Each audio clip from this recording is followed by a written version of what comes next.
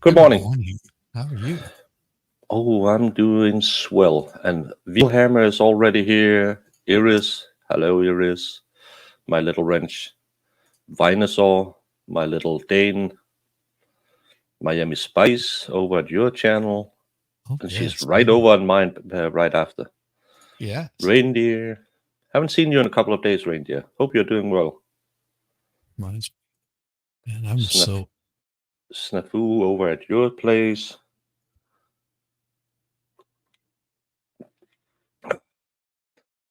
This is going to be an interesting day today. it is going to be very interesting because we don't know exactly what is going on with, Hey, Christine.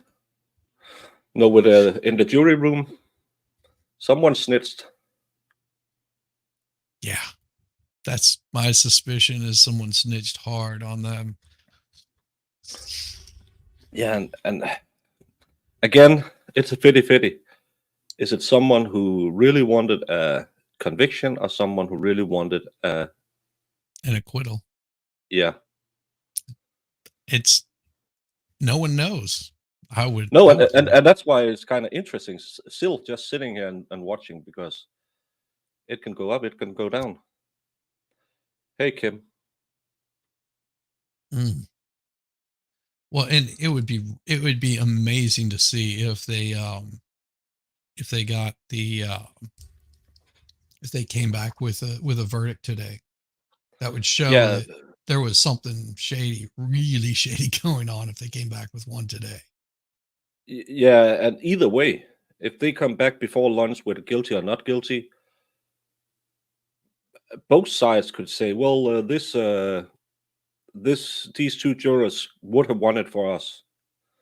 They just removed them because of they were afraid of the verdict or something. So Yeah. that's again, it's another problem. And snafu, who killed who? We're not sure. Yep. Allegedly, the wife killed the wife, but watching almost 2.5 weeks of evidence being presented, I'm I don't know if she did it, but I know there's reasonable doubt enough that someone else could have done it, and that's the that's the threshold for a conviction in the American system beyond reasonable doubt. And I have at least two persons I'm pretty sure I really would like to hear from the stand, and one person that I might be interested in hearing. The girlfriend and the boyfriend, and the wife of the boyfriend. Those three people, I don't think has cleared the room. Yeah, it's a new day. It's a new Mhm. trial. Believe that, because they won't have been arguing for 2 days. So that they, it's a clean slate. Nothing is going in that has been there before. Good morning, Mm. genitals. Jude, it's Morning. morning for you, I believe, and it's afternoon for me. If we have any Aussies in, it'll be night for them. And it's whatever for me. It's a do-over. MG is worried they got rid of those wanting to quit. What you all said about the looks, all the faces on the lawyers. Yeah, I mean, Yeah, and that's body language. And I trust body language just as much as I trust a horoscope. yeah, that could have been a nervous smile, just being like, "This is bad for us. This is really bad for us." I don't know. It could be We, we anything. we don't know anything. We are just guessing, just like everyone else. You're only watching, not speculating. Well, Yeah. we have to fill up some time, so we're going to be speculating a lot. Oh, maybe we go find something else to talk about. See if there's anything interesting. Oh, the boy in the box trial is starting today. Haven't really looked into that one, and I'm not starting up a new trial. Yes, before this is done. I've done that once before, and it ended up being 5 weeks. I was just sitting here, and with this crummy chair, I can't do it again. I have to go to IKEA tomorrow and buy a new chair.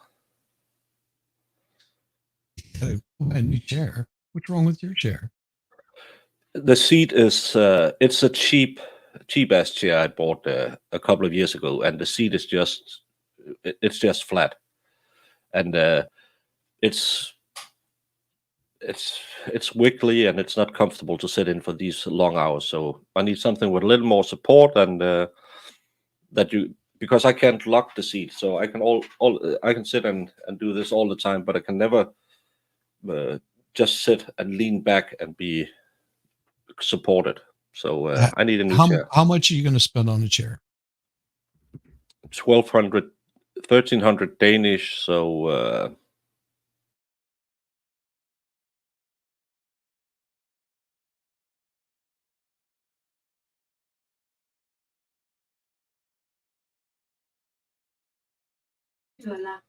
around 180. Okay. And how often have you had to buy a chair? Oh, this one is pretty new, but that was really crummy. That's this is just about, but it's I kind of knew it when I bought it because it's a really bad company.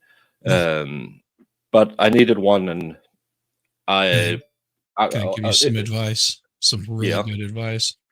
Go and check out Herman Miller. Herman And Miller will be 3 or 4 times that amount in Danish. I know. It's so And expensive. and remember this. I've had this particular Herman Miller that I use. I've had it at least 6 years. The one I had And before, I had for it's just as yeah. comfortable as the day that I got it. Yeah, And I if I mean, go, I would normally say, yeah, buy a a good chair that is less expensive, but I was replacing my chair at least every other year. I was having to replace a chair because it would just completely like come apart. Really cheap material. Like I've got leather armrests on here. I've got a lumbar support on it. It tilts, it raises, it lowers, and I bought it as a used one. It was one of those that they cycle back in, yeah, and it I only just looked cost me like $1,000. yeah, the cheapest Danish refurb is a grand. Yeah. So that's a that's 5 times the amount. And I've looked on a lot of sites and looked at, because I thought, well, maybe a gaming chair, so you had the support, but then you have it squishing you all the time, and that's not comfortable.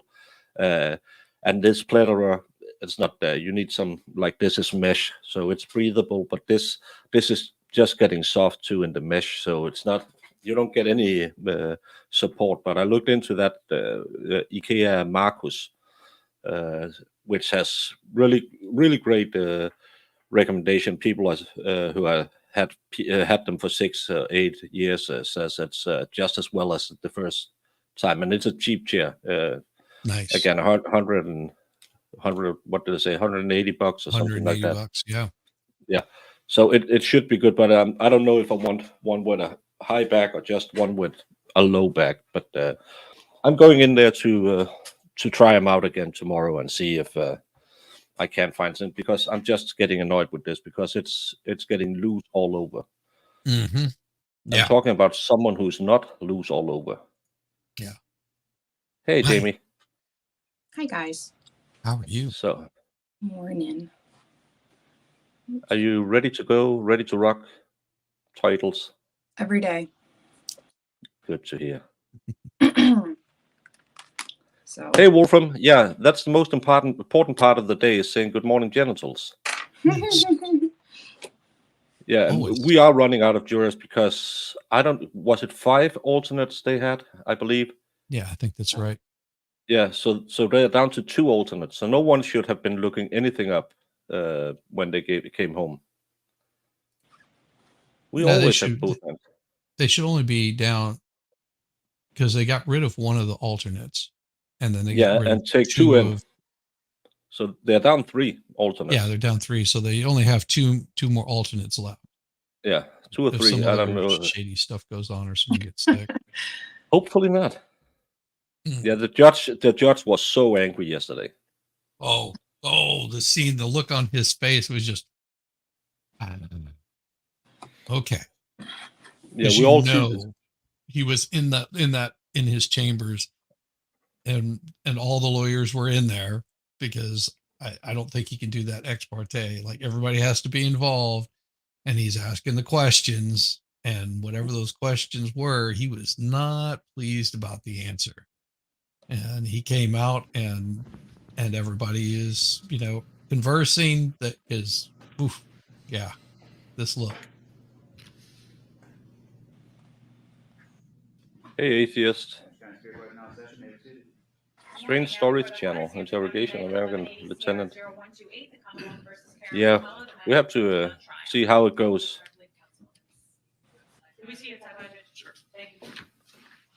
IKEA is the correct way to pronounce IKEA.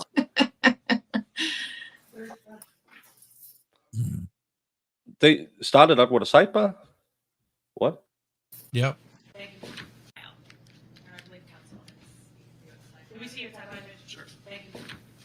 Oh, it's the defense sidebar. Oh yeah, defense. I don't think is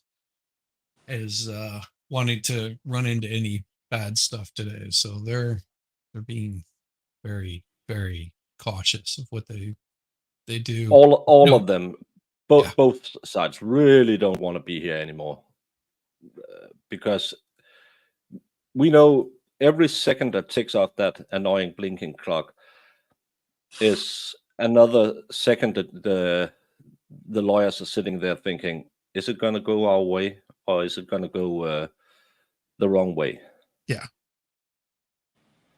So it's going to be interesting. And again, if they come back today, something was really fishy. Yes.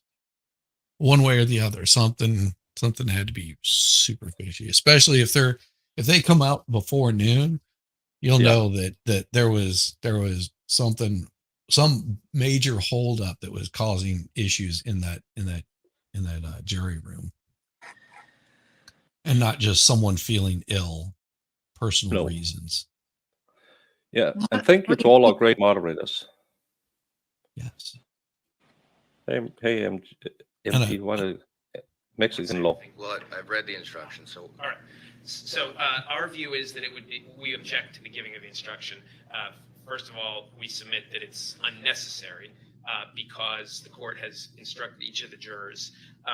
We assume that the reason the Commonwealth wants the instruction is because of the nature of the note.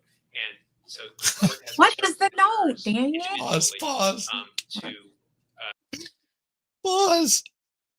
I did pause. So you saw what he said just there was, I'm supposed to want to give this this instruction due to the nature of the note, and we object. So that tells you something in that note was enough that had to do with jury instruction. It has to be. So something is wrong, and he don't want the jury to be instructed again because they've already been instructed. But yeah, let's just move on to trial 5. I'm going to retire out of this case just like every witness. If they do trial 5, I am going to Massachusetts and I'm having a with them. But let's see what he said, because I didn't catch that he said something about the note. Rewind the a court little has bit. instructed each of the jurors. We assume that the reason the Commonwealth wants the instruction is because of the nature of the note. And so the court has instructed the jurors individually to disregard the topic in the note and to disregard and to assure the court that they can be fair and impartial. And so we think it's unnecessary. That's the first point. If the court is inclined to give this instruction, our concern, of course, is that this highlights one specific issue in the context of the entire instruction, and the court has given the jury the instructions as a whole. So in order to counterbalance that, if the court is inclined to do this, which we strongly object to, we submit that the court must also give the 3 instructions that the defendant is presumed innocent, the burden is on the Commonwealth, remains on the Commonwealth, and the Commonwealth must prove its case beyond a reasonable doubt, and the definition of proof beyond a reasonable doubt. But again, our preference is that you simply rely on your individual instructions to the jurors and not give this instruction. And of course, this instruction is most prejudicial because it focuses on sentencing, and So obviously is focusing the jury on a specific result, which is, we think, highly prejudicial. Oh, Based on the oh, nature of the note yesterday, and I think we mentioned this yesterday at sidebar, what the Commonwealth is requesting is actually two things. One, that you repeat the instruction that you already gave in the final entitled prior proceedings, specifically in regards to that not affecting their deliberations in general. And then addressing specifically the potential consequences of their verdict. If you remember when we mentioned this yesterday at sidebar, Your Honor, and indicated that we believed you had given such an instruction in the original final charge, and I was able to find that reference, which quite frankly, I did not hear when you first gave it, but on page 7, where you indicate your decision must be made without partiality, but without concern for the effects or the consequences of that decision. The Commonwealth believes that based on the nature of the note, it is appropriate to give that again, but to expand on it specifically to address the information contained therein. And I think I understand that it pulls out instructions that were already part of the final charge and may expand a little bit more than what was originally given. But based on the issue that's been addressed and we spent so many hours on yesterday, we feel that it's important to be able to target that specific information and make sure that they're not considering it in any way as they continue through their deliberations. So we would ask that both of those instructions be given at this point in time. Okay, well, so as to the instruction about Turn off your prior phone. proceedings, This so I'm is not crazy. sure you were aware that the Commonwealth was requesting that I give that instruction again. Is there Your an Honor, objection to that? Sorry, we object, right, we do object to that as well, based simply on the fact that you've already given that instruction. And you've given that instruction many times. And so I think that, and again, you've given it multiple times throughout the trial. You gave it emphatically in the final instructions, and then you re-instructed each of the jurors individually yesterday about that. So again, we think that this is unnecessary. Okay, so I'm not inclined to give the instruction that the Commonwealth is asking me to give. I Nice. will just remind the jury once again that they are to confine their evaluation of this case to what occurred during the trial. I will remind them that if there was testimony that arose from prior proceedings, they may consider that testimony, but they may not consider anything else about the prior proceedings themselves. And I will repeat that their decision must be made without partiality and without concern for the effects or the consequences of their decision. They have these instructions in writing with them, so I'm not going to give a different instruction, but I don't think that in that context that I'm overemphasizing any particular instruction. And to the extent that I've overemphasized instructions concerning extraneous information, I think that's been warranted. Perhaps I haven't given that instruction enough, even though I've given it multiple times and in multiple ways. So it bears repeating. So that's what I'm inclined to do. Just note our objection, Your Honor. Yes. What I gather from this is they had reached some kind of, I don't know if it's guilty or not guilty, but someone said, but in the prior trial, she so and so. And maybe, as Dave said, they want to know about what her punishment could be. That's what it sounds like to me. And it also sounds like they were probably looking at going for guilty, but with time served. That may be what they were wanting to do, sort of like split the baby. And that's not how you're supposed to deliberate. No, because they don't have anything to say with sentencing. Right. So they might have been a note. I think this note is someone told us about what she got in trial 2 or something. Exactly. Or trial 3. whatever. Yeah, prior trial. But I think that they wanted to say, oh, if we give her this, will it be time served, and then she's out of here. So that way the state wins and she is not serving any more time. Ridiculous. That is ridiculous. That is Juries, you suck. You suck. Yeah.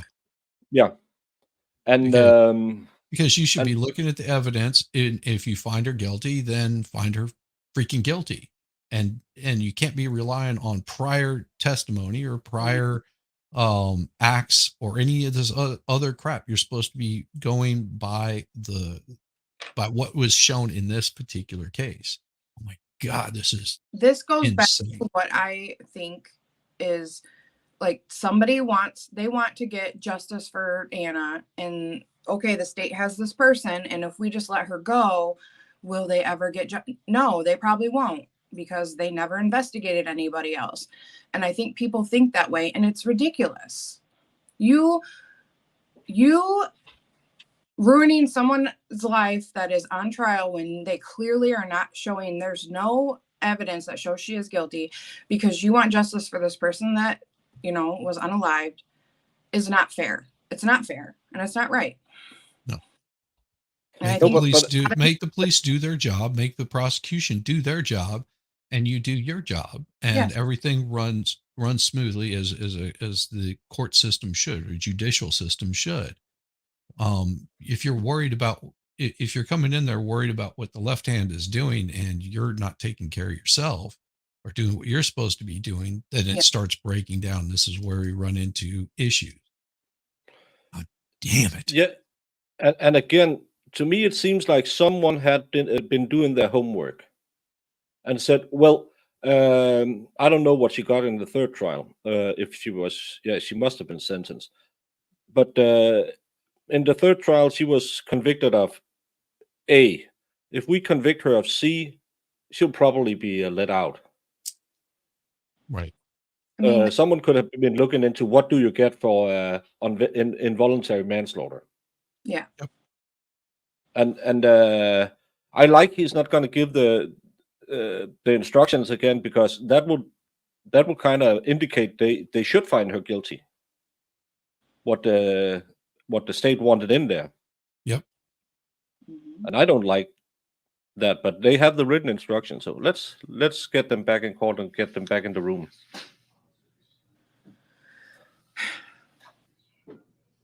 It's frustrating. Yeah, again, the fifth trial is underway with this. Unless they come back with a not guilty But then the state won't try her one more time. But if they come back with a not guilty, then they can't. I mean, that would be double jeopardy. No. If it's hung, then but if they come back as a hung jury, they can totally try her again. Yeah. And that's a big problem. This is because someone went home and did something they shouldn't do. And I really don't like that. Yep.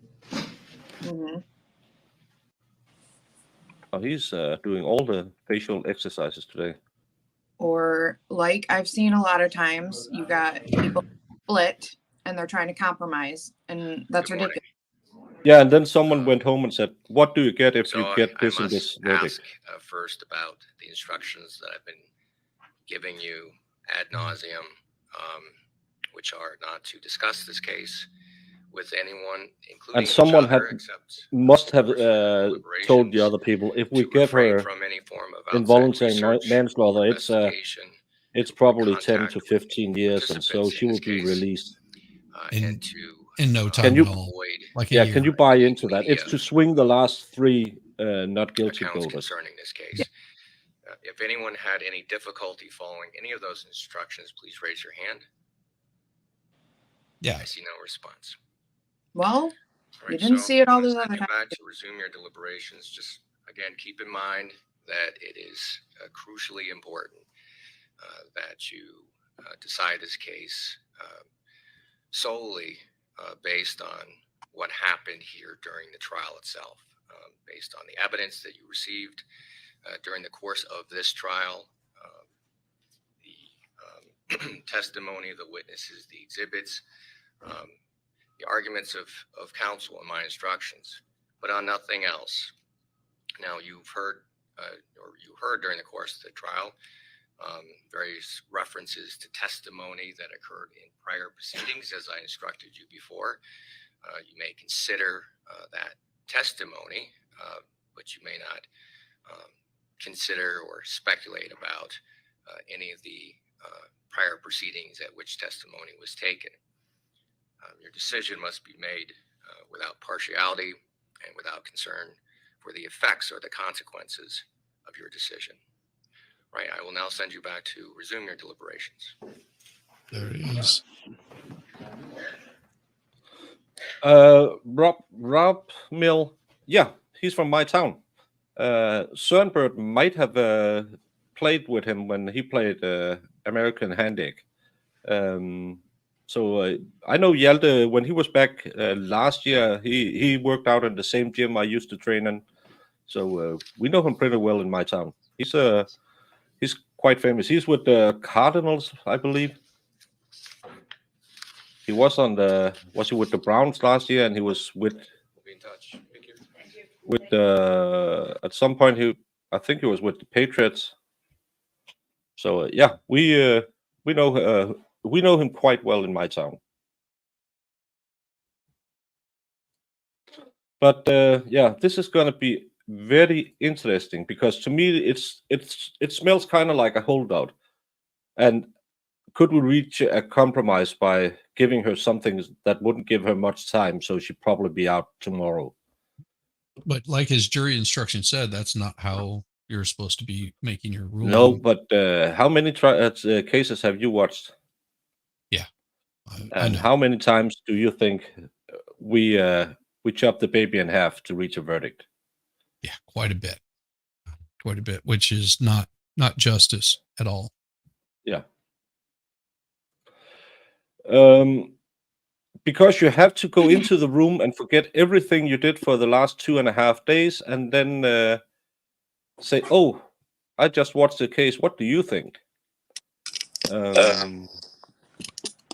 Oh, that was James' microphone. So that's why that's what they're instructed to do. How many times have you been in an argument with a friend or a husband or something, and you could totally let it go, said, "Okay, we're gonna meet tomorrow. We're not gonna argue anymore. It's a fresh start." It works just as well as that. Nothing that has been discussed will be brought up again. We're gonna start all over. They are going into that room, and the foreperson is saying, "Okay, guys, let's do a poll.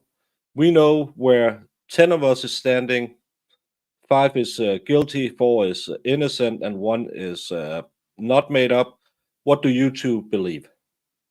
That's my thoughts about what's going on right now. Because no, you're not going to start over, and you just have to hit the other people right back in the face to try and get a conviction.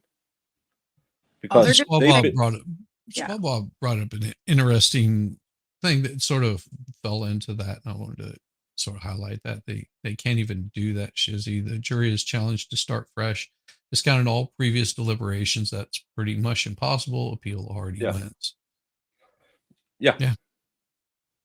And if a jury comes back today with a decision, the whole trial is for sure compromised, though I think it already is hopelessly broken.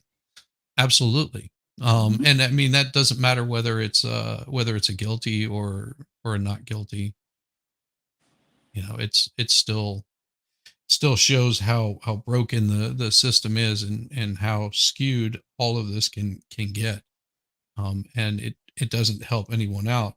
And that's something that people should remember anytime that they're going in to serve on a jury. That, you know, it's all it takes is just a few bad actors to really make the system look as worse than it actually is. You know, this can be solved by, you know, being informed and having, you know, dropping those biases at the door. I know it's hard to, but you know, lose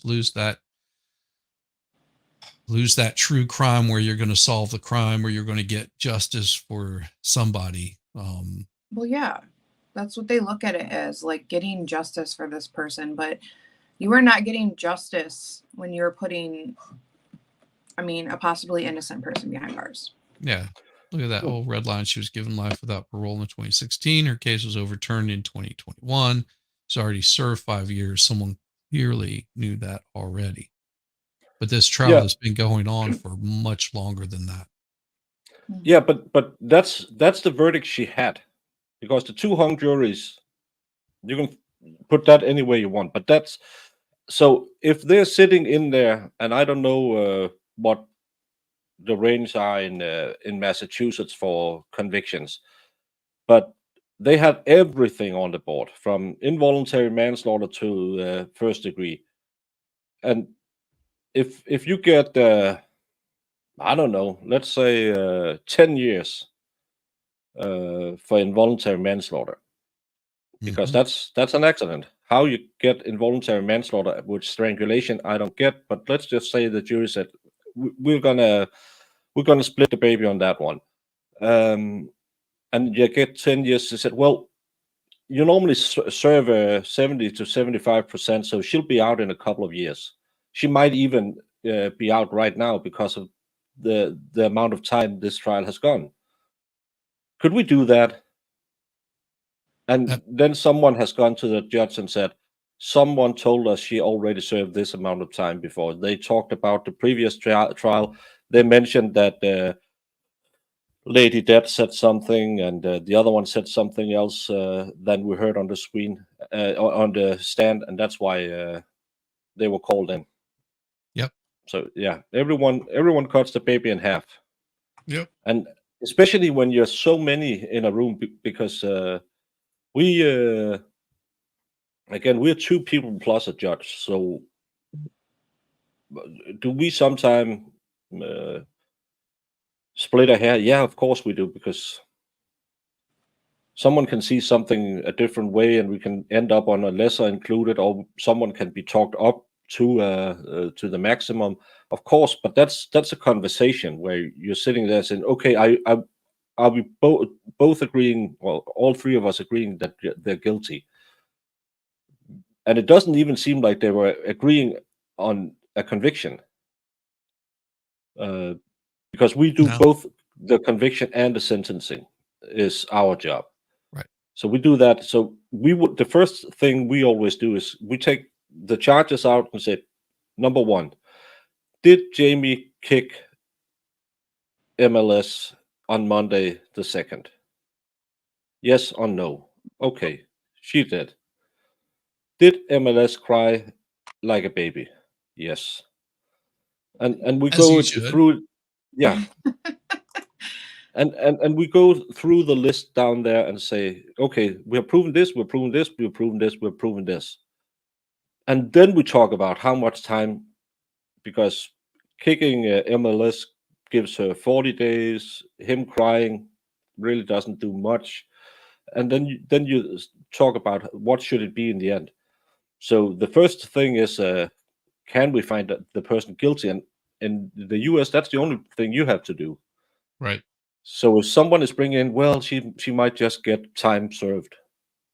Right. And in some trials, the same jury is also going to choose the sentencing, or, but that just depends on state. And again, forgive me, but with how many citizens being incarcerated, I alone believe at least 70% of jurors go into their duty with presumption of guilt, not innocence. Well, of course. I mean, it happens. I mean, everybody has their own biases, and that's hard to set aside, especially if you're choosing from a varying pool of people whose IQ may not even be above 50. Well, above 50, hopefully, because they are very retarded if they are below 50. Well, let's put it this way: the military has a very low standard for what they'll let in. Oh yeah, in the U.S.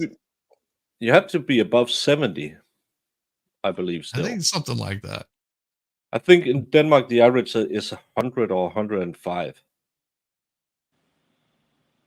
So it has to be, you're talking about people that are registered to vote that can serve on a jury.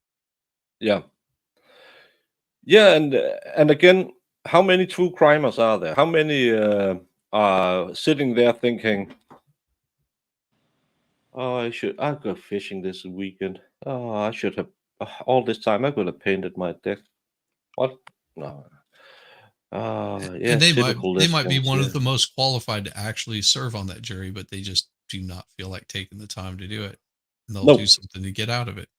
Yeah, and that's my problem with the American system is this forced jury duty because yes, you get we can be super biased and being part of the system because we've been there for so many years and all of that, but also we want to be there. And there's nothing worse especially in a trial like this or in a murder trial or in a Zachariah Anderson trial than a juror who is wondering, should I paint my boat or should I go on vacation? The whole trial. Yeah. Because I don't know if kids any go of back to school. I'm gonna miss their first day of school. I want this to be over. I don't really care what anybody has to say. I wish the prosecution would hurry up and rest because the sooner that the defense is done, the sooner I can see my kid off to school, or I've got a family cookout that I want to go to, and I'd really like to talk about this at my next gang meeting or whatever it might be. But I also Yep. think that a lot of people don't realize it isn't their life. So they're just like, well, just make a decision and let's do this. Yeah, and we are in this stuff and we've met people like who have been through the system. I mean, meeting somebody like Solomon is because you don't realize that it's not just this random person you're judging right now. It is somebody's life, and it could be you. It could be your family member. Right. In my opinion, the jury should be asking why the case was overturned. No. No, they can't ask about anything. And retried here? No, absolutely not. It has nothing to do with it. They should be looking at evidence presented in this trial. And there's no concrete. Yeah, paint was never even discussed. Anything about paint. Yeah, the paint, the wet paint is what it was. But did someone go home and watch the paint drying expert for trial 3 and brought that into the jury room? That's a really big problem because that is what got it kicked out. And how can you clean the mind of jurors who have heard that testimony? Right. Yeah. Now, and again, it depends. We don't know what the note was. The note could have been something simple and unambiguous. We have no idea what it was. Yeah, it could be Johnny is saying, I'm going to kick your ass if you don't vote my way. It could have been. You can't threaten a jury.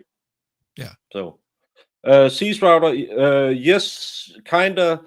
The judge was really not fun to look at this morning. The state really wanted him to talk about jury instructions again. We speculate, because that's all we can do, that someone had been bringing in something from the previous trials. Maybe to say, well, the last time she got life without parole, you three who won't vote for guilty, if we give her involuntary manslaughter in Massachusetts, you get 10 years, so she'll probably get off in 2 years. We don't know. We're speculating, but he was not happy this morning. No. That's pretty sure. No, because I think he's also ready for this to be over because, he's got other cases that he's having to deal with. This isn't his only case. And that's going to be interrupting his day and making his workload much harder. I mean, if he could get a verdict within the first hour, he would be just ecstatic because then he can move on with with other cases that might be more pressing. It's insane. I mean, I feel for every person having to go through, this kind of BS because the prosecution couldn't do their job right the first, second, or a third time. Oh my God. This Mads, I hard of just looked at it. guys. It shouldn't be this hard of a decision. Mads, I just looked it up. It's between, I believe, was it 109 and 92 in Denmark. So an average of 98 is the average. So I have something to strive for. No, technically they weren't, and that's the big problem in this. Jamie, question for you. Mo asking me to do a roundup on Discord. I'm not sure Jamie knows anything about what Mo wants. Try asking Mo. I haven't seen Mo post anything, so I don't know what she's talking about, to be honest. Yeah. Roundup. There wasn't any trial previously. That's the mindset the jurors should be having. Yeah. That's what they are instructed to. They are not supposed to look into any previous trials. So I no think- trial has been held in this case, Right. technically. I think that's what happened. Definitely. Yeah. You're like, oh, she was convicted before and this and that. Like, Yeah, that's like I said, my suspicion is that somebody in there, for one side or the other, is, knows what's going on. Hey, Luna. Morning, Jackpot. But I like I said, I really think somebody from one side or the other is in there, or was in there, possibly. Could still be in there. Don't know. But it seems like there was someone trying to force something across one way or the other, and that's enough to get the judge involved in removing jurors. Yeah, and they were specifically instructed to only say previous testimony. I believe the prosecution slipped up twice and said previous in a previous trial or something, and was admonished by the judge to say previous testimony, because they weren't allowed to talk about previous trials, because if there's been a previous trial, why are we here? And that makes the jury go home and clickety clack. Oh, we had these verdicts. And as someone said earlier, 70% would be ready to say, oh, if they found her guilty the last time, she must be guilty. Yeah. Maybe 80, maybe 90. And that's not the way the justice system is. I still think the way he phrased it, it was someone had brought in some evidence from maybe trial 3. That's my problem with this. And then they offered, can't you just find her guilty? We give her one of the lesser included and she don't have to do much time, so we can get out of here. And I'm totally speculating. It's as an exact science as a Scorpio should never date an Aquarius. It's just speculation, but that's my belief. Yeah, I just see women on Instagram talking about, oh, I'm totally a Scorpio. No, it's not your star sign that makes you a B word. It's your personality.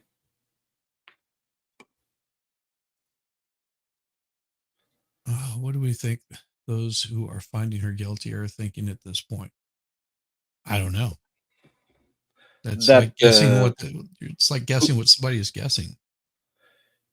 I would think most of their conviction is the state don't put innocent people on the stand.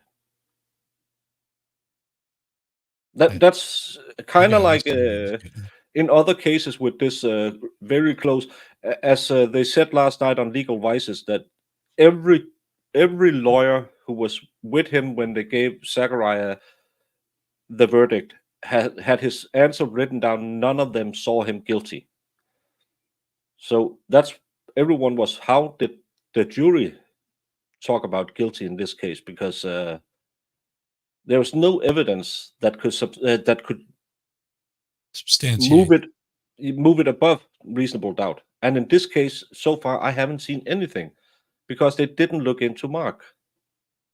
And Mark had the time, he had the motive with the relationship and the money, and they didn't look into any of that.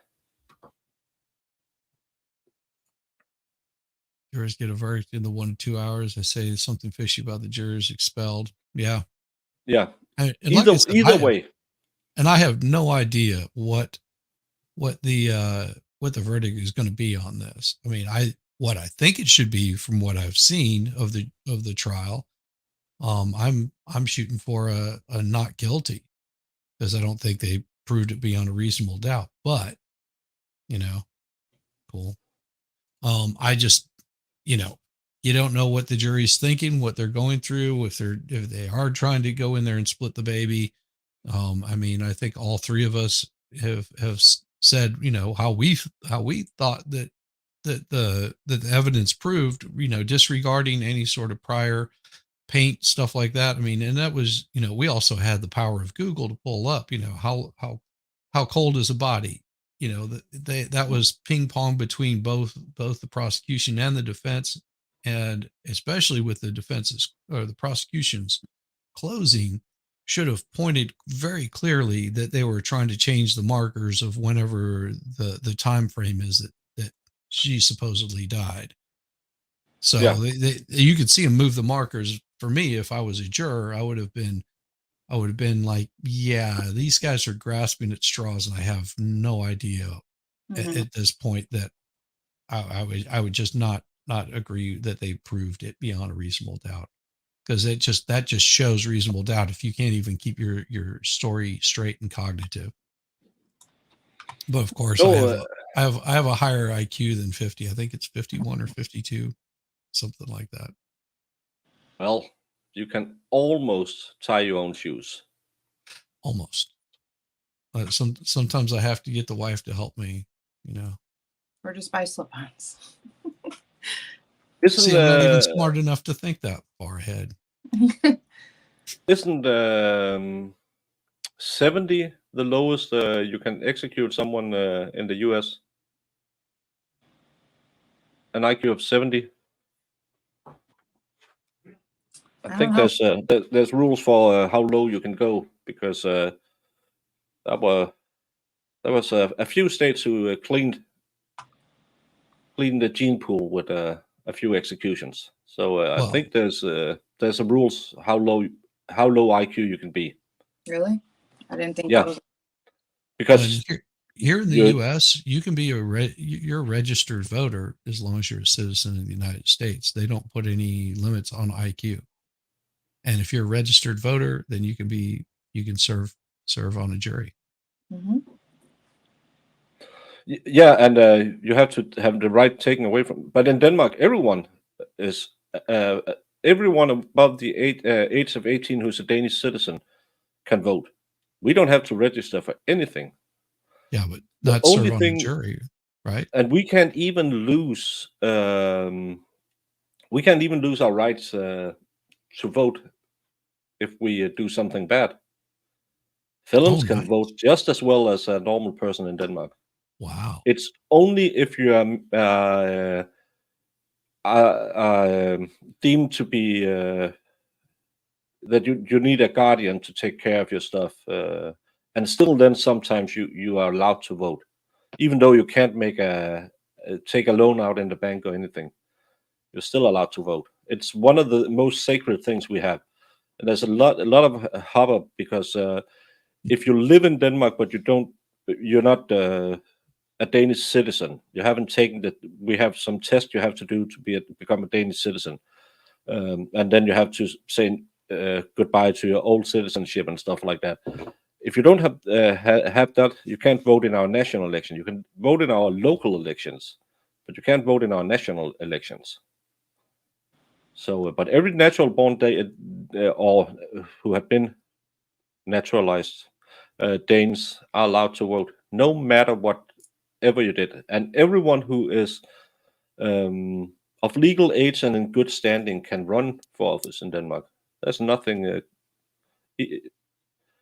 Of course, if you're going to be a layman like me, they might look in your papers and say, well, he has 5 felony convictions the last 2 weeks. He's probably not the best man for the job. But in theory, everyone can serve as a layman as long as you are a voter in Denmark. Oh, and I don't know if this is positively true, but from what I understand in in Australia that it is mandatory that you vote. And if you don't vote, then they fine you. I believe so in Australia. Yeah, there's a couple of countries where you have to do it. In India, there's a rule that you can't have more than, I can't remember if it's 1 or 5 kilometers to a voting post. So all the people who are in the mountains guarding the border up there, they have to carry a voting booth up to them so they can vote and carry it down. Oh, wow. That's we're not thinking about. And as a Dane, I'm looking at every single election since the big one in 2000. We're looking at America and just wondering, how can you not do this? Voter ID, it's not that hard. You just get your piece of paper in the mail, you show it at the booth, and bang, Bob's your uncle. It's not a problem. So that, well, and that is a point of contention, because what do they say, that a certain group of people aren't smart enough to go get a driver's license or Yeah. a government ID to verify who they are? I mean, Yeah. that sounds pretty crappy thing to say, which, but Yeah, that's not the point. That's the excuse. I know What the it is, point of it because- is you can get illegals to vote if you don't have to show voter ID. and still, we get a piece of paper every single 5 point, I don't know, let's say it's 4.5 million who can vote in Denmark. Every one of us gets this little slip, and it says you have to be at this school or this gymnasium at this day. Then you show up. We have 12 hours to vote. Go in there, give them the talent. If you can't make it that day, you go to the library or the city council service center. Give them your tally. You get a piece of paper where you write, "I'm voting for the Social Democrat," and if you want to vote on John, you write his name and put it in a box, and it's kept for the last day. I really can't understand why other people can't do that, but again, and almost my entire life, up until the past couple of elections, you knew your results before the next. Well, I mean, sometimes it would go into the next day because you had. But if you're starting on the East Coast, work your way all the way to the West Coast. By the time you got West Coast results, it was usually midnight, 1 o'clock in the morning. You had results. Yeah. I don't see. I mean, I understand. It takes longer to count paper ballots, but I don't we do it every understand, time. if everything is electronic at that point, why it takes so long to count those votes and verify them. It's not like there's more people voting. Not that much more, No, but just especially in the to cities. catch up on the chat, because now we got way off track as always. This is a huge mess at this point. There's zero chance they are not thinking. No. Yeah, I'm totally agreeing with you. And hey Mo, and I hear you're gonna start with the boy in the box case today. No, absolutely nothing about it. So, but it's probably gonna be good because it's you who's covering it. I'm the man in the box. It's the boy in the box. Yeah, but, and again, if this comes back any other way than not guilty, we'll see you back on the 5th trial, where me, Jamie, and Shizzy will be way older, way grayer, and way more caffeinated. Oh my God. I would probably be retired, but if this goes into another trial. Yeah. I will scream. Let's see, the last one was 2016. Yeah, I'll already be at retirement age by that time. Damn. Well, that's something. Oh, I read. I was thinking about, because I thought, well, what could we look at?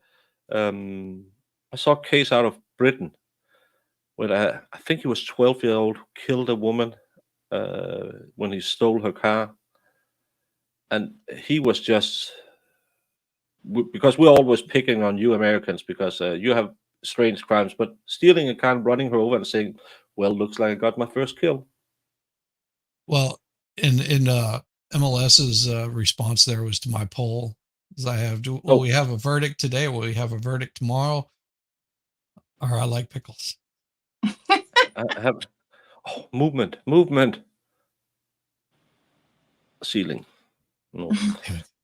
Unless perhaps the reason here being made clear to them, and it's something like I have an operation schedule or my mom just died, but explain the note and why 3 people were kicked off. They might be siblings, we don't know. So they have the same mom. But else, and with the instruction that he gave them today, it smelled a lot like don't bring in previous trials. Yeah, that's what it is appearing. Yeah, you can't put ketchup back in the bottle. No, toothpaste. It's toothpaste. Oh, I shouldn't have brought that one up. Hey, Fed. I wasn't going to say it. I should read it before I put it up.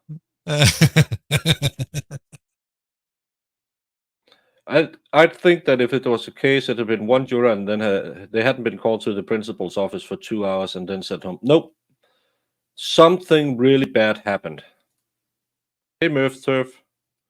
Yeah,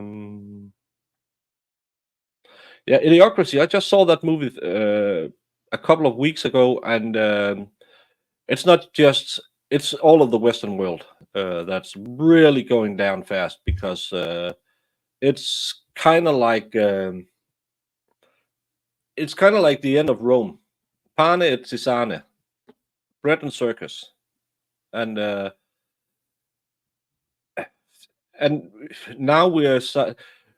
I know. There's a lot of talk about a certain orange-haired man who's been on trial yesterday, but can anyone mention when's the last time Ukraine had an election?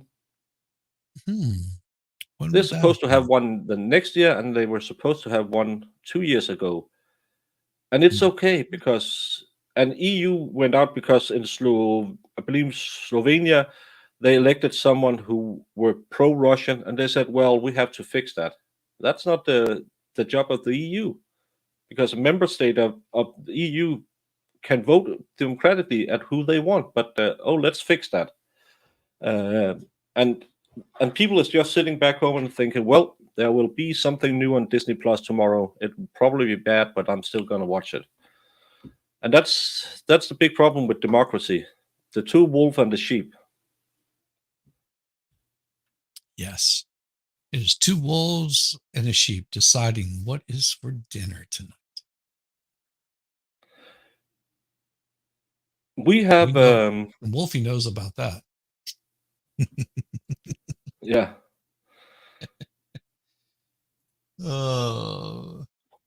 I think everyone won. No, absolutely not, because then I have to sit here for even longer. But it's how they were not sequestered during the weekend, especially when they had a question about maps and prior demonstratives. I don't get. He brought this on himself, even though the note was delivered Friday before they went home. In a case like this, it's the freaking 4th time. Sequester the jury. Well, and this is why I think, because of that note, that he did not do it on Friday. Yeah. Because if he would have done it on Friday, there was a chance that people would have gone and done some research to figure out what was going on. So he waited until Monday to address it. There's a 5th trial. Yes. Yeah, this will be the outcome. Moses. Yeah, Mo, you can have the next one, because Rosemary is really great, but I feel like I've been here enough to cover this trial. You will be able to stay away if it actually went down again. But again, if people can't vote the right way, you have to help them. I remember reading a story about a certain country in 1933. I believe they had an election. They had a do-over because someone with a funny mustache didn't have enough people behind him to make the laws he wanted. And then all the soldiers on the barracks were sent in to vote. And then they were asked, did you vote for, let's call him an Austrian painter? And if they said no, they were allowed to vote again. Until they voted for him, they were allowed to vote again. It's democracy. They were allowed to vote as long as they voted for the right person. And I even believe that if you saw the vote thing, the yeah was really big and the 9 was really small, but he got the votes. So yeah.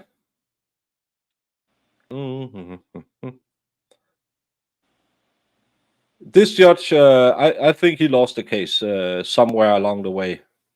So and it's its own problem. No, Danny T, I'm not sick of you. I'm sick of shenanigans. I'm sick of these trials where there's so much evidence that can lead you to reasonable doubt, and the jury still can't see it because all of us, all the polls we have done, guilty has been less than 15% on both channels. Even on Lawn and Crim, they were down below 60%. That's low on their channel. How we can spend what we've been here an hour now, so we are stepping close to 20 hours of deliberation. I really don't get it because it's not that hard. There is reasonable doubt as far as I can see it, and I really can't see how they can come to any other conclusion, which is why 2 of the cases have been in a hung jury, because some people believe the state, and they always will. I'm one of them because I live in a socialist paradise where the state is always right. Even some of you Americans believe in the state, and that's why they think they would never put an innocent person up there. But a lot of people say, well, we know the state isn't our friend, which it is. In Denmark, the state is your friend. I love our prime minister. And that's, I really don't, that I'm not annoyed of the chat. I'm not annoyed of all the hours I really rack up on this trial. It's been great for my numbers, but I'm annoyed that as a woman is sitting in the 13th year, if this is the evidence that has been presented in 3 trials before this one, it's all the same, besides something about magic paint can show you what time of death it was. Yeah. She should have walked on the first trial. It's my humble opinion. Not putting that name on screen. No. So, yeah. Exactly, Iris. Well, I don't like prosecution shenanigans. That's my problem. Well, I also think that the judge at the very beginning of the trial, it seemed like he was venturing more towards the state's case. But as the trial progressed, I think he started seeing it a little bit more on the defense's side, not believing that the prosecution proved it. But he's still, it just the way that he was ruling and his responses, especially in this last one, is just like, yeah, we're not going to bring that in. We're not going to allow that. Mm-hmm. Yeah, but again, we watched freaking 2.5 weeks of some of the weakest evidence ever. Yes. The only cleanup part was Luminol reacted with something, and I think it was Jamie who said, "Why is there nothing on the back?" So it might be you, Shishi, where the front had been dried off. There was plastic bags right behind it where there was no traces of anything reacting to the luminol, so it wasn't contemporary. It was previous. And why would she clean off? I'm getting heated. Mm-hmm. Yeah. None of it makes. I mean, it's one of those where, yeah, you put me on as a juror on this, and I'm going to be, looking at all of the same stuff that that jury was looking at,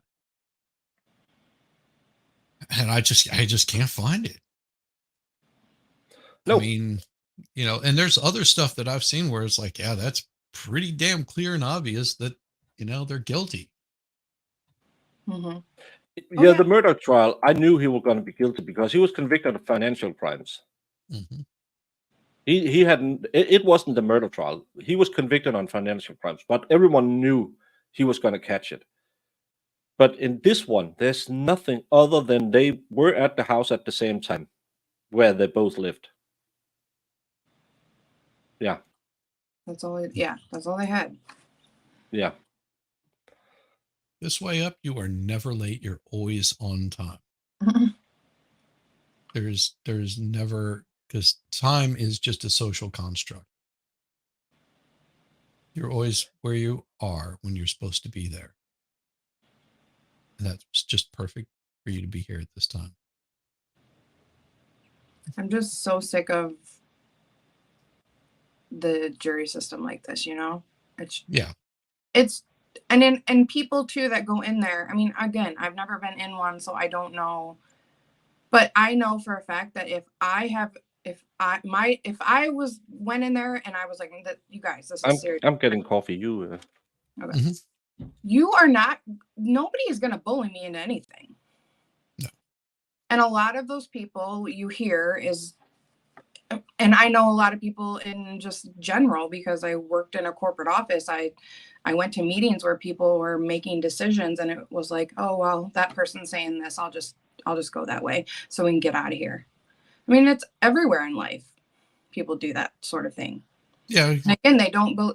I don't know you from a hole in the wall, so it's not my life that I'm messing up. So, I mean, they could have done it anyway. So yeah, why don't we just roll with this person's decision and like go that way? And it's like Yeah, I never really thought about that, Jamie, because you do make a very good point of, there's a lot of times that you'll get into a meeting, you just go along to get along because you want to get it done and over with. And you're just like, I really don't care enough about it. And, Mhm.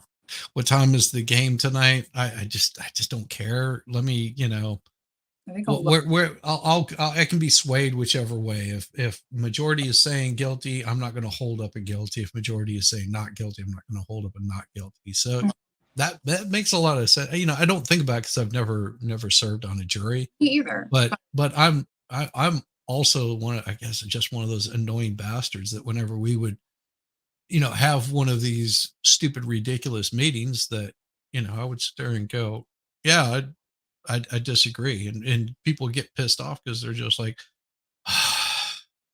really, you're going to disagree? I'm like, yeah, because you're telling me X, Y, and Z, and this is the bottom line, how it's going to screw my paycheck up because of this stupid decision that you want to make. Oh, I'm a question asker. I'm that person.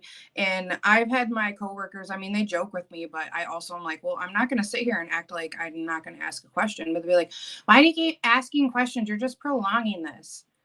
Well, because I'm not going to pretend like I know what you're talking about or I know what's going on or that I'm just okay with what you're saying and not ask questions and not inquire what's going on here and make my decision based off of that. Because a lot of times, people will say, you asked a really good question and I didn't realize that.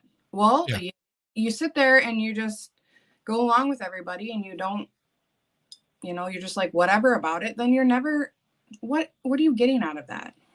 Yeah, But I remember I had some team building meeting, and this was years ago, but this lady handed out this piece of paper, at the very beginning of it. She was, make sure you sign this and get it back to me, before the break.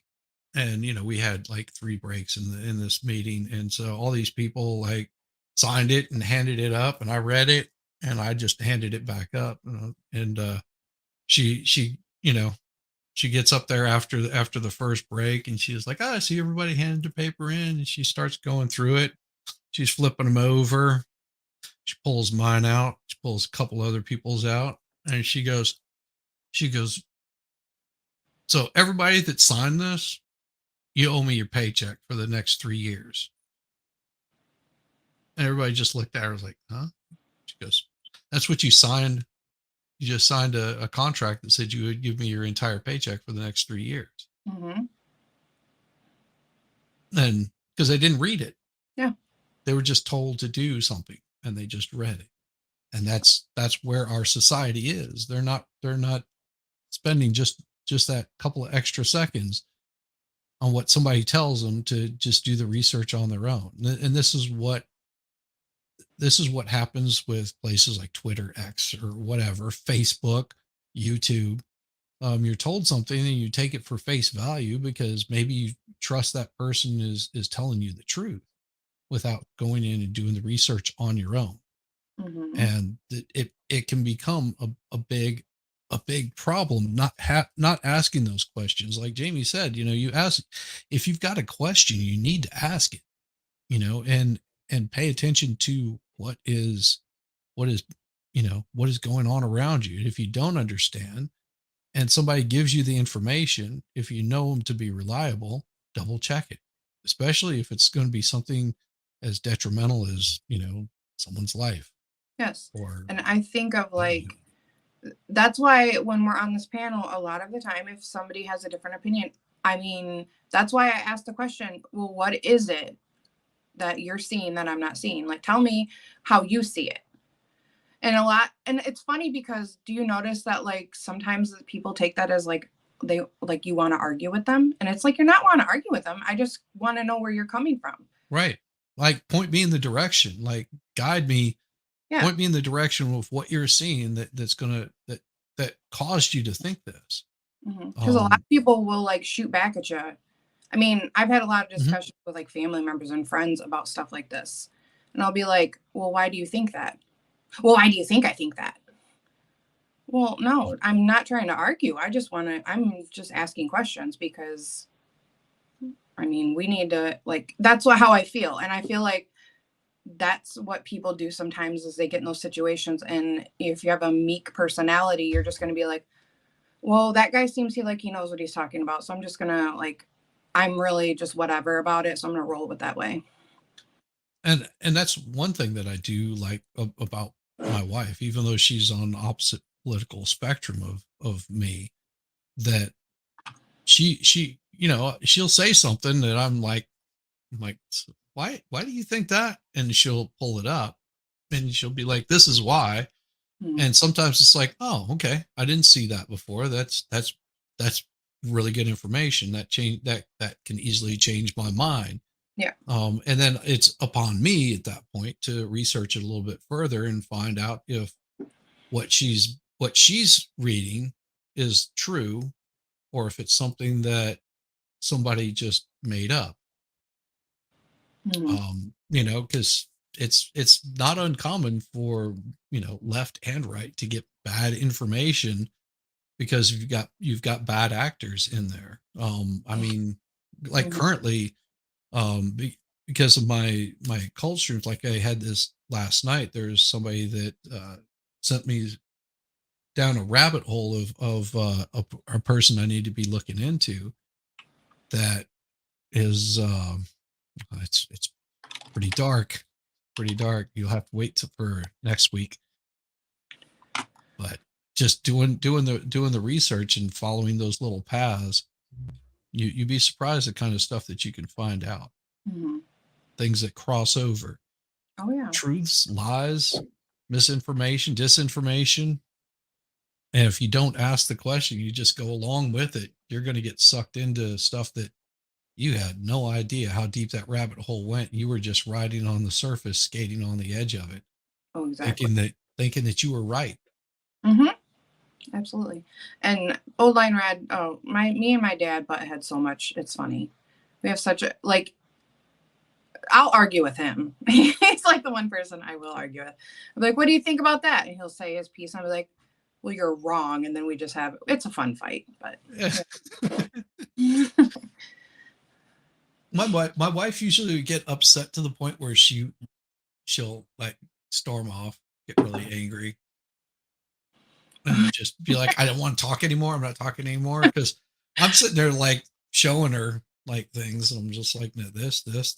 She's like, it's like, I'm not changing my mind. I don't want to argue about it. I was like, I wasn't arguing. You asked. And I told you. I know, we just had he likes to use I guess we'll just agree to disagree. And that just means we're done. And I'm like, okay. I was kind of looking if we should open up another case, but I just saw it's set for 17 days more, and I'm not going to do that. But it's with one of my favorite attorneys. Do you remember this one, Jamie? And he did not want to give his name to the police. He did not want to be found. So he said his name was Arthur Kelly. Can you remember her? No. And the police officer. She was the attorney in the Adam Montgomery case. And actually. Oh. I don't I feel like they didn't, well, maybe I didn't see her too much. I didn't see her a lot, just heard her name or just heard her voice. Yeah, I called her Irene because she never used the microphone, and well, she's still doing it. And but I'm really not jumping in on a 17-day case again. I need a day off or two after this one because it's been a long trial. It's the 14th day in this trial.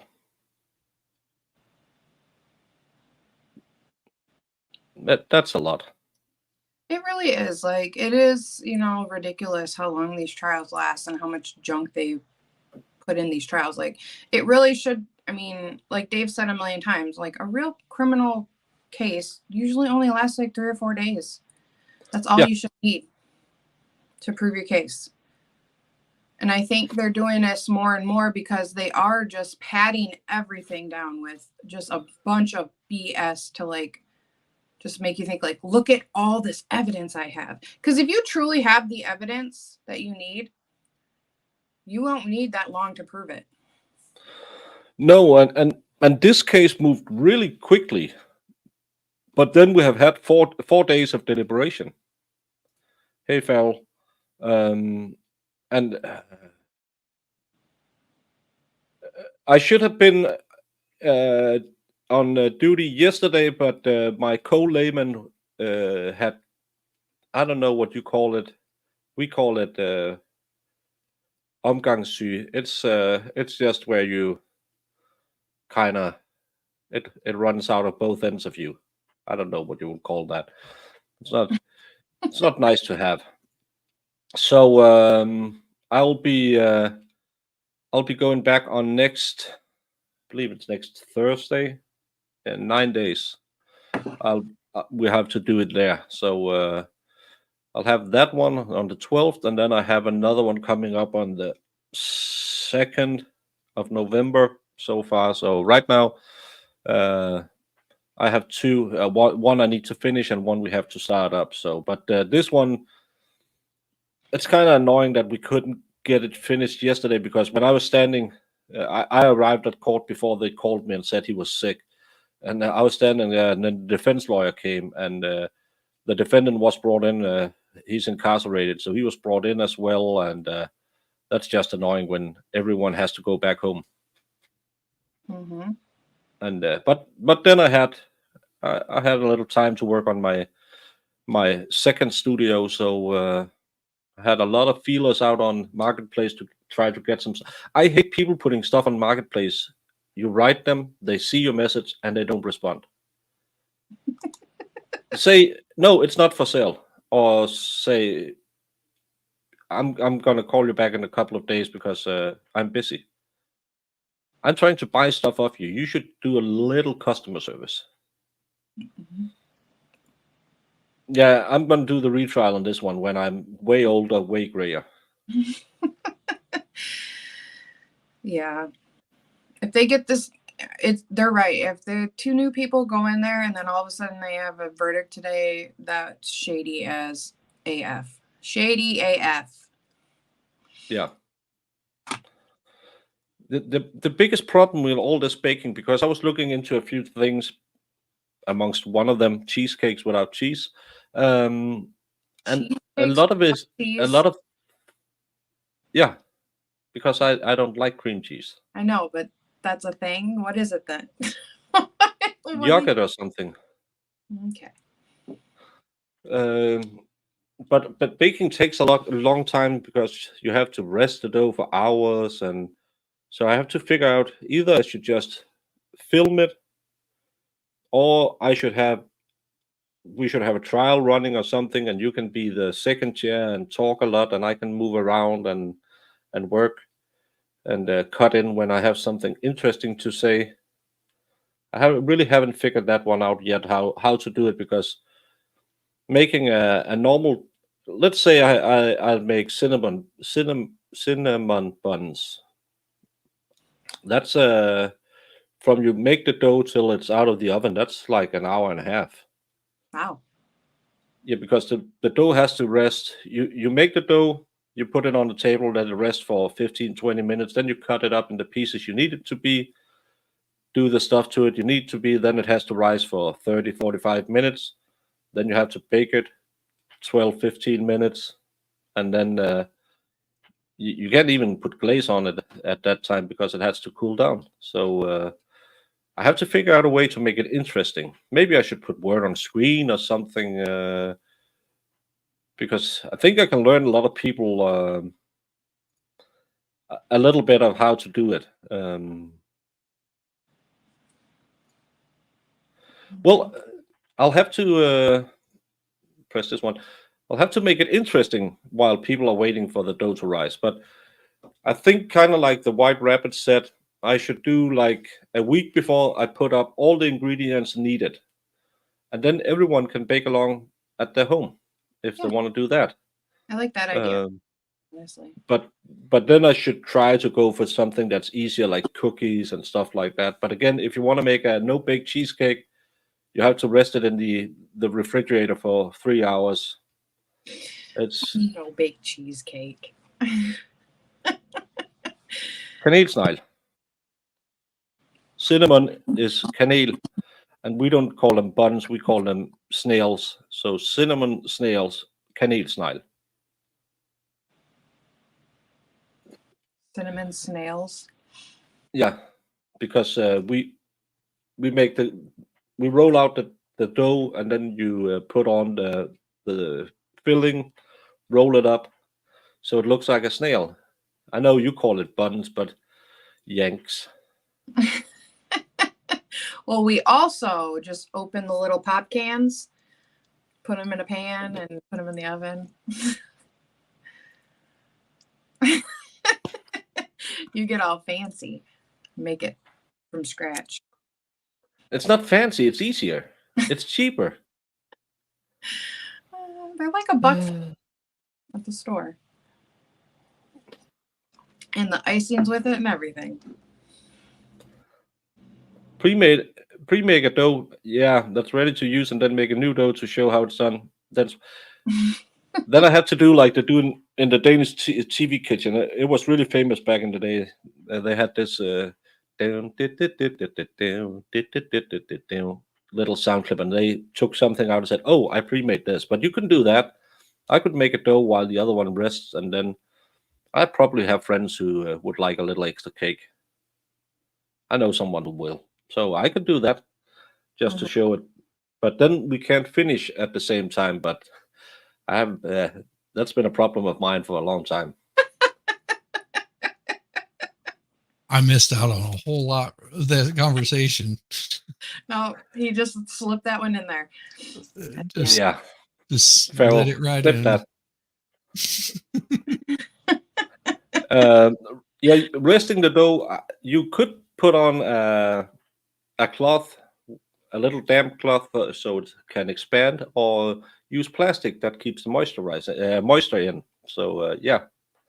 Yeah, whenever we would do pizza dough at the pizza joint I worked at, they would do all the dough into a big plastic garbage bag, and then Yeah. wrap it all up, and then set it in the walk-in to basically rest overnight. They would make it about lunchtime, so by the next morning, whenever they would come in, they would be able to just cut it and weigh it out and roll it out how they needed it. Yeah, we call when we started making Italian uh, style breads, Why do you say it like that? because that's the Why way would you you say- Yanks why- say it. Isn't that how you're supposed to say Italian? Italian. Oh, I can't do accents. Sorry. Um, because it's a racism when I do it. Yeah. No, Racism? we had these big bed rollers, and because we don't make small batches, we make a lot of dough at a time in a bakery. So Here in you the had States, them we in call those, and gigolos. Here in the States, we call those gigolos. They You roll probably around in the do. bed quite a bit.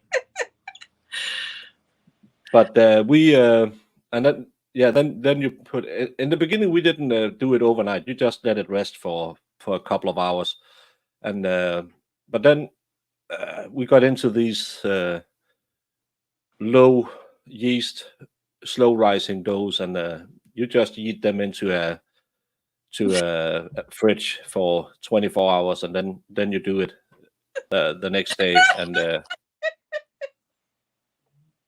Did you just say yeet? yeah.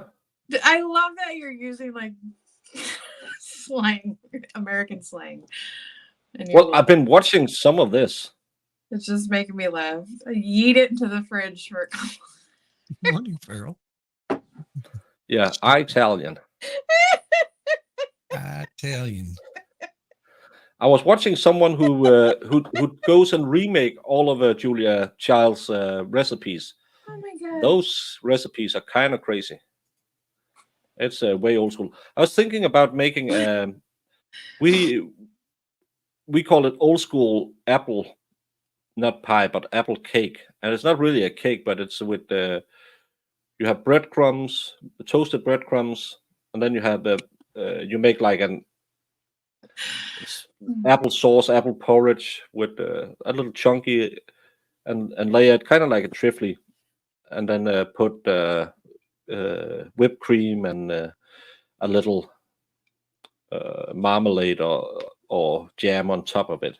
It's an easy one to do, and it tastes so great. My grandmother used to make it all the time, and now is the time of the year when you can have good apples for cooking.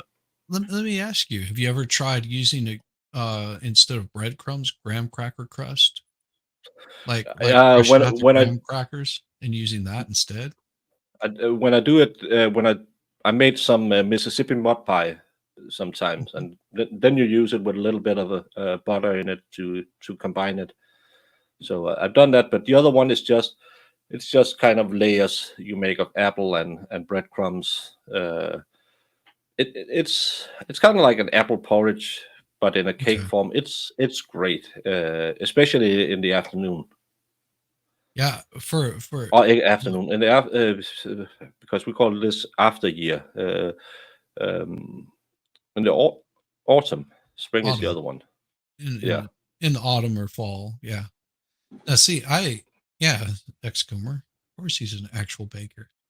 My wife, whenever we first got married, she would go, something that I like to have on my birthday is venison, and I was like, all right, so she was like, it just makes me think of home, growing up, and so I would try to do that every year for her, and then it was a couple of years back, she says, something I used to have, because I was like, I'd like to make you a cake for your birthday or order a cake for your birthday, but I don't really know what you like. And she goes, for my birthday, she goes, a hummingbird cake. It's like, what the hell is a hummingbird cake? And she said, I don't know. You just have to find out. So I looked up hummingbird cake. It's got cons, bananas, pineapple, your regular, cake dough, and yeah, I've had something similar to that before. Yeah, that's old school apple cake. It tastes great. So you layer apple breadcrumbs, apple breadcrumbs, and then whipped cream on top of it. I like it a lot. We had it every time we visited my grandma. So Awesome. that's it tastes like olden times, better times. Yeah, so I made this hummingbird cake for her. She never had one outside of whoever was making it. I think they maybe were more store bought then. I don't know. But yeah, I made that for her one year, and she was laughing. She was like, "Yeah, you've never made a cake before?" I was like, "No, never made a cake before." Because you never made icing before? I was like, "Nope, never made icing before." She's just like, "Okay, this is going to be funny." So it's a triple layer. I get it all done up, like the whole thing, get the nuts all around the side of it and make it look really nice. She comes out, she Nuts looks at all it, and around. she was just like, looks at it, takes a picture of it, and she was like, "Well, let's see how it tastes." Because that's where, you made it look really nice, and I didn't make it fall over, go crooked, or anything like that. Slice into it. She takes the first bite, and you could just see her like whole face change, was like brought back. Like, oh, that's home right there.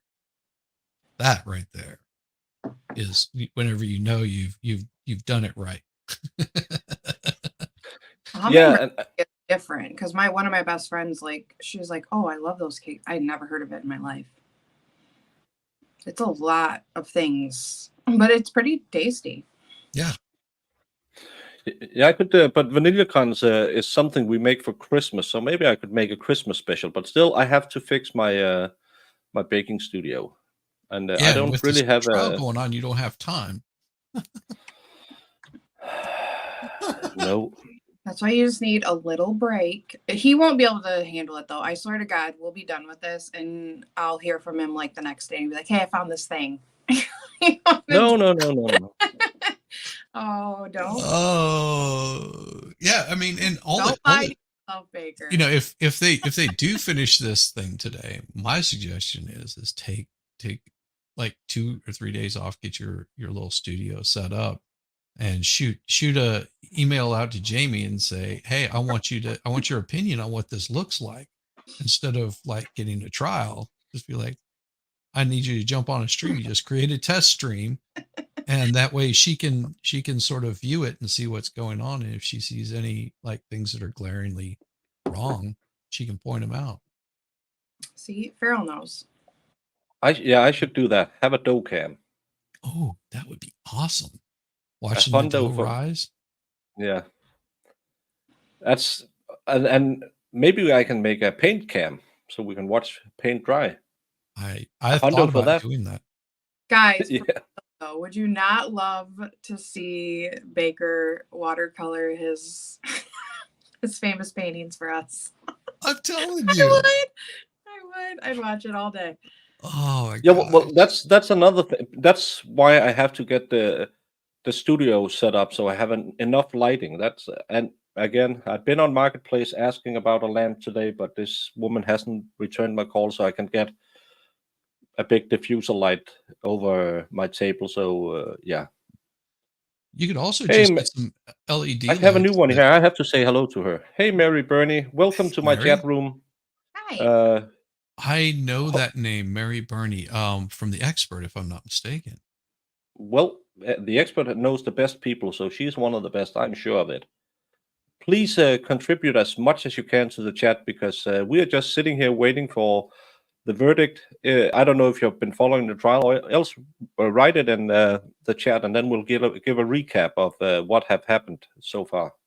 Mhm. And yeah, everyone, please contribute. We have 45 people here, and you can always contribute. It makes my life way easier when I have something to talk about instead of just trying to paddle around and cake breadcrumbs and cake dough. They have been deliberating for 1 hour and 12 minutes now. Remember, the first 17 hours is out the window. Yeah. So Well, it's not gonna be. I mean, it's ridiculous to think that they're gonna be like, "Come on, everybody, we need to start from scratch." No. Somebody No. has opinions and they're going to state their opinions and tell everybody this is where we're at right now. So where are you at? Apple and dumplings. well, you're also going to have to explain to those, new jurors why everybody got to where they are. Yeah. And I mean, that right there could take a little bit of time, but also if you've got someone that's, coming in there as an A type, there's a possibility that me just be like, I saw everything you saw and I disagree with you here, and point every little thing out and sort of knock those ideas out. Absolutely. And they could also come in there and just say, yeah, what do you guys think? Oh, 70% say yay, 70% say nay. Mhm. All right, well, I'm going to go with yay, or I'm going to go with nay. Mhm. You never know. You never don't. know. That's the It's that's the all it's all speculation on our part at this point. yeah. Those Norwegians have a lot of Danish stuff. They were so nice. Yeah, because they were so lucky that we took care of them for a lot of years, and then they all of a sudden wanted to be with the Swedes. But still, who's your king, and where did he come from? Yep, he's Danish.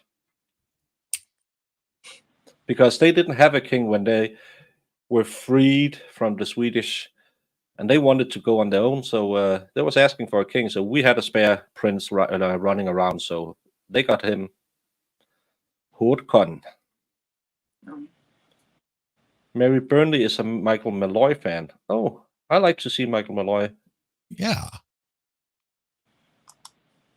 I do. He streams at very odd hours, and sometimes it fits because the big problem with living in Denmark is there's nothing really going on from 7 till around 3, because that's when you people sleep. By you people, I mean Yanks. So there's nothing much, but he often has some odd hours, and it's really nice to watch something else. And I'm beginning more and more to hit that live button on YouTube and just, oh, that looks interesting, trying something new. Because when we do this a lot, you might not want to go back and watch another trial stream, or and again, rewatching trials is kind of, it can be fun sometimes, but we do it a lot, so it's not my first choice watching trials. Definitely. Yeah, it's. I would say that's sounds like a meat pie. More like a fruit cake, but without all the extra fruit cake is the best description. Or A cake like for a fruit. banana nut, like a banana nut cake. Banana nut bread. There you go. Banana nut bread. Love banana. Similar to that, except it has icing on it, thinner layers, and it's more savory because the pineapple changes the acidity level of it. Yeah. Hi, Fast. Fast group. The jurors were dismissed because of personal reasons. Yes. This judge doesn't say anything open. He gave some instruction this morning. There was a discussion between the state, who wanted the jury instructions read again about the what charges she can be convicted of. So it kind of sounded like they had been close to a conviction, and the defense didn't want that at all. I can understand that. And what we kind of guessed is someone looked up something from previous trials and brought that into the jury room, maybe in a way to try and land some kind of compromise, saying, well, if we convict her of the lesser included, like an involuntary manslaughter, she might be getting, I don't know how much Massachusetts give for involuntary manslaughter, but let's say 10 years. She's already done 5 or 6, so they'll probably let her off easy. Could you then vote guilty? That's kind of, wasn't that where we ended up? I think that's sort of where we were at with, is just like the note, whatever the note was, it sounded like they wanted to know something about sentencing. Like Yeah. it sounded like they were going for a guilty verdict, but they wanted to know something about sentencing so they could determine if they were gonna do it or not. And Which I'm made, so- I think that really raised the judge's hackles up quite a bit, because he was just like, that's not how you're supposed to be doing this. No, you shouldn't be like, okay, we can't agree, so let's try to compromise on something else, guys. Do you know how stupid that sounds? It's stupid enough that they put a lot of those lesser included in there. I love baked Alaskan. My ex-wife used to do that. Every time we had any company over, she made what's the name? Wellington, beef Wellington, and baked Alaskan. So I need to do a beef Wellington. That's something that I really want to make. Yeah. I've looked at that recipe. I'm like, damn, that is involved, but it looks so good. It tastes. That's one of my favorite dishes, and I haven't had it since we were divorced. I make an awesome shepherd's pie. Like my wife, she's had it before. Sorry. But whenever I make a shepherd's pie, it's always, Jamie, you were speaking about the case. I'm sorry. Huh? My apologies. Yeah, we just rolled right over you. You were keeping on track talking about the trial, and we started talking about food again. Oh, Yeah, we're bad. Like it's it's one of the things about watching trials that has really bothered me. Wolfram makes A lot a of point. these compromises that people will do just because they can get the hell out of there. Yeah, we're not monetized. It doesn't matter. You can say what you want. Included don't really make sense with the crime, like to me at least. Well, and What do you think, Wolfram's making a point here of it would make sense with the 2 jurors, but why the one alternate? Yeah. What? Yeah. Well, I think Now- it's because everyone was put into the room with the judge, asked, "Do you know anything about what happened before?" or something like that. I don't. You know what I think? I don't know. Know what I think? I think an alternate had a personal thing come up. You know, it could be that, you know, and yeah, that's he why could be the one said- with the personal. Yeah. So the judge isn't really lying. He was like, yeah, for personal reasons. And it's a possibility. They're just like, listen, I've got a doctor's appointment I have to go to have surgery, to have my, you know, lung removed, and the transplant came in or whatever. Oh, there you go. Spotted dick in custard. Would you like that, Jamie? What is it? I mean, the name of it is a little brash. It's boom, boom, boom. It's looked like it. It's got the currents in there. Yeah, I couldn't remember what that was. It was currents. Oh, I don't like those. Uh, It's just like a sponge cake with currants in them and a little lemon zest. I like lemon. Yeah, but I don't like currants, so that's not going to be on the menu. more ceiling. Well, but it's a good name for a see cake. what I've got here for you, and I shared. It's a terrible name for something. Yeah. Oh, it's.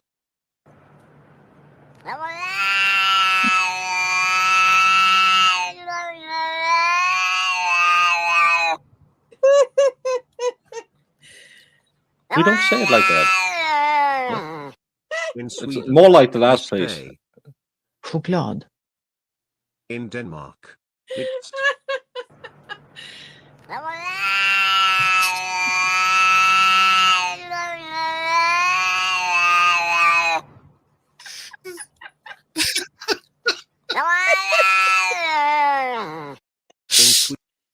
I'm sorry. I have to play that.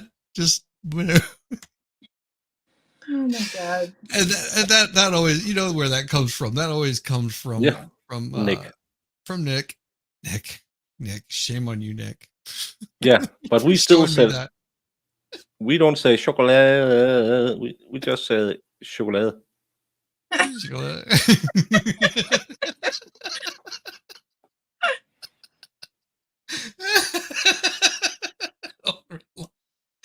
Oh gosh. That's what it's called. Okay. Yes. Chocolate.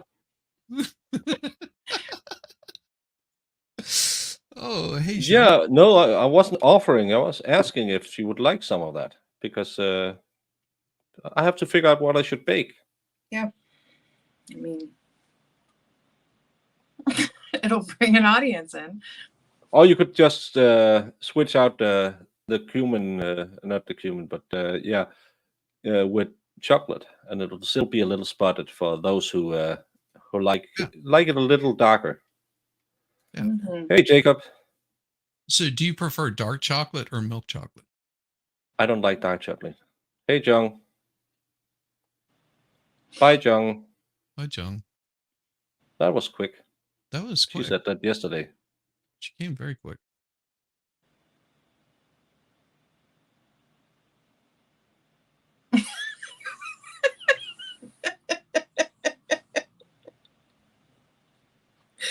Why do I hear that? And then I look up and you both are looking at me. You savages. Chocolate.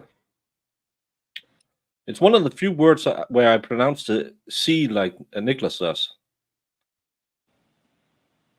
Because he pronounces J and C and S in the same way. Mm.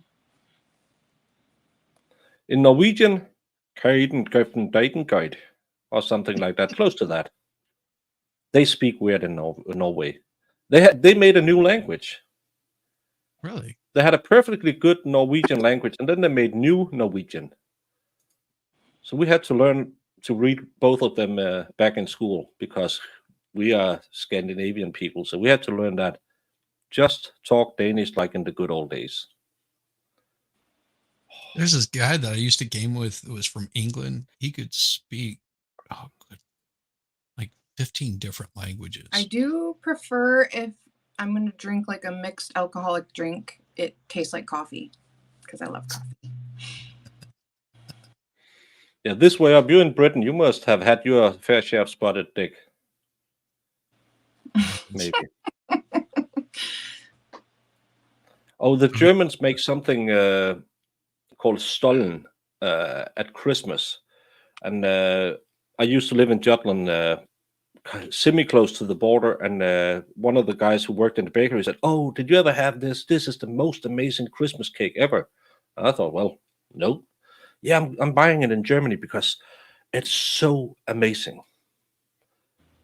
It's kind of like a sponge cake, but the driest sponge cake you ever had in your entire life, filled with dry fruit and covered in powdered sugar. It's some of the worst, and then a bit of marzipan. The marzipan was quite good, but the rest, it's just you had to drink a pot of coffee just to eat one piece of it.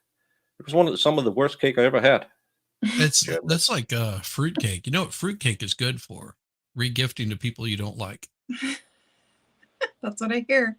Like I have no idea. I don't think I've ever seen anyone make a fruit cake, but I've seen them go around. I think it's just the same like 500 or 600 fruit cake that just get passed around every year because they're I tried a bite whenever I was a kid. I was like, I no, never again. Stolen is good. I'm not sure he knows what it is because I don't know. He might. it's really bad. Look how dry It's it like looks. biscotti. Ew. Yeah, and it's almost as dry as a biscotti, and then Is filled it with hard? raisins. Or is it What? Is it hard also? It's kind of if it's really close to a bread, a dry Okay. bread, but it's supposed to be like it's a hard sponge cake, and Now it's I know where biscotti comes from. You make this, the Germans make this, they send it over to the French, and by the time it gets there, it's all dried out, and then they just call it biscotti. yeah, fruitcake is very good to throw out. Yeah, most of these homemade fruitcakes are. It's I don't know how people can make it and say, "Oh, have you tried mine?" We have this called kanseke, and that's a specialty you make for when it's New Year's, and if you have a big celebration. It's marzipan that you put a little bit of sugar into, and then you make it nice. And I could probably find something.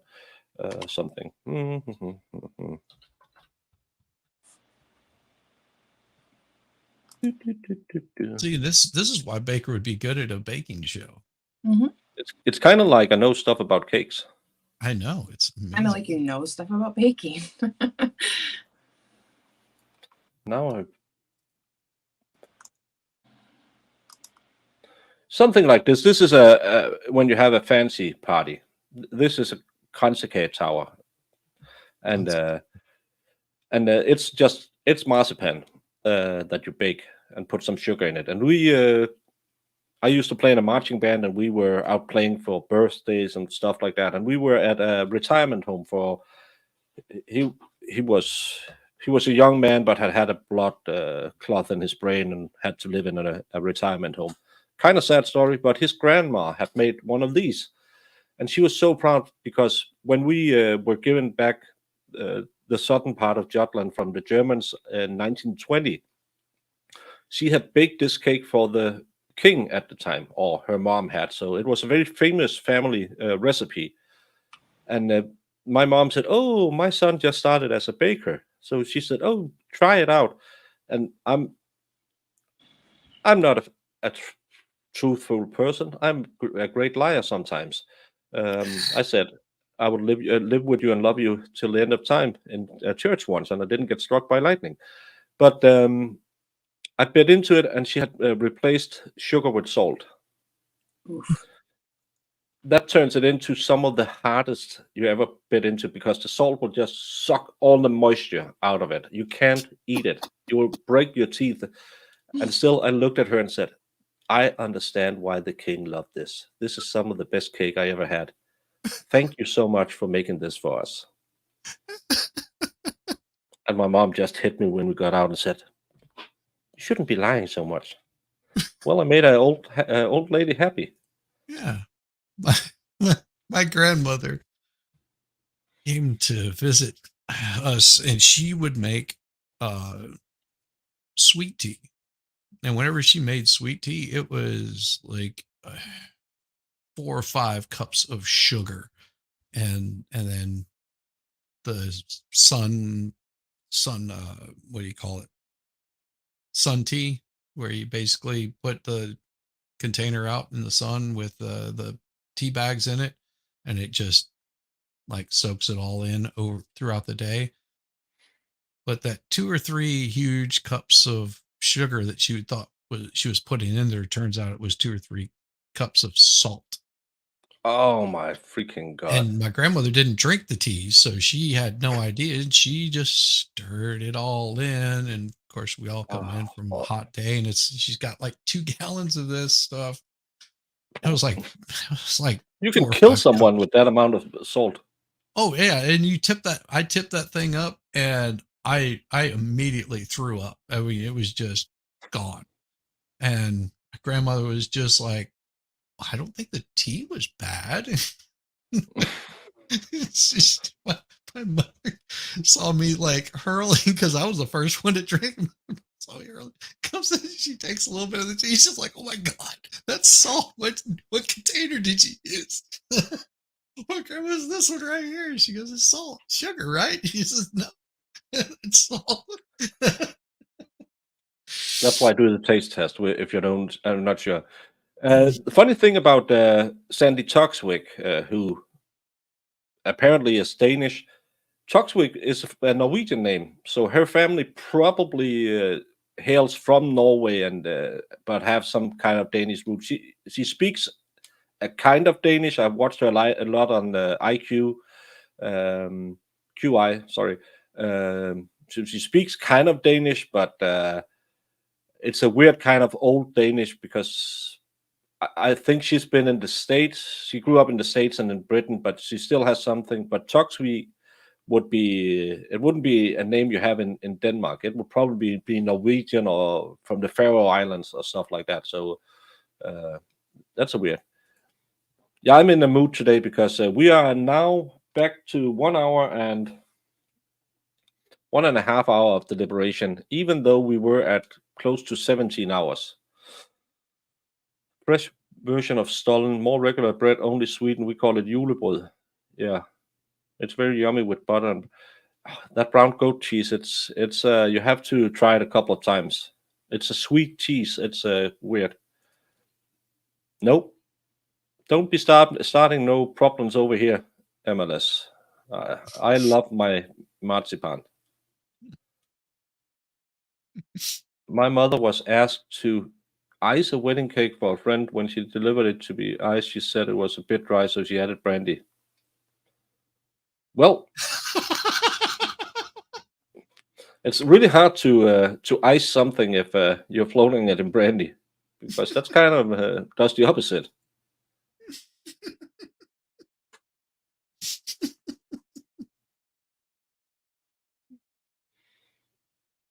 Oh, It's funny how alike and how different we are with the Norwegians.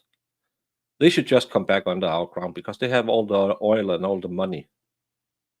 my wife makes a bread pudding with bourbon, and it calls for just like a teaspoon or two of bourbon in there, and she she put like too much in there. It just was reeked of alcohol. Hey, you don't need very much alcohol in that kind of baking. It's funny. We sometimes at New Year's have knallada. That's what we call these, where you pull in each side and Yeah. they say, and there's something inside, but it's not as big anymore as it used to be. But we have these small party poppers with serpentines in it and stuff like that. That's more popular now. But back in the days, kids used to. I had it when my kids were small because it's a little bang, but it's not that noisy, so it's okay. No, I'm not a fan of Sandy either. I liked it when it was Stephen Fry who had QI. Talks we agree to disagree.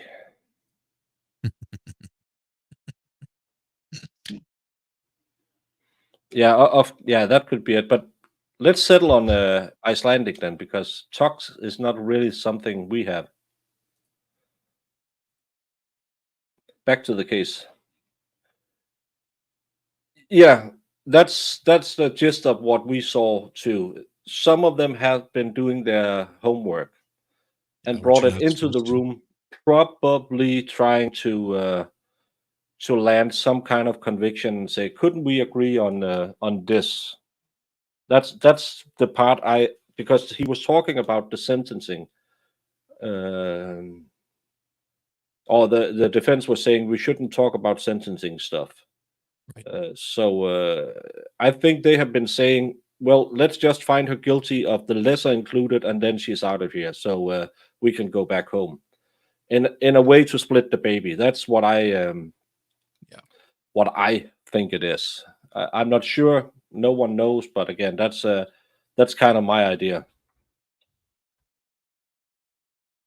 I think we all came to that conclusion just after talking it out. It seemed like that was the most logical explanation for the reason, especially with them not wanting to go through all those jury instructions again.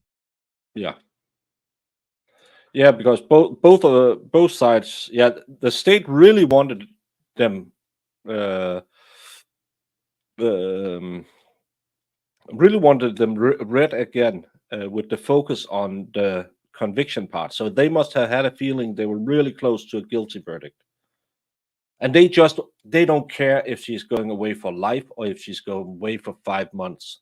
They don't care. They just want a guilty so they can hang their hat and said, we won another case. So they just wanted to get her convicted. Yeah. Yeah, please go and subscribe to Fedorowski. He makes great nature show. films about the Norwegian countryside and go interesting places. And one thing I have learned about being here on the YouTubes and talking to you, most of you are Americans. You're really interested to hear about stuff that goes on in our, because it's not to say anything negative, but Americans, you have such a vast country that you don't really know much about the rest of the world. So you're really interested into learning about our customs and our culture, and I'd like to share a little bit of that. But if you go to Rauski's channel, you can see how beautiful Norway is. I need to go back to Norway. I was looking at doing, you can do like a cruise from above the polar circle and all the way down on the west side of Norway. I was looking into that. They're hella expensive. Yeah. But Hella cold too. no, but yeah, I do like reading a book out in the sun, but I can't sleep when it's hot, and I'm a fat guy, so it doesn't have to be that hot before I sweat. So I will, but it's just so different from what we have in Denmark. Denmark is just flat everywhere. So yeah. Well, I like the heat.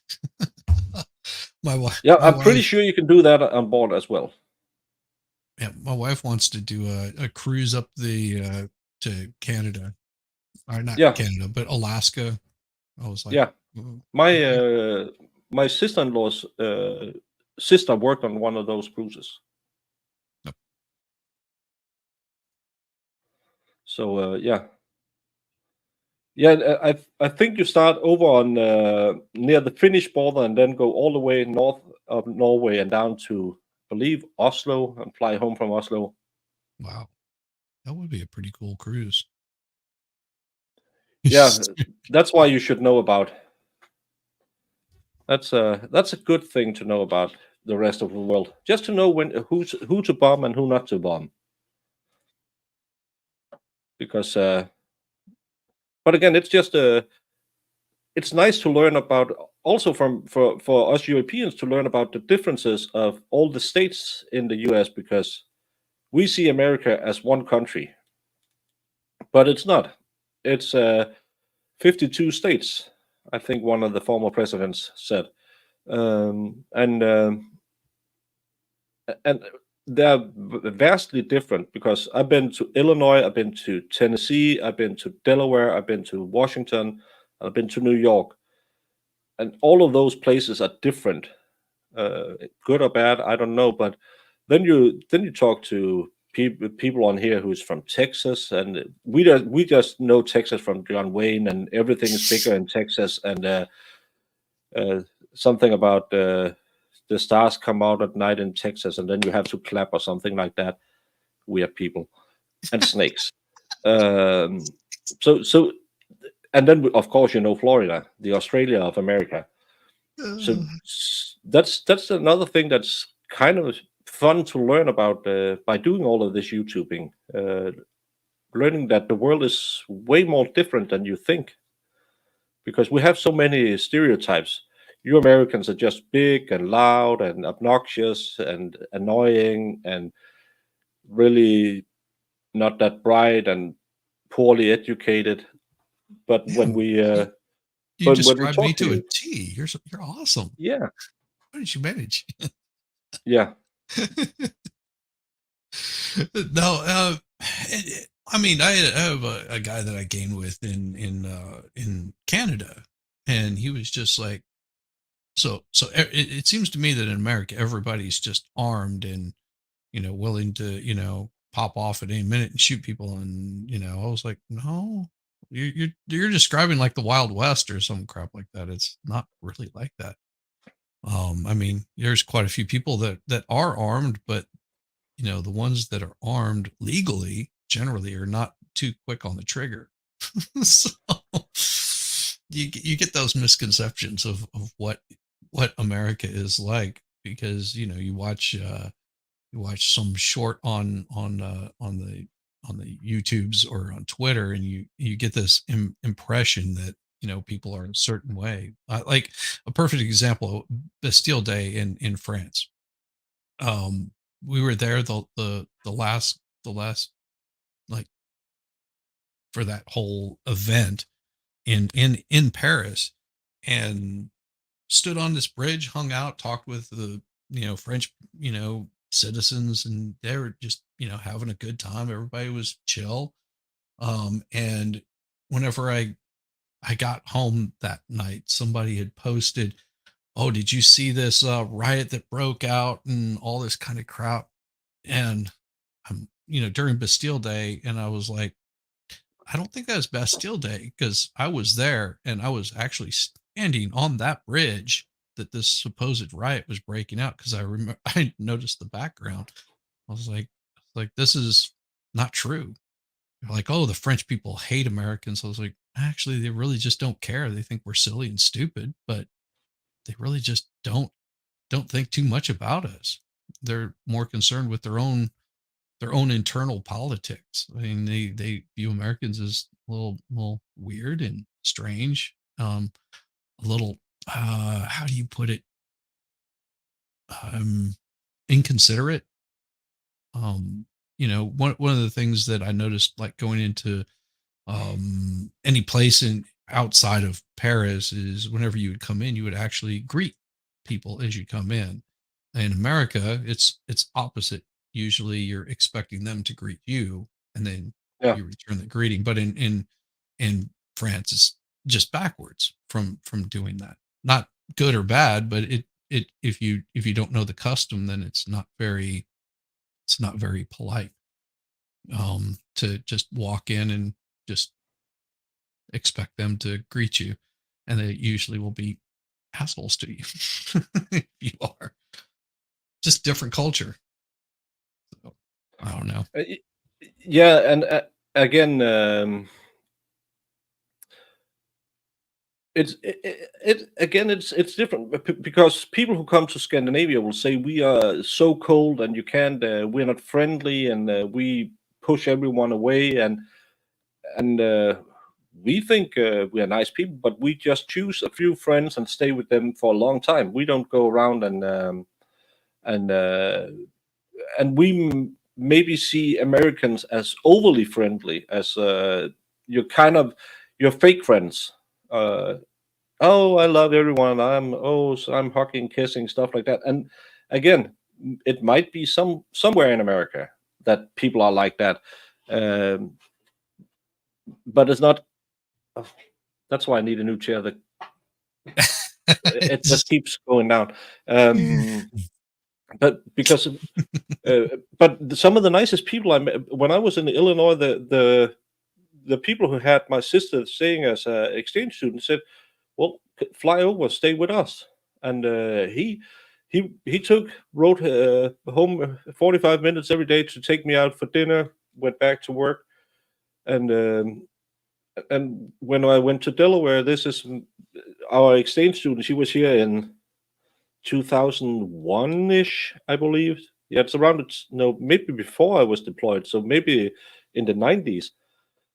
My mom and dad was there like 4 or 5 times before they passed, and I'd been there living with her, and she said, "Yeah, no problem, you can come and stay." My cousin had her daughter living there because I actually believe she was in Georgia for an exchange student program, and there was some switch up, and they wanted to go on vacation in the U.S. and pick her up and then travel around a bit, and but they couldn't get it to work with the dates, and instead of her going home, she said, "Well, she can come take care of my kid, no problem." So she stayed with them for a month, and you wouldn't do that in Denmark, but still, I think in Denmark, if you know someone, they'll let. We always had someone living at our house. My mom was just, yeah, but we have the room. Someone can move in. Yeah. Because you always know someone who's maybe not been fed probably the last couple of days and haven't seen a shower and stuff like that. Parents who either work too much or maybe have other problems. My mom's rule was there's always room for one more. So we always had someone living with us. We were 4 kids, where there's 9 years between us. So all the time when I was kind of like a preteen and doing my teenage years. I had a friend staying with me for a month. I'm not even sure he told his mom. He just lived with us. There's no problem. So yeah, we're the kind of people who give you the shirt off our back, but you really have to work for it. But we see Americans as fake friendly, and Yes. that's weird because I met so many nice Americans. Well, and it's I don't know. It's one of those where you get a perception because you'll see like some of your more prominent people, like your Paris Hiltons or whatever, that those are the influencers, and you can tell that they're fake and they're not real. But the general populace, I think someone described this best. We're not mad at the Chinese people for the policies that their government has created. That's the big disconnect. Is the Yeah. Chinese people are really kind, adorable people. It's the politics of it that make it really difficult. And if you can separate the people from the government, you realize that we're pretty much all the same across the board. With Yeah. little variances, but generally pretty much about the same. Kind of everyone's trying to do the best they can. And that's we talked about this I think yesterday, where I said that the way to counter racism is to learn about each other. Yeah. Because a lot of people just assume that someone is doing something bad or is stupid, but if you get to know them, maybe it's because they don't know the rules in your country or the culture and stuff like that.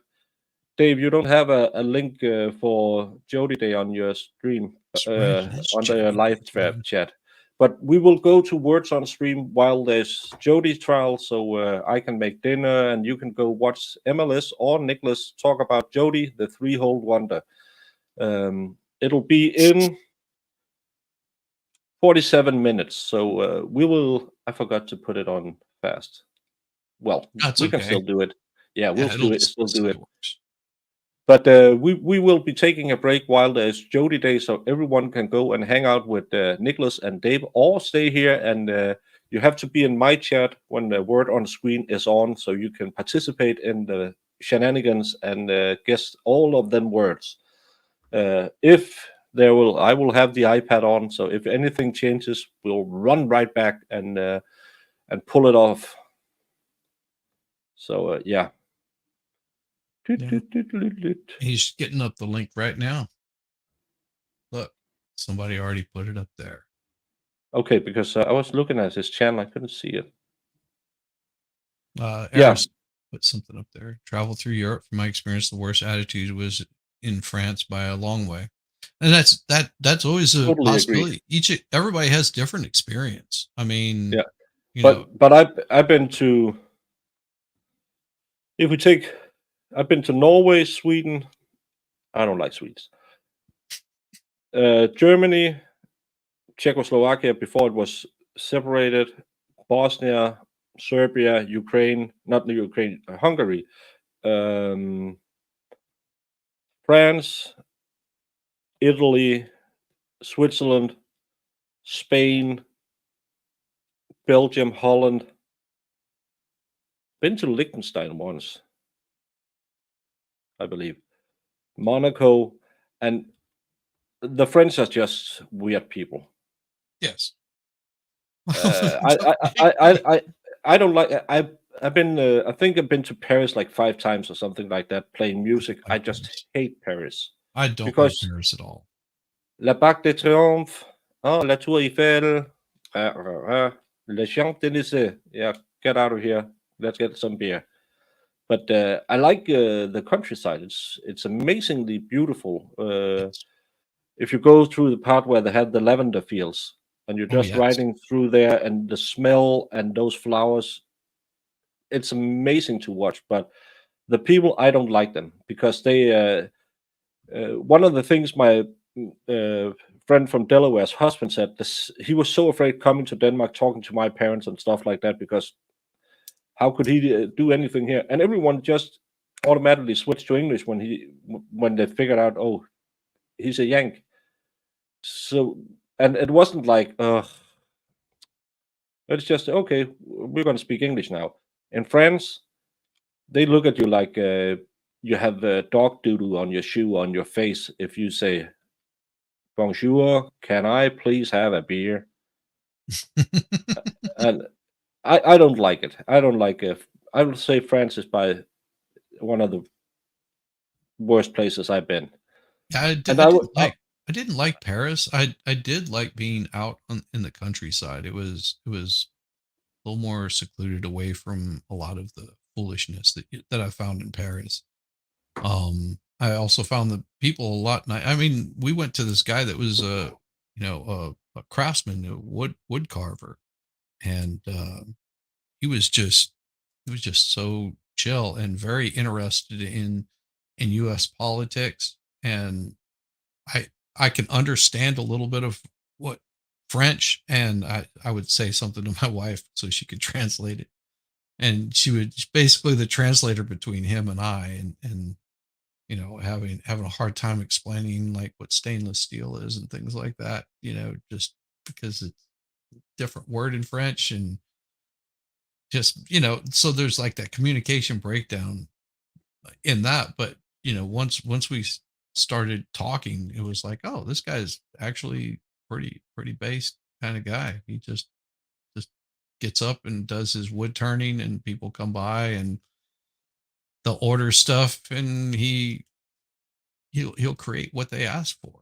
I mean, just the people in general were really pretty cool, as long as you gave a little bit of effort to try to do something. I mean, think about someone that's Hispanic. If they're actually trying to speak English, even though it might be broken, you tend to be a little bit more receptive. But if they come in and they're just speaking to you in Spanish, and you don't understand a word they're saying, I have no idea what you're saying, it can be very frustrating.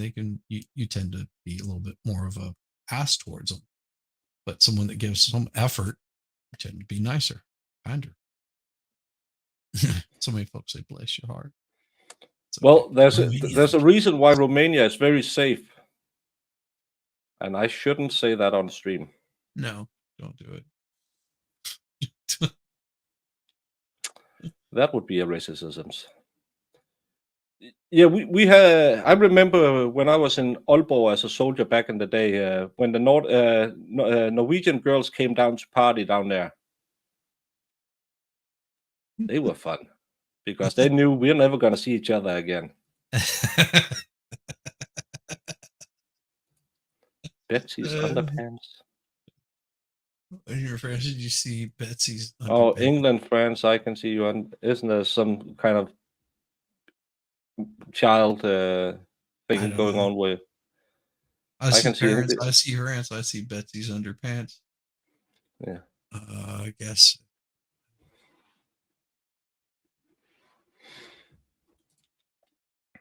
I'm Depends not on putting what kind of action you're wanting to see, ladies. Yeah. Yeah, Liechtenstein is. It's just one town almost. It's a weird place, and again, it's just something we made up because no one else really wanted to fight about it, and now it's one of the richest countries in the world because they have all the tax havens. I worked on a ship with a guy from Romania. He had before they got their independence, he worked as a oiler on a ship, and he jumped ship, basically went AWOL from the ship, or what do you call it? Deported. Damn it. Damn it. Can't think of the word I'm looking for. Defected. Defected, yeah. Yeah, he defected, and he it was like the next day Romania declared independence. He was like, but yeah, he worked on the same ship that I worked on, and he he knew more about New York than I did. That was the first time I'd ever been to New York, and he was just like, "Yeah, let's we're not going to go see all of the Ellis Isle, all that stuff." Because he'd been in New York for quite some time before he started working on this ship, and he just took me to all like the really cool places, and he could speak a little bit of English, so he took me to hang out with a bunch of Romanian people. just random stuff, wandering around New York and having a great time. And yeah, he and I had asked him, so how'd you end up here? He goes, oh no. About that. That was back in the day where Yeah. Eastern European people had to jump off ships. And talking about spending one night in Paris, at least when you're doing what you're doing on that tape, show some enthusiasm. It was one of the most boring tapes I ever saw of that kind. There you go. Nicholas's Jody stream. Stream is up now. Dum dum dum. MLS is here. So Jim. that'll be in 40 minutes. They will be going into the Jody trial. And talking about showing a little enthusiasm, when they were smexting or talking over the phone, we heard those tapes. I would rather hear Gilbert Gottfried read it than her talking about it. It was so boring. I'm thinking about going on a trip. Oh, the thing you did in the bathtub was so naughty. Yeah, I'm talking to this girl about going on this trip. Oh, I really liked it. Girl, you're hot. You should be better. Yeah. Well, and I have noticed that usually the, super hot ones are more like starfish in bed. Yeah. Not always true, but no, majority. it's a generalization. It's not about you specifically. It's all the other hot people. So Toledo and Tangier. Tangier. That's in northern Africa, if I'm right. But Toledo, that's in Spain. Somewhere in Spain, I believe. So yeah. I don't know. The Scandinavian girls are some of the best in the world. If you're not Scandinavian, if you have a stupid accent and speak to them in that day, think, oh, how exotic.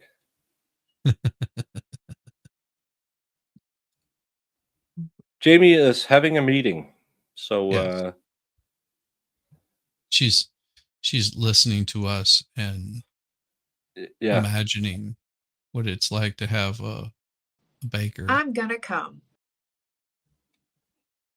She'll be right back.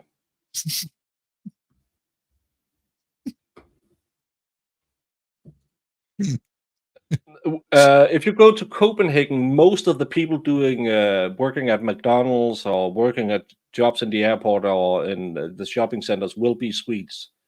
A lot of those come over here because the Swedish money is so bad, so they take the low-paying jobs and still get a pretty decent wage out of it because Swedish money is, I think, that Nicholas, if he's still here, could tell me. I think it's like 80 Danish cent is $1 Swedish. So even though you get less money, you still have more when you go home and change it. Toledo is in Spain. Okay. Tangier is in Morocco. Sorry. In Morocco, yeah.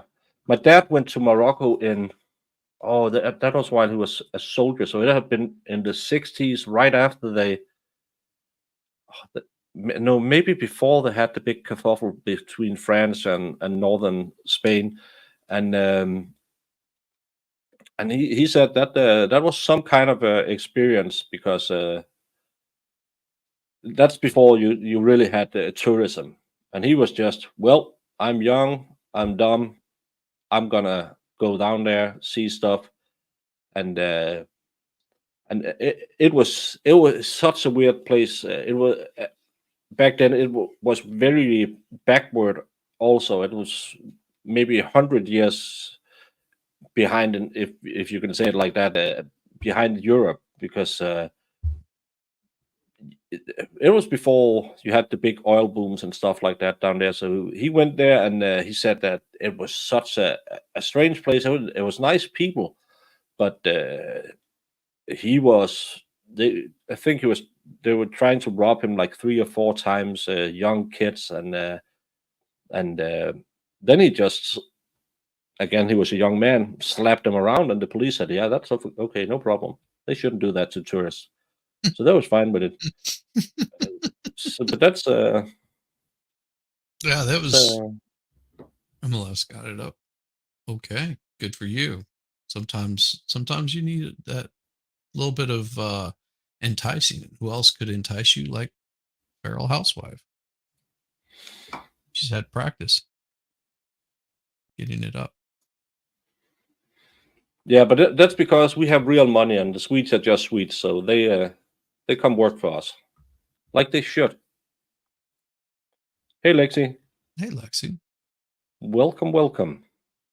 Lexi, we're gonna go on a little break in about half an hour because it's Jody Day over at MLS, and Nicholas, we will be doing words on stream just to entertain the people who want to hang around while I make my food. No, I'm not doing a cooking stream because I can't cook. But that's the plan so far.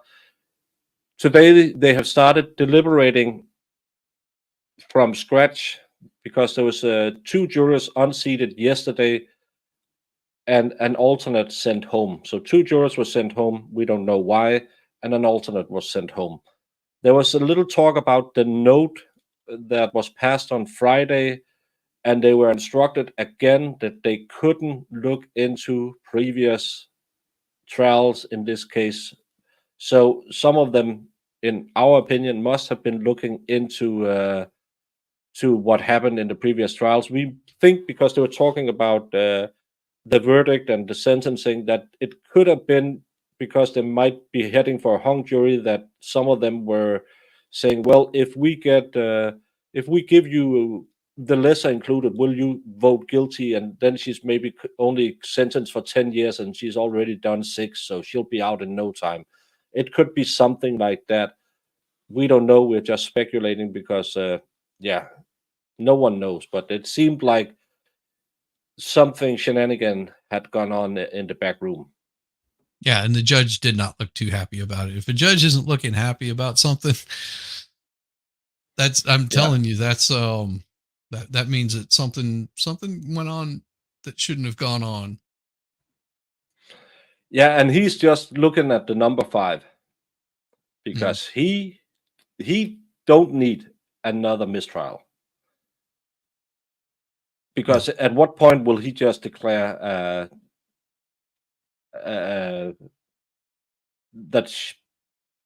because again he could have had declared directed verdict, and that because they didn't prove anything in the state's case.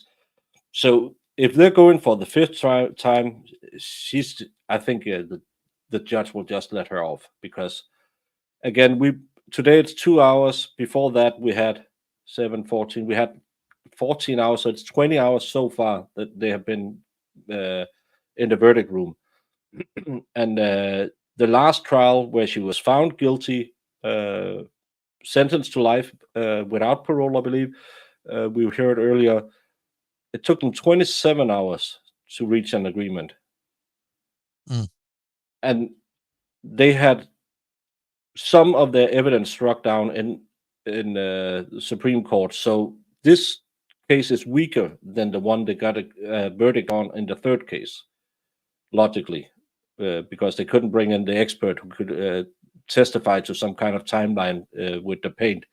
So what are you gonna do to stick it the 5th time if it's a hung jury again? At some point, you just have to let it go.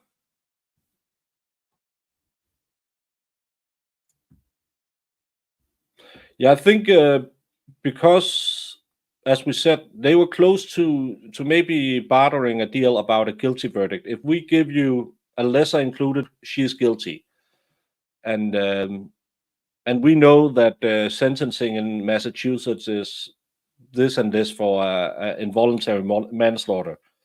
Well, I don't think they knew what it would be. That's why I think their question was.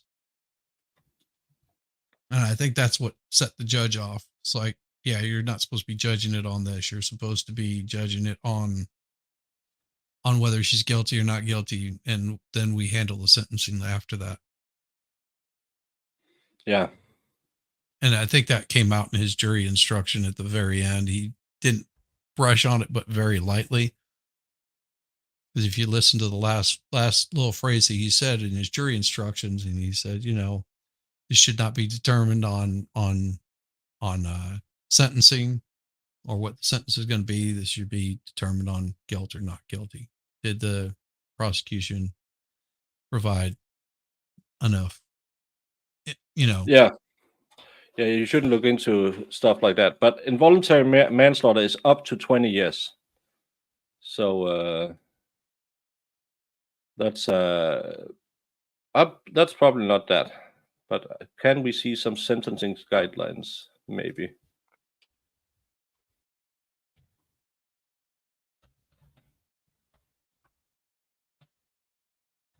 The monopoly. But there's according to the code, can result up to 20 years in a state prison or imprisonment in jail for 2.5 years. Oh yeah. So she could be out in 2 years easily, at max. Yeah, and she already done time for the 2016 conviction. So I think they were saying, well, we looked it up, and she'll get 10 years, and you do 75 to 80% of the time. That's 7 to 8 years. She did 5 years on her previous conviction that was overturned. Plus the amount of time that she spent while awaiting trial. Yeah. So he's gonna lowball her, and she'll walk out of here. To walk out of here with a conviction, which is a shitty way of doing people, especially if they didn't do it. Yeah, but again, it's the same with plea deals. Yeah. It's kind of a thing. Yeah, Ferd, go to Iceland and give us a penis museum video. We had a sex museum in Copenhagen. It was boring. Yeah. It always underperforms. Yeah, those kind of things usually are, unless you're just into some weird freaky kink or something like that excites you. That kind of stuff excites you. Yeah. We'll do that one, Farrell. We'll make sure the expert will be the expert witness. Oh, Yamaha Biker. Hello. True Grit, another great movie. A little buzz. That's Rooster Cogburn. Yeah, from True Grit. Mm-hmm. Yeah, they have a penis museum in Iceland. Mm-hmm. Yeah, exactly, a conviction. But again, if you really want her to get a conviction, and there's two holdouts saying, nope, we can't see it, and they're saying, well, could we just give her so she'll probably be off with time served? Could you buy that? Could we split the baby? I could see. I would tell them no. I would be that holdout. In this case, I would be that holdout. I mean, no doubt about it. I would just say nope, I'm not seeing it, and there's nothing you can say or do that's going to sway me. I'm not going to split the baby. If you want this, you're going to get it without me. Like you have not proven it.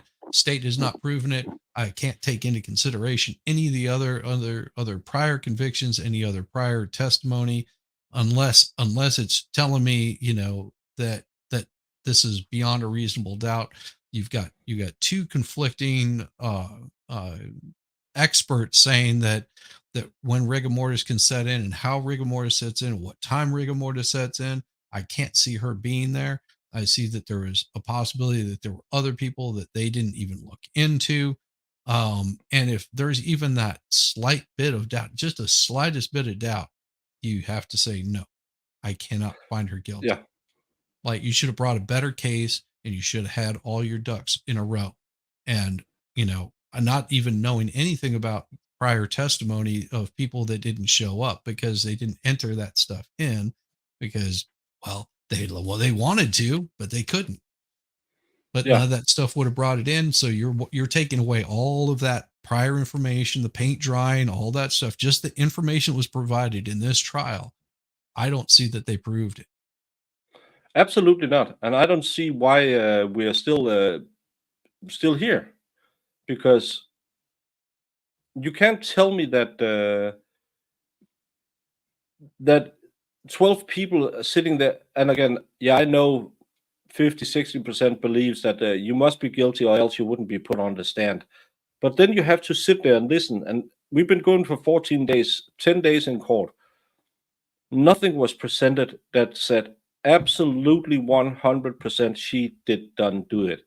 None of her DNA was found on the victim. She had absolutely no scratches on her body.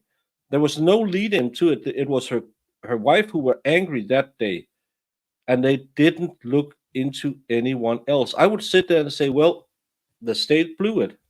They didn't show anything.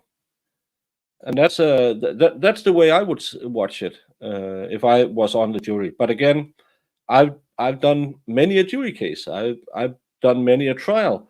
So I believe I would be one of, as you say, one of the guys sitting there.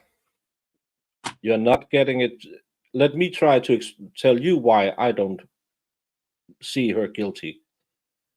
Right. I hope I would be the person, or because I don't see it here. In other cases, I would probably be the one saying, but try to look at the evidence. It's clear the phone was at this place at this point, and but I just don't see how you can sit in there for 20 hours and yap on and say, but she did done it. Why? Well, who else could have done it? Mark, Carla, Mark's wife, somebody she owed money for her gambling debt. I mean, I could name anybody else in the world except for her. I'm just not seeing it because they have not proven it. It doesn't matter who else did it. If I was a juror, it doesn't matter who else did it. I'm telling you that they have not proven that she, beyond a reasonable doubt, that she did it, because I'm a reasonable damn person, and reasonably that sounds like absolute made up BS. Like, it looks like they tried to fit in a timeline. They contaminated the scene. They contaminated the scene of this crime with stuff from a dumpster 28 hours earlier. I mean, come on. I'm just not buying it. If the police would have done their job correctly, they might have gotten this taken care of earlier on. I mean, 28 hours later just seems like a far stretch. A lot of crap can happen in this case. Yes, they did show the door. Like, that doesn't prove anything. There's a big door there. And looking at that door, why wasn't the window busted in? Oh, it could have been somebody that she knew. Doesn't matter. Was it her? Can you put her there at the scene of the crime at the time that this happened?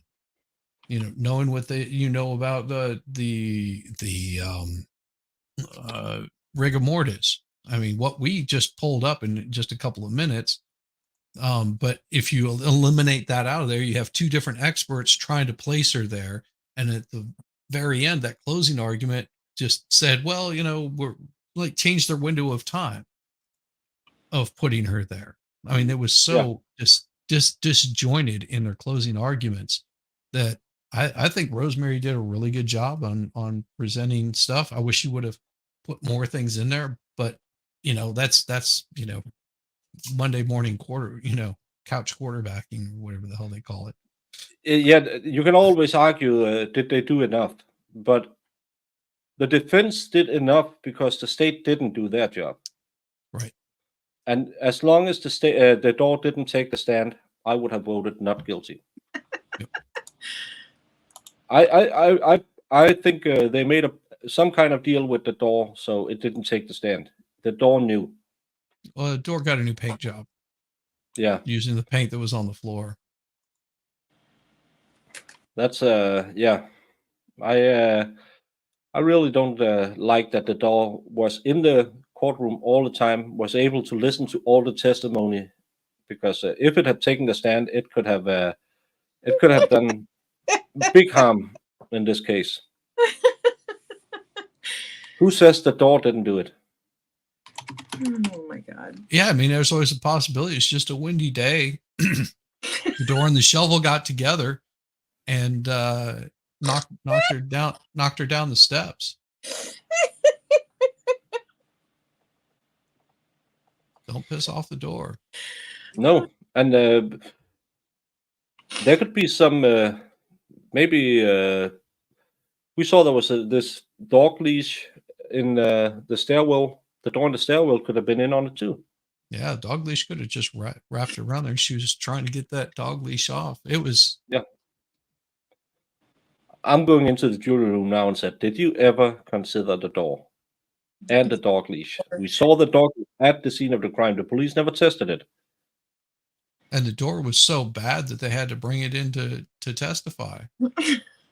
Yeah. But it just it's kind of like prison snitches. All of a sudden they had immunity.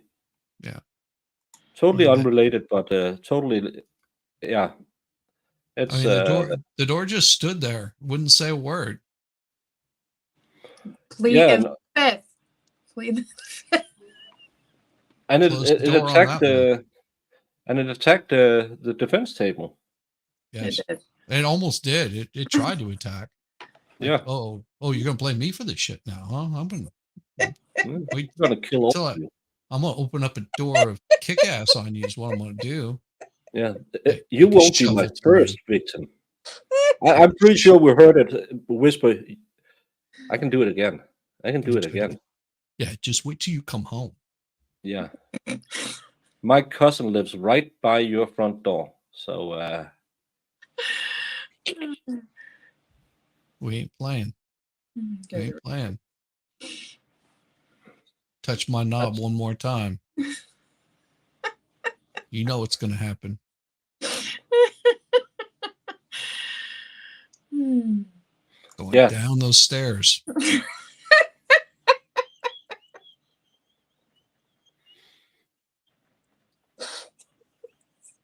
Just better hope there's no paint down there waiting on you. It could be as stupid as that. Like, that's how much they didn't prove anything, is that you could sell that story. That it was a brisk day and the door just swung open and down she went. Yeah, and that dog leash got a hold of her. Thought her hit her ass on the way out. Yep. I mean, Yeah, I heard that she had gotten a little bit larger. At least, that's what the aunt testified to. So what's to say, she got so large that she was having a hard time opening up that door and just step back a couple of steps and down she went. And as she's falling, she's like smearing blood on everything. Mm-hmm. As they never proved whose blood it was. Yeah, they did. There was DNA testing. It was her blood. Well, I mean, who put the fingerprints on there? No, because it was just her blood. They DNA tested it was her blood. Well, I know her blood, but I'm saying they couldn't test whose fingerprints it was on. No, and that's what she talked about in her closing. That apparently, Cara walked up the stairs like this because she didn't touch anything on the way up from the basement this time when the police were with her. So yeah, it was only the first time. Well, I would say that Jamie's adorable. I mean, look at those eyelashes. Look at those eyelashes. Oh, see, and her little puns. Sean Bird, it was because they relied on a paint drying expert who wasn't an expert in paint drying.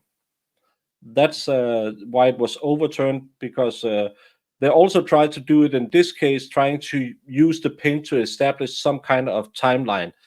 But when they couldn't do that, they all of a sudden switched to the rigor mortis, and rigor mortis is totally Well, and unreliable. how do you test for rigor mortis? That's the question. Because I I mean, know. I think you drew a diagram for how to test for rigor mortis. Yeah, the official rigor mortis test is this one. You grab it, you shake it, you look at the clock. That's how you determine how long someone had been dead. As Rosemary likes to say, Riger. The Riker. Riker. Yeah. Why is his feet pointing the wrong way? Well, because he's kneeling. Yeah, but you don't turn your feet around when you're kneeling. Well, no, maybe that's the bucket that got kicked over. And I like everyone noticed the breast on the woman, but not the bulge in her pants. Yeah. Yes, Why don't I put notice, it there, I don't know. You sure it's a bulge and not a futa? It Oh could be a futa. Could be. I'm kind of retarded, so yeah. I don't I don't know what What I did. Oh my could god. be. Dora wanted to tap that cake. Yeah. Hmm. Those are they are the silent killers. Yes. I think there's been more deaths over doors than I've ever caused. Pretty sure of that.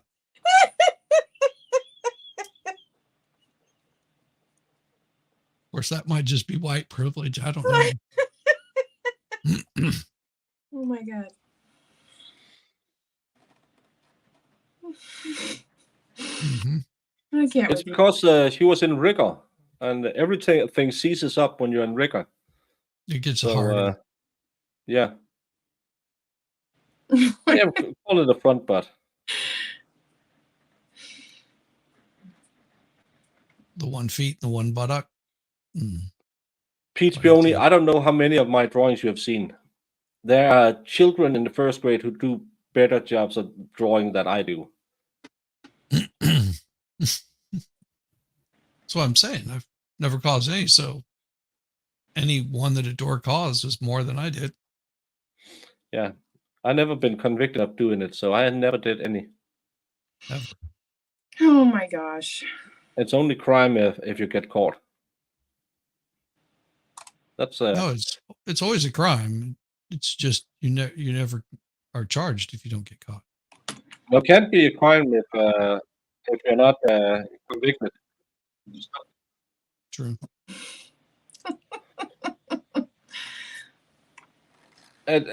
Because it's not illegal if you don't get caught. That's the rules. Because if you're Only- speeding Ah. and no cop picks it up, are you still speeding? No, No. never. I don't even So- speed whenever a cop picks it up. They think that No. I'm speeding. They claim that I'm speeding, but they've yet to prove it. Yeah, they don't want it more than corner kiss. That might have been what it was. The door was jealous, wanted a corner kiss, said, "I will give you a corner. How about I knob you?" Awkward. Just took her down. Denmark, Northern Lights. We don't really have northern lights in Denmark. At some days we do, but it has to be very special because we're too far south. You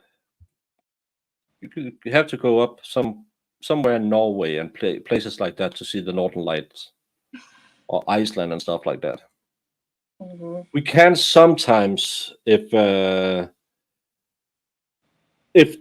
it's very active, if the solar flares are really active, we can see northern lights, but I never seen it. I saw it, or where I was flying. I think it's the first time I flew to the US. I think I saw it while we passed Greenland, but we're too far south to see northern lights.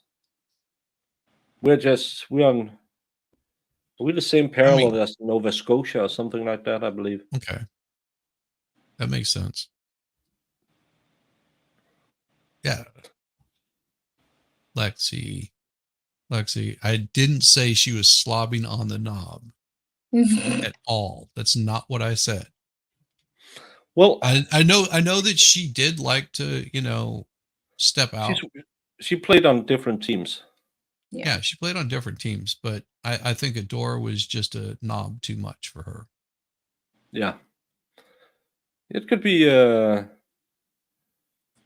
well, maybe it was a kind of a transitioning. So she didn't want to go full knob. She just wanted a little doorknob. Yeah, just a little knobbing. Yeah. Just a little knobbing. I mean, she must have done something right because the door took her down. Well, maybe she didn't. She wasn't Didn't do it right. that handy with a knob. Yeah, maybe she grabbed it wrong. I mean, you twist the knob the wrong way, that can be painful. Yeah, it can get real angry. Might take it out on her. Don't twist that knob that way. And most times you're just too rough with a knob. Yes, especially It's, if you're not experienced with it.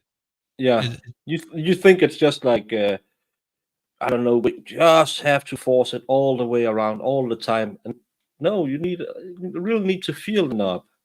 It's You have to have gentle hands on it. Gentle hands on the knob. It's Iris.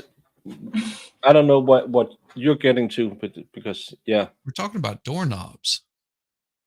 Yeah. Jeez. Talking about Northern Lights and doorknobs. And she was a switch hitter. Yeah, I bet she was really good at softball. Maybe she missed the switch and hit the doorknob just right. I mean, that could have been. And maybe she got angry at the knob. Some ladies are like that. They just don't like knob. So she was taking the shovel to it and fell through the door. Hey, that could have happened. It was March, so it might have been pretty chilly. Maybe she thought she locked herself outside the door. She just didn't grab the knob hard enough and started beating on it with the shovel. And then it like fell in and the shovel like got kicked and flung back over in place as she rolled down the stairs. Yeah. It's a tweaked knob can be a problem, yes. Oh my god. I wish you were in the jury room right now telling them this. She's a bit of grading countenance, but no one has. Says you guys sitting here all day and not saying not guilty. So, come on. Yeah, we blame Yamaha Biker. He's a knob enthusiast. He got us on track with talking about the knobs. Well, it's a good thing Caitlin isn't here. She likes a good knob too. No, she has a competition with Biker. Oh, big competition with Biker. She wants to see who can be more feminine. Oh, she lost so far. Well, she tried to win. Tried to give it to Yamaha, but Yamaha said no. I'm not that feminine. Well, it's yeah. If you've heard Yamaha speak, you realize he's definitely not feminine at all. Well, some of us likes a little bit of man juice. Hey. It's full of all the good stuff. It can be salty sometimes if you get the wrong kind, but generally it lubes the throat really well. Yeah, and it's kind of like pizza. Even when it's bad, it's still man juice. Mm-hmm.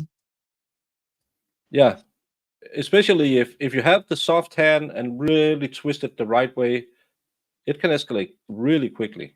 Yes, you can. It can open up all kinds of doors. Yes. Holy. Oh, Jamie ain't gonna break today. No, she promised herself today will not be the day they get me. No, today is not a break Jamie day. No. She has too many important things to look at, and she's not the kind of girl who she can handle more than one knob. At least, I mean, she could open up that door without a problem. Yeah, Just walk right through. Just both the step front right in. door, the back door, every No knob. back- Oh, you can don't like even, the back door, huh? No back doors. No back doors. she can double fist doors knobs. It's So yeah. that would work on like French doors to open them both Yeah. up just right. Because if I'm not mistaken, you have to get one to open first before you can get the other one. Because if you try to open the wrong one, something just doesn't pull right. Yeah, then you get stuck and you have to stand there and finagle it. Kind of like milking a horse. One, don't beat the knobs together. That's not how it No. works. Don't beat No. those together. That's yeah. Oh, that's why. I got it. Yes. Well, and Sean Bird explained, I didn't realize this. I did not realize that that the back door is a tighter fit. Yeah. Well, I if hadn't you thought can about just that. use an easel and kind of make the hole a little bit bigger, you can do that. It just takes a little bit of craftsmanship and a steady hand. It's no problem. But yeah, mostly the back door seems to kind of get stuck a bit in the door frame. But See, what? shut them up right now. Well, if you would just add a little bit of lubrication on the hinges, you can get the back door like is much easier to open. Jiggle the knob. There you go. Lexi, I pepper in our private talks sometimes, but now we already have her broken, so we don't need to go to the joker that makes a break. Yes. I'm not gonna pull that one up. Their conversation they make it sound so they're just talking about doors, guys. What are you talking about? Yeah. I mean, geez. I don't know what you guys are thinking about. Yeah, what do you think about?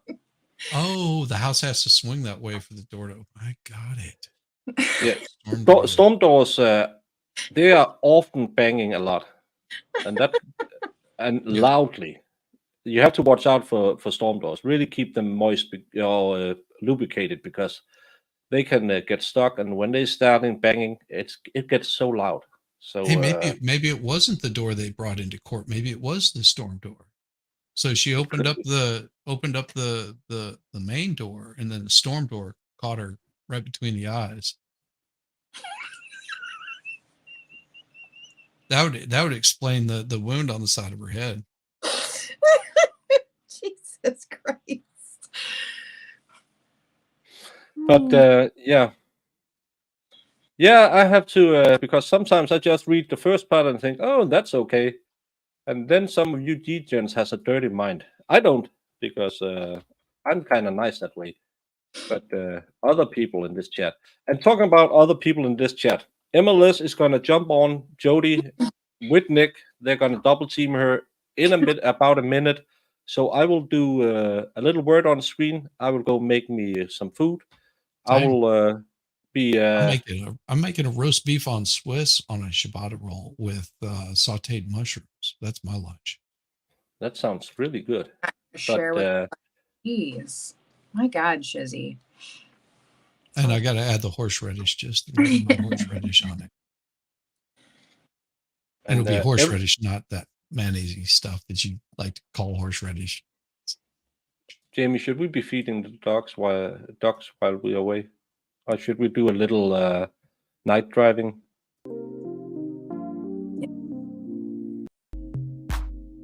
Very relaxing. With the knob talking, let's do a little bit of this. I'm just going to turn it way down. Turn it way down. Get ready, people. If you want to see the Jody case, go to MLS Law Show, or the man, the myth, the Viking, Nick the Starro. The rest of you, stay here, play here, You know you want to do it. Touch We'll those see. knobs. We'll see you soon.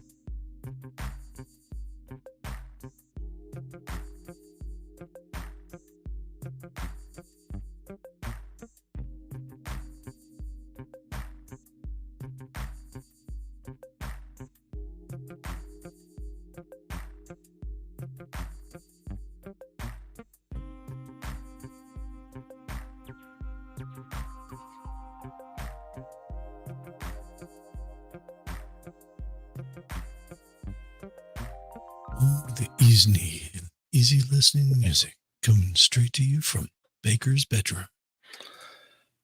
All the fun you want, in only half the time. Well, deliberating for 4 hours now, and still nothing at all. Not a question, not a movement, nothing. And I haven't heard anything about them taking lunch, which should have been half an hour ago if it was the normal time they did lunch in this trial at 1 o'clock. So hopefully that's a good sign, maybe. I don't know. Well, it could be another working lunch. It may be just that Yeah. close in the first place. Hey, Donna. Hey, Donna. Good to see you. At my bedroom, you can turn the knob all the way up to 11. Yeah. Feeling this would be the ceiling you would see if you were in this courtroom. Yeah. I have a wooden ceiling, ladies. Just in case you want to look at knots. Yeah, and count them and think, how can that be so boring?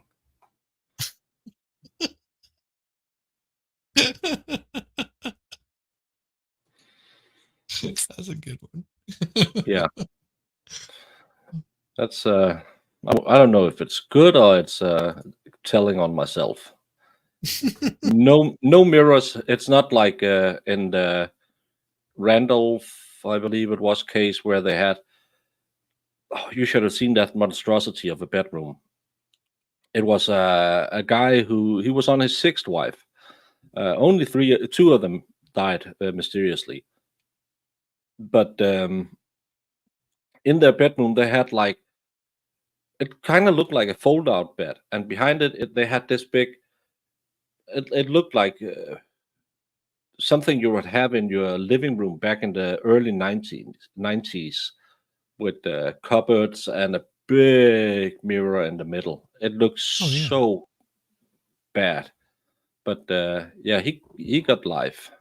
He conspired with a guy to have his wife offed, and that's another case. They never really proved the conspiracy with the guy who allegedly offed his wife.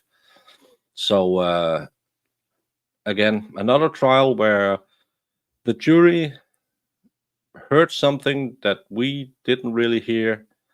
And again, the more I've been thinking about this case, because I haven't been able to follow the Jody because I have to have my iPad on the case while I was eating, so I was sure if anything happened, I could run right back in. But it's a big problem that if juries hear something you don't hear, and this is my fifth or sixth trial I've been following, and two of them I really didn't see what the jury saw. This is one of them, and in one of them, the Alec Murdoch trial, I kind of think he was convicted because of another trial. It should have been starting in November, I believe, but it looks like it's going to be postponed because his second chair got a new job, so they wanted more time to get the second chair ready for that trial. He's accused of unaliving his 5-year-old daughter. Reading the affidavit in that case is, if you don't like your life that day, just read that, and you'll be drinking really soon. It's a case. He was convicted on 6 charges. Just join us, Jim. You don't have to pop in and out all the time. I don't know what's going on. You just climb right on in. Yeah. Turn the knob and you're good to go. Good Lord. Yeah. Just open the door. Yeah. And you might have something interesting on Murdoch. Well, I can shoot you a link if you want to come on and talk about it, because we're just sitting here waiting for something else to talk about. Yes. And we can't talk about knobs all the time because Yes. Especially ladies- Shizzy's nuts. I was watching the opinion statement of the Mountain Dew trial because I wanted to see. Why, did someone drown in Mountain Dew or what? No, but they no, did heard of that. There was Mountain Dew cans everywhere, and this is where we found Mountain Dew cans. And I didn't get to finish it, but I was like, if they convict this guy because they hey found Niklas Raiders, hey MLS Raiders, if you are in Hey. here, we just got a huge problem. We are on verdict watch. This is kind of an interesting verdict watch because this trial lasted for 2.5 weeks, and then they went into deliberation last Wednesday. On Friday, right before closing, a note was given to the judge who looked kind of like he was very tired of life and said, I'll talk about it Monday, go home now.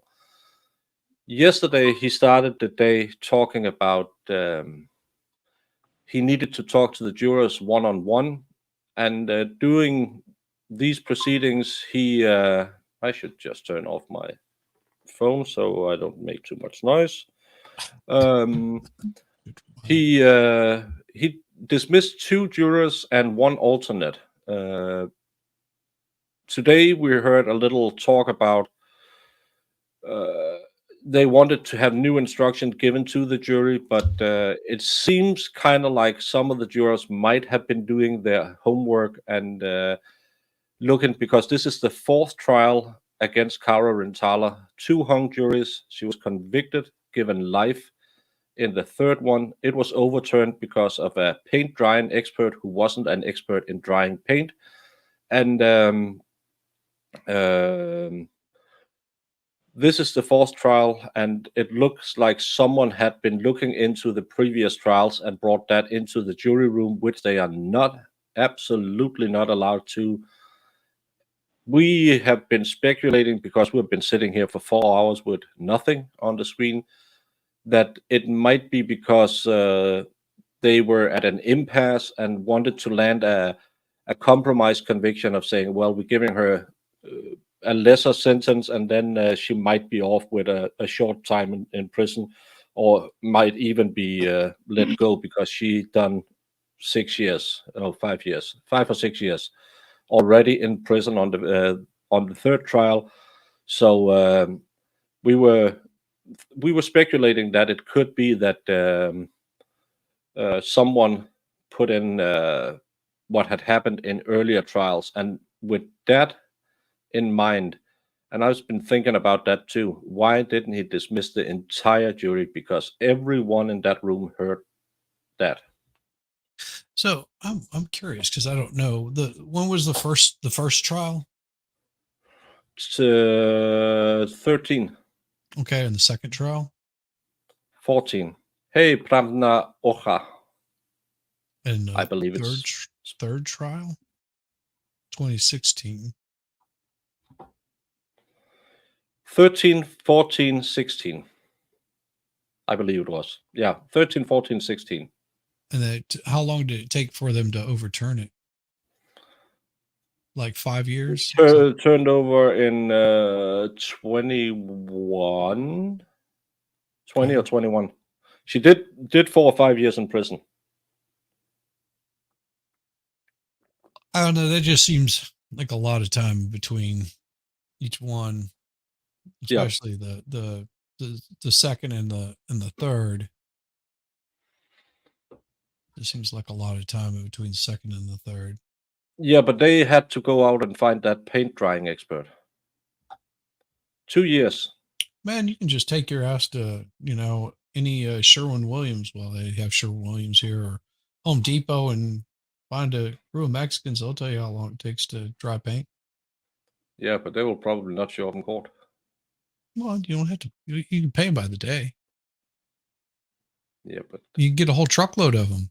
But the prices you paid that one guy. Do you think the Wadia would go really well? Sure. What's your previous education? What's your Don't need to citizenship? have education. Been a painter for, past 20 years. Well, they brought in an expert. They probably paid him $300 an hour to say paint drying is indicative of something, because their big problem in this case for all new people is they can't really determine the time of death. They have a rigor mortis timeline, which is highly doubtful that it's not even settled science, and so many variables can determine when rigor sets in, and they did none of the testing that was needed to in any way determine anything by rigor, but still it could be the thing that's hitting her. And saying hello to Willhammer, I'm just gonna pull my brand off your face. Hello. Hello. Hello. You said you had something on Montgomery. Yes, on Montgomery. So I asked Nicholas to see if he had the link to it. So, because he found there during the Jody stream, they were doing. He was browsing Twitter apparently, and he found somebody who said something about they had listened to the Kennel Murdoch, Murdoch. not Yes, Montgomery. Yes, in Murdoch. Yeah, I was joking. Not Montgomery. Yeah, I wasn't. I've been here too long. Yeah, so that apparently somebody had heard or thought that they heard something in the kennel audio.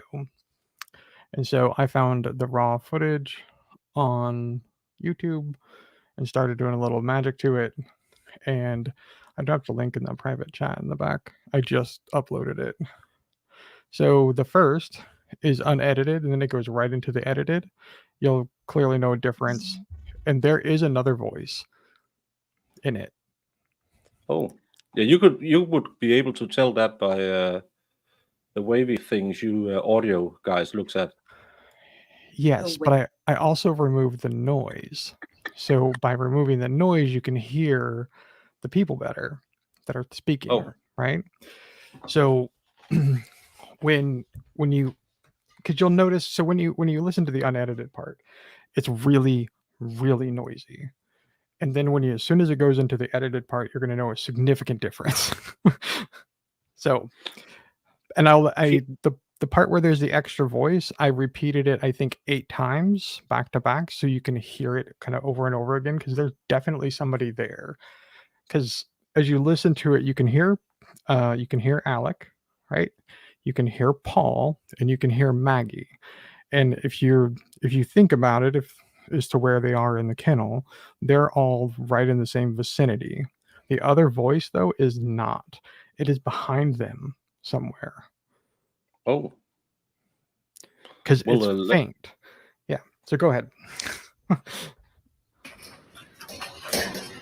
Get back. Get back.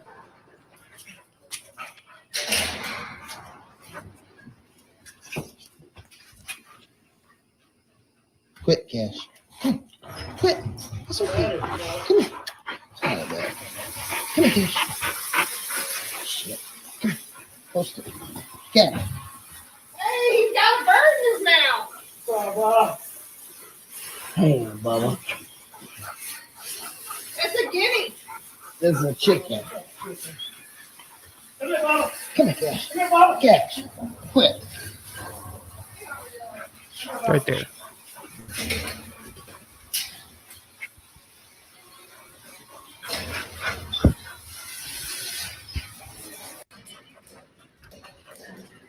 Get back. Get back.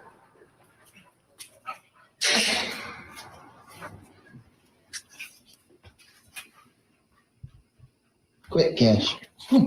Quit. It's okay. Come here. Oh, man. Come here, Cash. Shit. Come here. Close to it. Cash. Hey, he's got a bird in his mouth. Bubba. Hey, Bubba. It's a guinea. This is a chicken. Come here, Bubba. Come here, Cash. Come here, Bubba. Cash. Quit.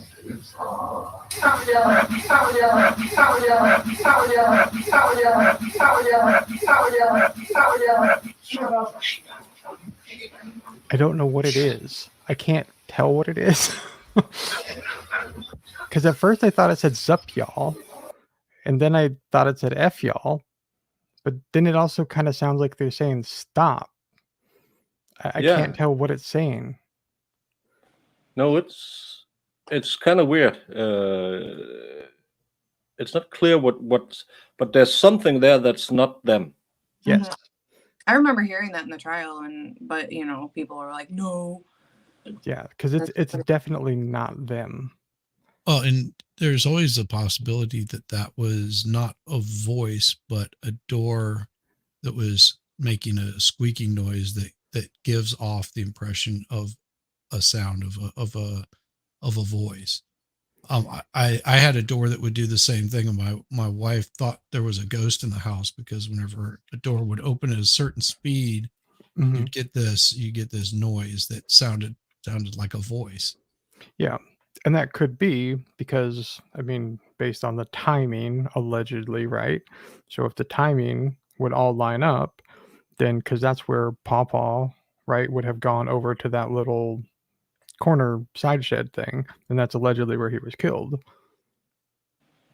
So if this was it, then allegedly killed, he was actually killed. Yeah. Where Alec allegedly did it. So either way, like either somebody else is there, or if it is a door, then the timing would line up, and then yeah, he was definitely there. So Yeah, and again, because you have this very kind of like this case, you have a very narrow window where you need him to do a lot of stuff. mhm. Unalive 2 people, run back to the house, totally clean himself, clean everything, disperse of clothes, make sure that there's no residue in any parts of the bathroom, and that's the big problem with the murder trial for me, is that window is too small to do what he's alleged to have done.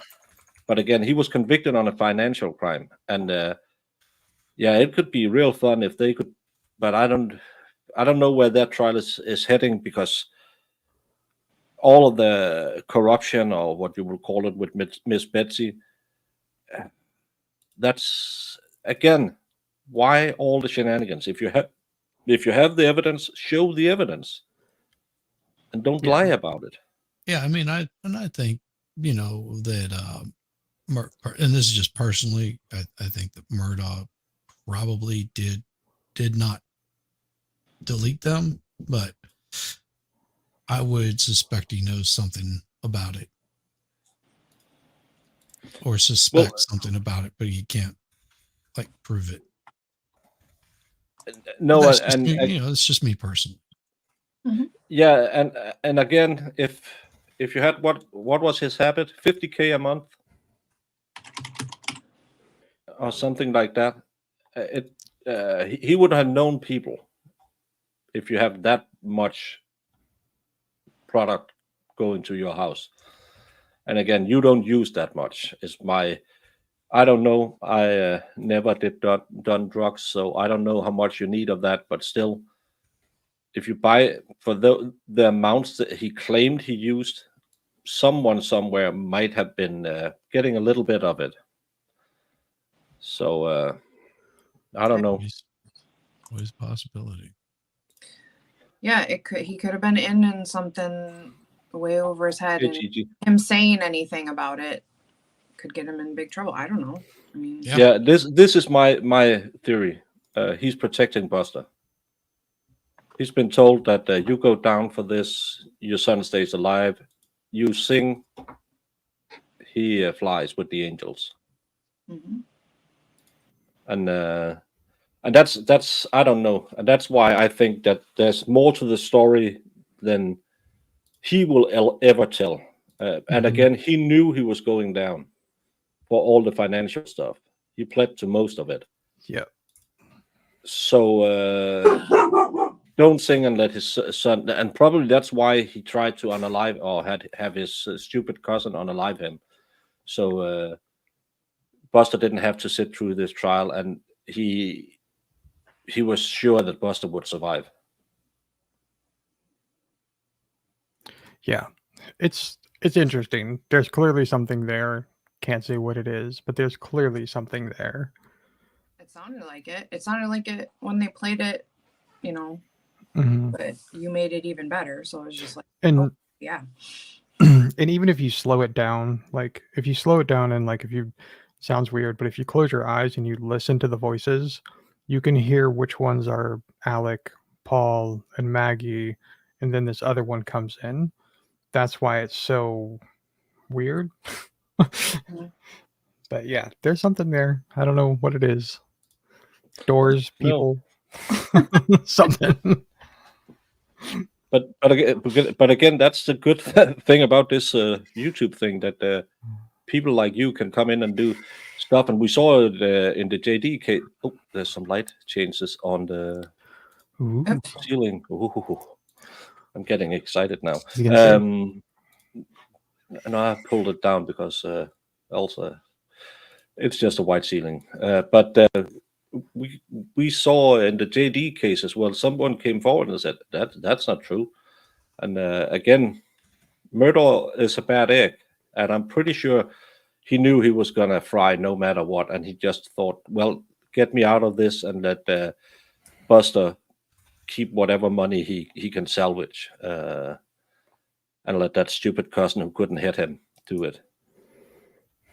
But it's someone walked past the camera. Also, it's possible that he thought with what the state had as evidence, he could, beat the murderer and he wouldn't have to speak out and say who did it because he could just still pretend like he didn't know.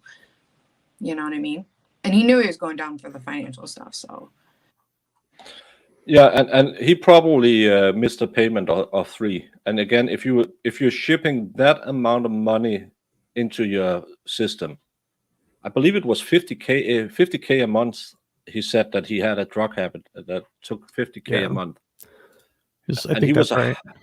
which is And pretty he was a highly functional addict. because that's ridiculous. For Oxy, no. Yeah, For but anything. Oxy isn't really a thing in Denmark. That's It's actually becoming. so. That's why I say that. Say it again. Yeah, it was probably Becky out there. That's why she wrote it as her book. Yeah, Veal is on with me. Mhm. Yeah, he was a bad egg. Yes. I am a bad egg. A lot of bad eggs around. But again, if it's becoming more popular, I don't know if you call them Dolola as well in the US, kind of opiates you get for heavy pain, and you can buy them real cheap. And kids are starting to use them earlier and earlier. It's kind of probably like Oxy, but still, you can buy them for no money. It's you can get a package for under $100, and I get them when my back is really bad, and they are great. You really want to take them again and again, but still, you don't pay that much for it. 50K a month, 50K. That's what some people make a year. Yeah. Mm-hmm. Yeah. At least you don't do it and live like he did.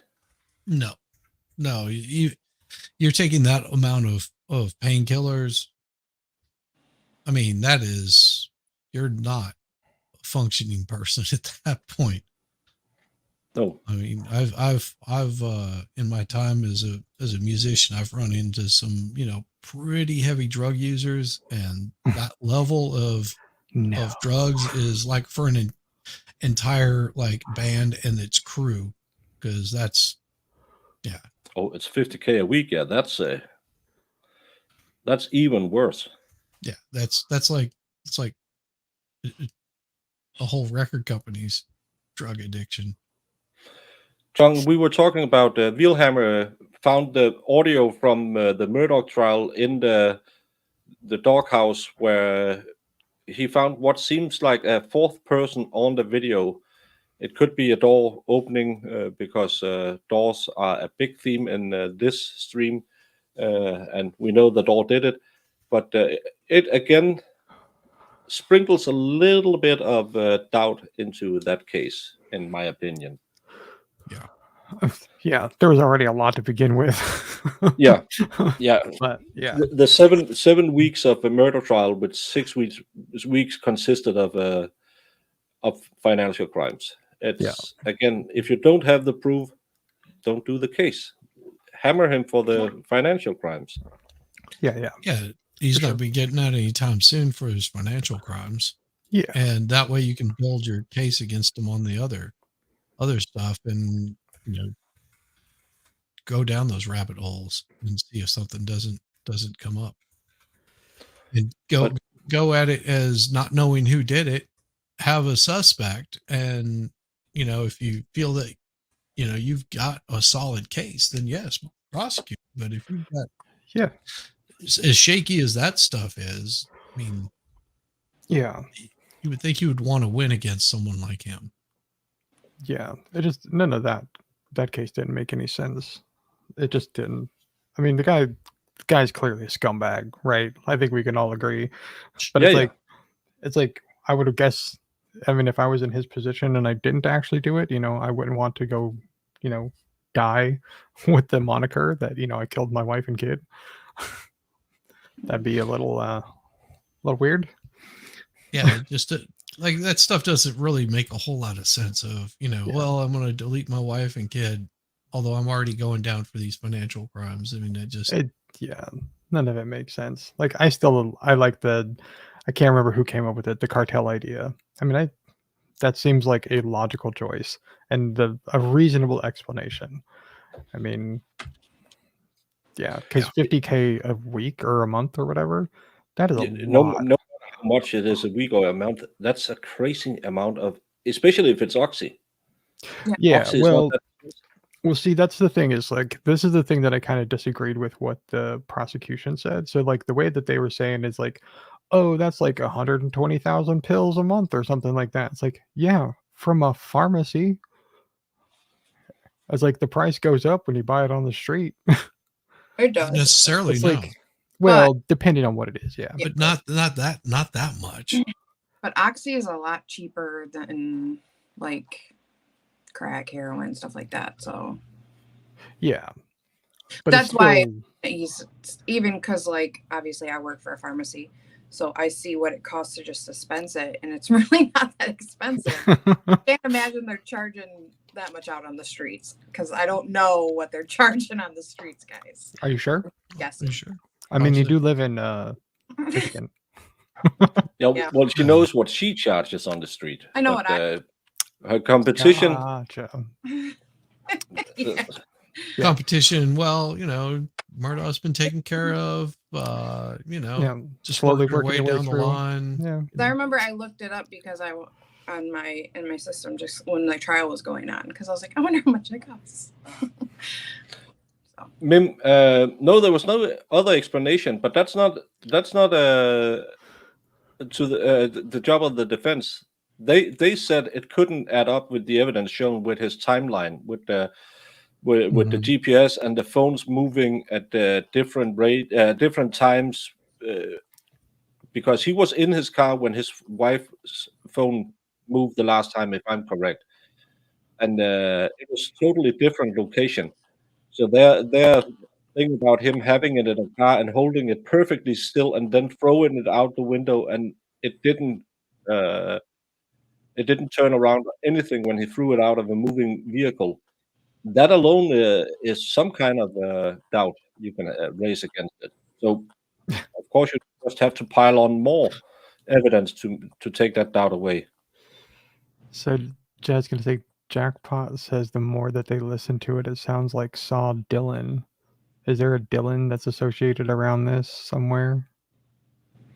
Like maybe one of the kids involved in the boat or something? Like, I mean, I have no idea.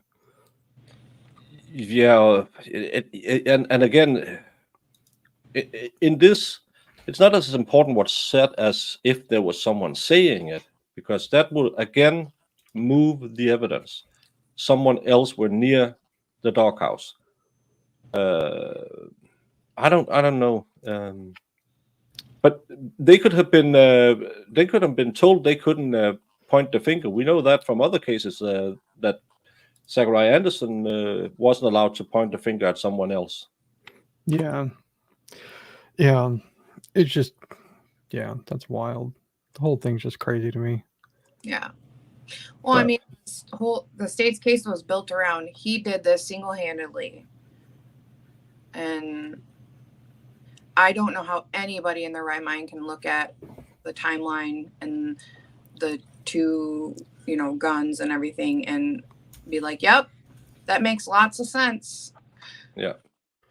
Mhm. Paige, just to answer your question, the judge gave the jury a reminder this morning. They are not to look at the previous trials, and they are to go back in the jury room and act like no one ever talked about this case before,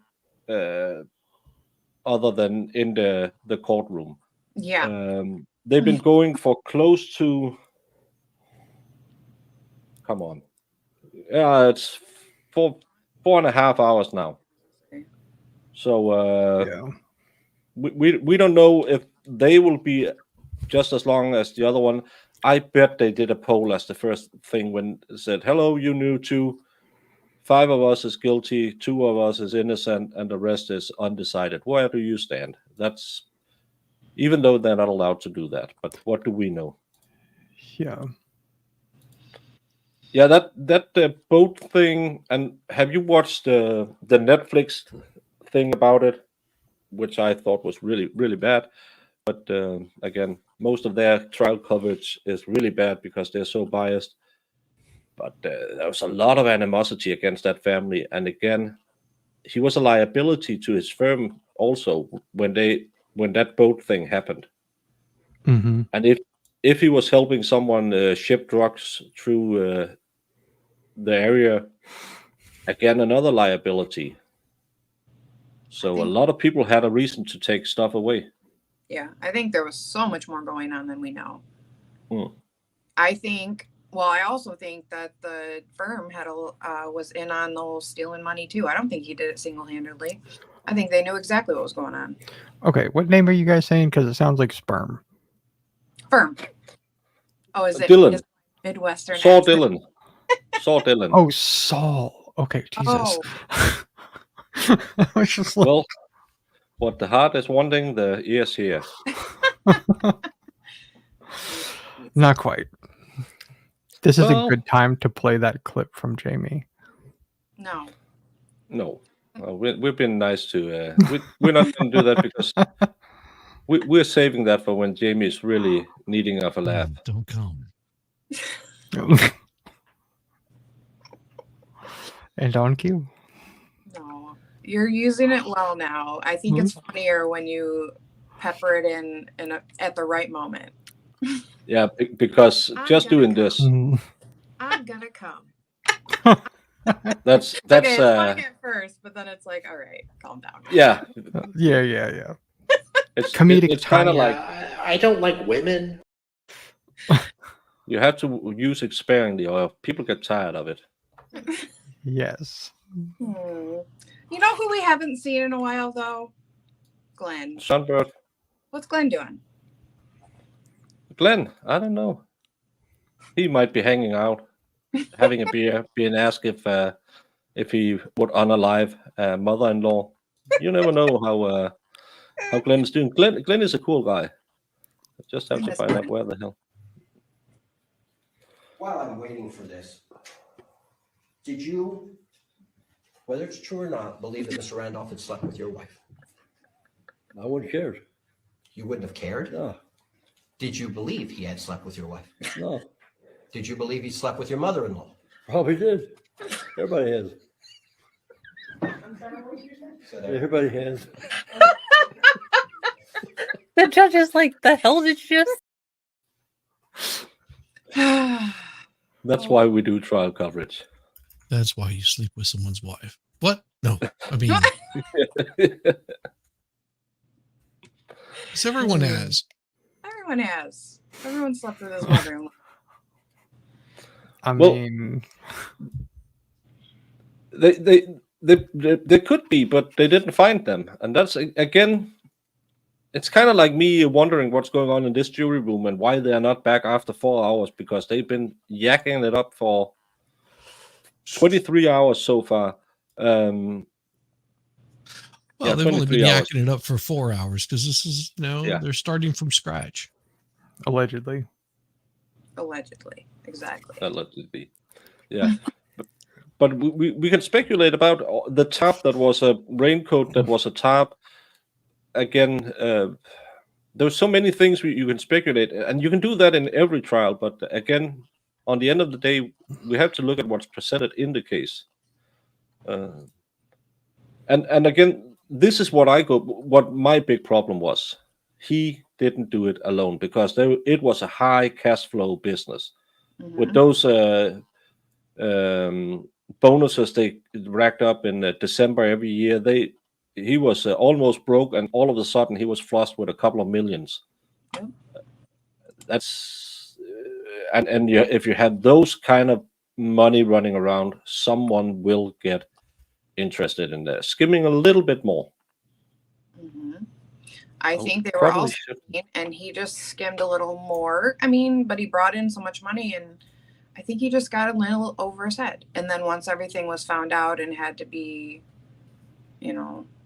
everybody his whole firm just threw him under the bus. Why not? Why wouldn't you? I mean, that's just my opinion. Hey, Caitlin, we are still waiting. We have two new jurors in the jury room. They have been going for close to 5 hours. No questions, no nothing. The judge looked kind of like someone had peed in his cornflakes this morning. So it's all fun and games. But we found out a lot about doorknobs today. Yes. Someone really thinks, what? that knob got cranked just a little bit too hard. My God. Yeah. But what if it has a handle and not a knob? Well, then you have to really be careful when you put it down, because it can spring up.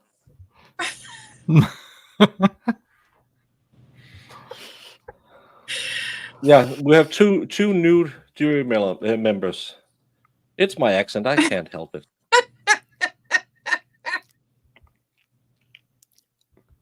If nothing else, it breaks Jamie. That's the most important part. Mm-hmm. Oh my God. I love when people I love the chat. They're so funny. Yeah. Because I thought the same thing too. I was like, does he keep saying nude? Well, the doorknob might be nude. I don't think there's anything on that knob. Jesus. I don't think they sheathed it. No, it was all bare. I don't think. And they like raw knob. Yeah, they were raw knobbing. But I'm not sure that you can read a note like that, because it's kind of like jury questions. You don't hear the jury questions as such. He reads it, and then he kind of asks. I don't know. And again, Jamie couldn't handle it anymore. She ran away. It's all the knob talk. She can't. Too much knob. Yeah. Too much knob for Jamie. Hi, Jamie. But again, you can't. If it was something like we think juror 3 and 5 broke the rules, you can't say that in open court. But still, it just opens up for a lot of appeals. Yeah.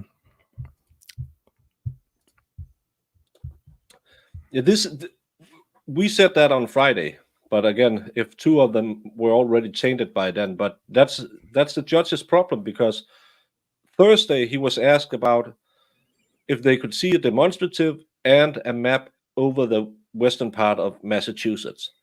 And I know I'm blonde, I know I'm kind of stupid, but the people who are really interested in that is going to do what Shizzy and I did on live on stream. Go back and watch it on Google Map, even though they were told not to. We have heard about. They would never do what they're not supposed to do. Never. Yeah. No jury have ever done it. Never. Mhm. Yeah, they are really showing the knob in there. They Yeah, could be just having a dance party. You never know what really goes on in those jury rooms. They might have just kicked out the jams, got funky with it. Yeah. Yeah, the shovel and the door has been in holding for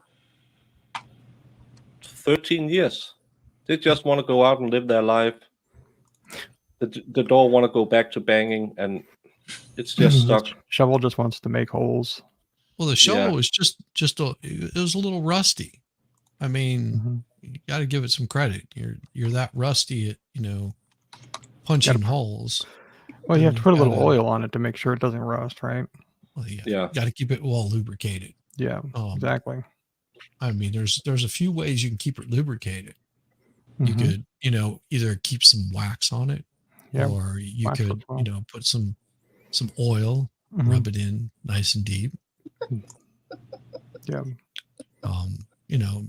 Shut up, you two. Just Stay away from the sandpaper. Sandpaper is Oh rough. yeah, no sandpaper.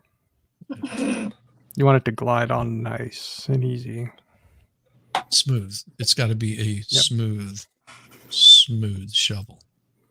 And we know it If was it's a bent side at the door. end, like that shovel was bent at the end, the tip was completely bent. Yeah, you don't want any kinks in it. No, that's not no good. kinks in it. No kinks in it. You want to be able to have it to slide in to the dirt nice and easy. Are you okay, Jamie? shut up, you two. So stupid. Yeah. Don't get it too wet. No, you have to keep it wet. Somebody if you're gonna help. get it wet. But the best thing is you clean it. You got to keep that thing clean. If it gets dirt all over it, it just gets rusty. Yes. But never put it away moist. No. We'll dry it off before you put it away. Yeah. Yeah. But if you just always let be it sure. hang for a while, it'll dry off Just very like- nicely.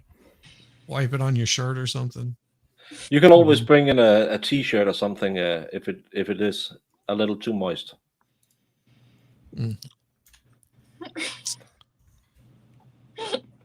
Are you Farrell- okay, Jamie? Where is Farrell? I need her. The combat. Already. Doofuses. Sorry. I mean,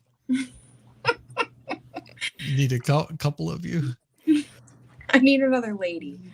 Just too much. It's just too much. Too many knobs and shovels. Don't forget the handles that pop back up. Yeah, there was nothing. Those handles were clean.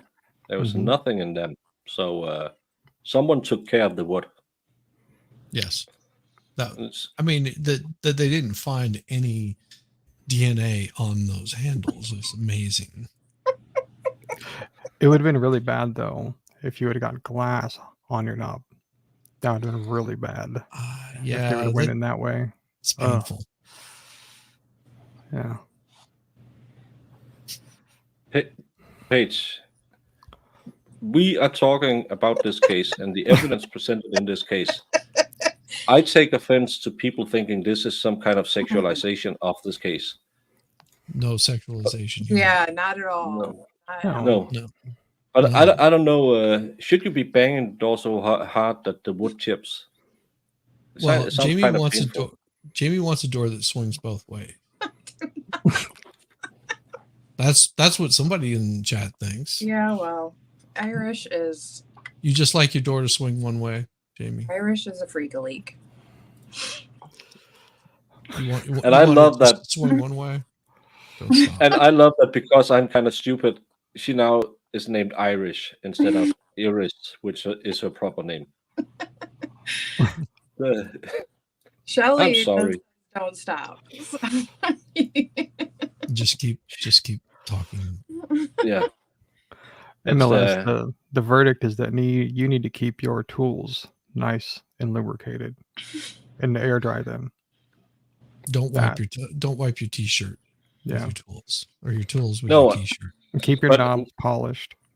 We know MLS is a man who can handle his wood. Yes. He's Yeah, I he's mean, kind of a woodsman. Yeah, he's been handling that wood for quite some time. Mhm. I Yeah. mean, keeping it well smooth and Keeping Yeah, all well, the you heard splinters out of the wrong. way. If not my unless ba- it's paused. well, it's kind of tired of being here today, and I really hope this would be the last day I have to sit here. But tomorrow I'm getting a new chair, so hopefully that helps. Yeah, Irish is a freak leak. She is a freaking leak. Well, Young, if you ever need to have someone to teach you how to handle wood, MLS, I can do it.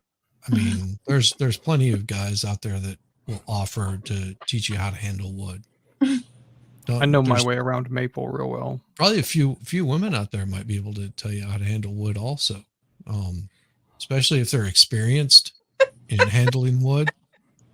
I know that like Feral Housewife, from what I understand, now this could just be rumor, but after all those kids, she's pretty well versed in handling wood.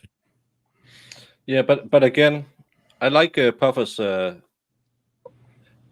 Just learn to start out with a shovel, and then get a shovel your way. nice and clean it up, make it pristine, make it smooth in the handle, make Mhm. sure the wood doesn't chafe, and Mhm. the tip Make- is Not point bent. sharp.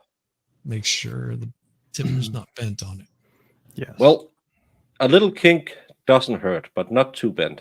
Just no Yeah. knots. No knots Just in a the little wood. kink. Too much kink, can ruin the experience.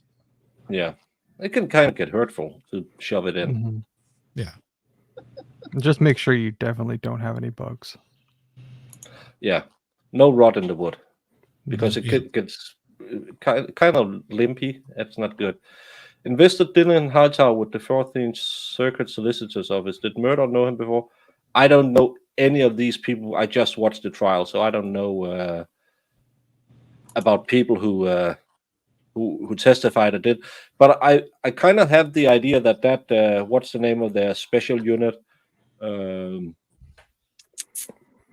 I don't remember the name. They weren't the greatest detectives out there. Sled? It was almost like what? Sled, you mean? Yeah, sled. Yeah.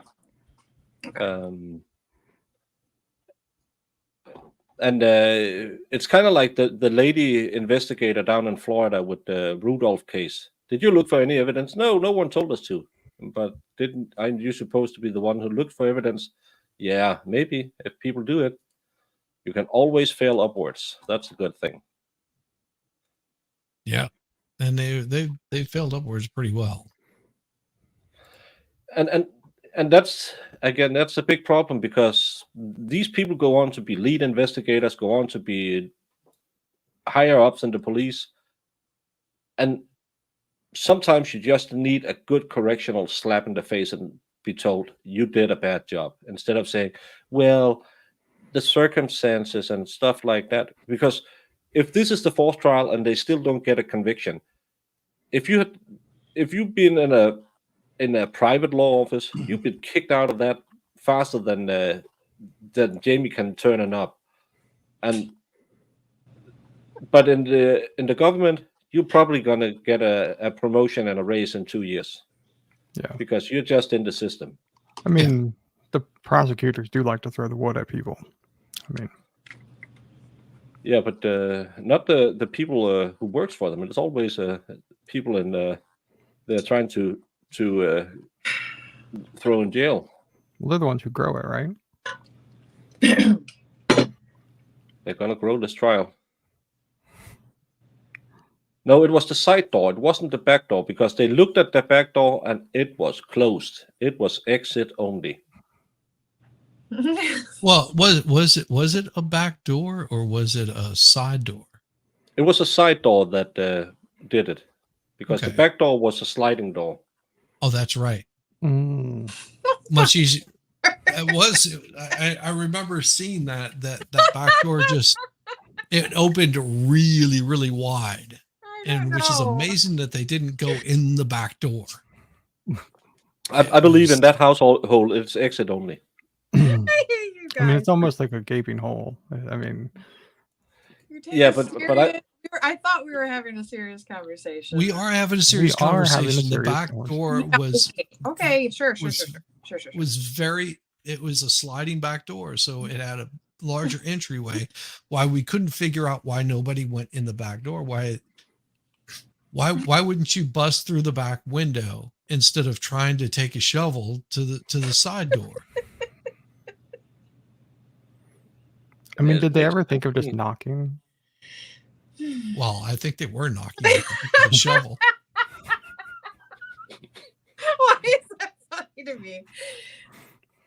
Did they ever think of knocking? I know, right? Parkerson? They said yeah too. See, this is the thing, right? So I don't believe that she did it because, as her being a lesbian, she would have known that you can just push the button and ring the bell. Yeah, but that's that's why I believe it's Mark who did it. Just 'Cause he doesn't know hammering how. around. Yeah, he's hammering around with his big tool and not really doing anything. Yeah. So I believe it's Mark. Yeah. Yeah. He's not He very was just- good. He was just beating his tool against that door. Yeah. Or she would have been a little more precise. If he would have just walked around the backside, he would have saw that there was just an easier entryway. Mhm. It was just ready and willing to be walked through. Yeah. Just slide to the side and right on in. Sure. So, caulk, any Schaefer's African style. I don't know about that. Maybe. Yeah, but if we should go back to kind of being serious, yeah, that sleeping in the sleeping bag, to me, that's a big red flag. Yeah. I didn't understand that either. I mean, are you okay, Jamie? Go back to being serious. All right. I mean, it was her bag, and he just curled up in that thing for what, 2 weeks or 6 weeks or something. No, they said for months afterwards. So he's in her bag for months afterwards. Yeah, again at a fire station where other people work, the co-workers are working. Let's Do you say think anybody else do you think anybody else was sleeping in that bag besides him? No. He it was only the corner kisser who was going into that pink bag. But to be serious, if you used to work in a grass. Mhm. If you came in there and saw one of your coworkers wearing a shirt from a deceased female coworker or male, it's 2023, and had it on every day, wouldn't you say, why are you doing that? That seems kind of weird. To me, it's I think about that because I did work with a bunch of weirdos. I mean, let's put it this way: we had a guy that weighed about 400 pounds crawl up inside of his toolbox and pose nude. What? Oh, I joke not. It was hilarious. So can you please repeat that sentence? Wait, what? No. we had a guy that was about 400 pounds crawl up inside of his, because they have what's called a triple bay with a hutch that sits on top of it, and so the top opens up. All right, and what he did is he crawled up inside of it, got naked, and had a couple of guys take pictures of it so they could post it on the boss's desktop and leave it there as a screensaver. And it didn't expose anything because he was, things were covering. But while in the middle of him being up there was a customer that came down, and so they closed the hutch on him. God. Yeah, what was weirdos I worked with? Well, was it in Italy, or where was the case with the guy who got out of exposing himself to people because he was so fat that it wasn't possible to see anything? Yeah, sounds What right. about have you guys seen the video Oh my of the God. guy who was he was a heavy guy, right? And so he's running, trying to get in shape. Okay, and he wasn't wearing a shirt because it's hot. It's in the summer. Oh, that was a And parody. he got Yeah. a police officer pulled over, and he got a ticket for each titty. Yeah, it was a parody. I remember that one. Yeah, it was a parody. He does stuff like that all the time. He posts stuff like that. Yeah. It's the most hilarious thing. I got one for each titty. But yeah, I find no, I'm not saying he actually murdered her, but still, I would have looked into a guy like that, especially with the 3 credit cards, the lying to the wife, the $250. We were never told about what any of her money went to. It's to me, if we should try and be a little bit serious, that's why I don't get why we are sitting here on the 5th hour waiting for a verdict. Makes no sense. Yeah. Well, I mean, we know where her money didn't go, right? Clearly, she didn't have good enough knobs and locks on them. Yeah. She wasn't a pro knocker. No. I should have read this. Well, now I want to read. Dennis is always good for a laugh. What are you talking about? Well, probably shouldn't. Again, people might not know how crazy we are on this channel, so we're trying to get them to subscribe, and then we show them how crazy we are. Yeah. Sure. Yeah. Well, again, it could have been the absolutely guilty people who were thrown out, because if they had looked into previous trials, I would bet they have been sitting in there saying, well, in the 3rd trials, he was convicted because didn't you see the paint on the floor? Didn't you see the paint on the floor? And the expert said such and such. And so I would think people thrown out were pro-guilty, in my opinion. But because why would a not guilty go home and, a not guilty would go home and look at the map and say, it's totally reasonable to believe Mark could have done it. But if you're coming with ammunition from the previous trials, I would say you are looking for a guilty verdict. Am I totally kind of hazy thinking that? To be honest with you, I mean, I could see maybe the guilty people being like, "Oh my God, this guy," the person came in and said, "Well, I looked at the map and it looks like it's possible that somebody else could have done it." Have you guys thought of that? And then the people that are like strictly guilty are like, "Oh, well, I'm telling on them about this." So I guess I could see it either way, really. Yeah, of course, yeah. But it's just sounded like they were going home and doing gathering ammunition, and I would do that 2 days in. No, I absolutely wouldn't ever do that 2 days into a jury into a verdict watch where you are just deadlocked, and I really think they're deadlocked in there. They can't budge each other. They weren't as close to a private chat, not a private chat, as close to a. Yeah, what I'm looking at, I'm saying verdict. That's a big problem. Yeah.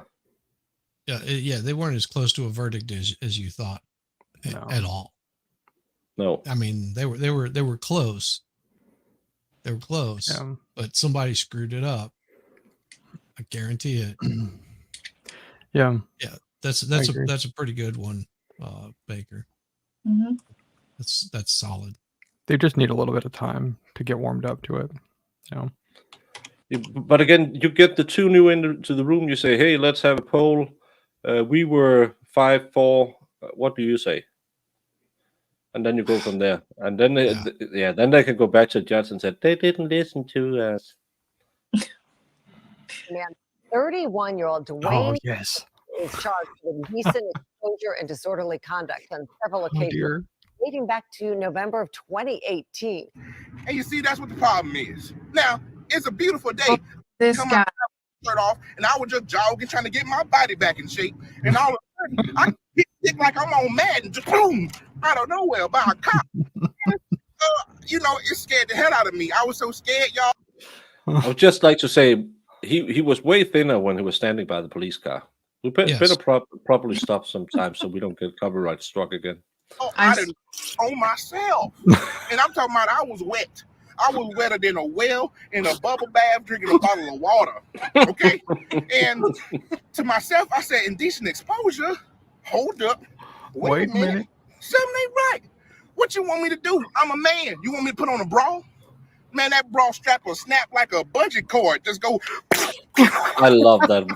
And, I just came out of court and they just gave me 2 court dates. One for each titty. It had a fantastic response. I'm sorry. I can't. Oh yeah, I've seen him now that you said no, I've seen that guy on TikTok before. Yeah. He did something about like speed dating too that was really funny to me. I think it was speed. He's funny. Yeah, he's a comedian. Yeah, it's there's a lot of good stuff on YouTube. It's not all knobs and wood. Exactly. Sometimes you get titties. Yeah, and that little bowler hat, it's just it's too small. That's what I think they were talking about this morning because they were instructed not to think about stuff like that. Exactly. So I think someone has said, well, she got life, or someone had said, we can't agree on murder 1. So could we agree on lesser included and then she get a little slap on the wrist because she's already been incarcerated for so long, so she will walk within a few years because we won't budge on guilty, you won't budge on not guilty. Could we meet on the lowest sentence, the lowest punishment we could give her? That's what I see as 2 possible scenarios. Yeah, it's possible. And I hate it so much. Yeah, but I remember going through this with the, and I know we got lucky with it, but with the Rittenhouse thing, it's like but it sounded like what they did is they went because if you recall correctly, when as they were going through it, there was a couple questions that came out, and the way that the questions were coming out, you could tell that they were going in sequential order as to how they were trying to figure it out. So maybe they're just going through, I don't even know what all the charges are other than murder, but they may be going through the process of that. Is what are all the charges and all that to see like what do we agree on, what do we not agree on, and that. So maybe. Yeah. Unless you still have that tainted jury member is still in there. You definitely don't want any taint. No. Especially on the jury. But no, I was thinking about that though. If for example, you've got your juror that is causing these questions to be asked and get somebody else to ask the question and get them booted off the jury. Yeah, that could be, but then again, at some point you run out of jurors and then you go back for another try. But that's what I said in Danish trials. We have, let's say you are accused of 4 counts, then you say guilty, not guilty in 1, and then no, not guilty. 2, yeah, guilty. 3, we have to go a little back and forth, but we agree on guilty, and 4, not guilty. That's how we do it. But in this case, you should first of all, you should just skip all of these and say guilty or not guilty, because it's a murder. Can we agree on the murder? And when they have to sit in there for so long, there are only 2 possible answers to this. There's guilty or not guilty. And I can see her, because in Rittenhouse there was multiple charges against him. This one, there's 1. And there's only it's a binary. I know it's 2023, but it's only a binary. You can say yes or you can say no. And that's why I don't get why we're still here. Yeah, that's why I think, because they're working their way down, and that makes sense. What Wilhelm is saying is is they're working their way down. Maybe they've found Jamie. They found their I think he's gonna have a serious, and I'm just waiting for it. So I'm sorry. Jamie. Not everything, Jamie. You get your mind out of the gutter. I'm not doing anything. I'm just sitting here listening. We're really trying to do this. Deep conversation. We're trying to go deep. Okay. Yeah. Very. Stop being so shallow. That was meant to be funny. Let's hear it. Okay. No. So imagine that they go in there. They find her not guilty of count one, and then they work their way down to the next one. They say, okay, she's guilty of this one, and but they have one thing. They only have one. She's only accused of murdering her wife, nothing else. And then they have to figure out, is she guilty? Yes, no. And then they figure out, is she guilty in the first degree, second degree, manslaughter, involuntary manslaughter. So they find her guilty. What do those really mean? I want you to pull it up. Can you pull it up or something? Can you? We listen to it. I want for you. Should I whip it out for you, Jamie? Pull it out, please. No, I said pull it up. Do you want me to pull it up? Yeah. What do you want pulled up? How to do it? In what is it? In what are we looking for?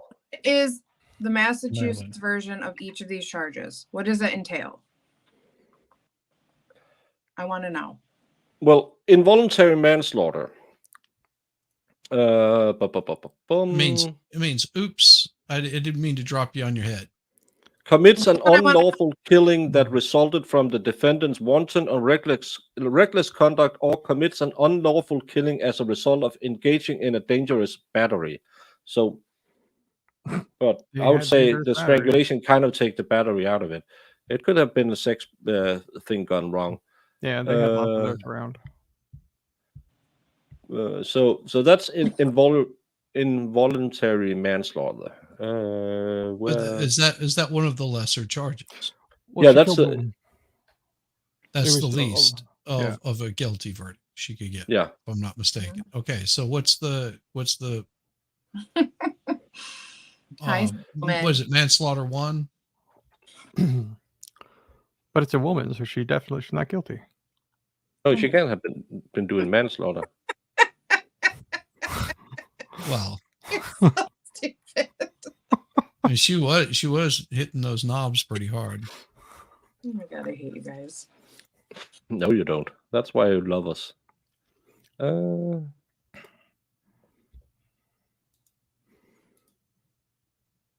Well, manslaughter, as you said, manslaughter is you can't get more than 20 years for manslaughter.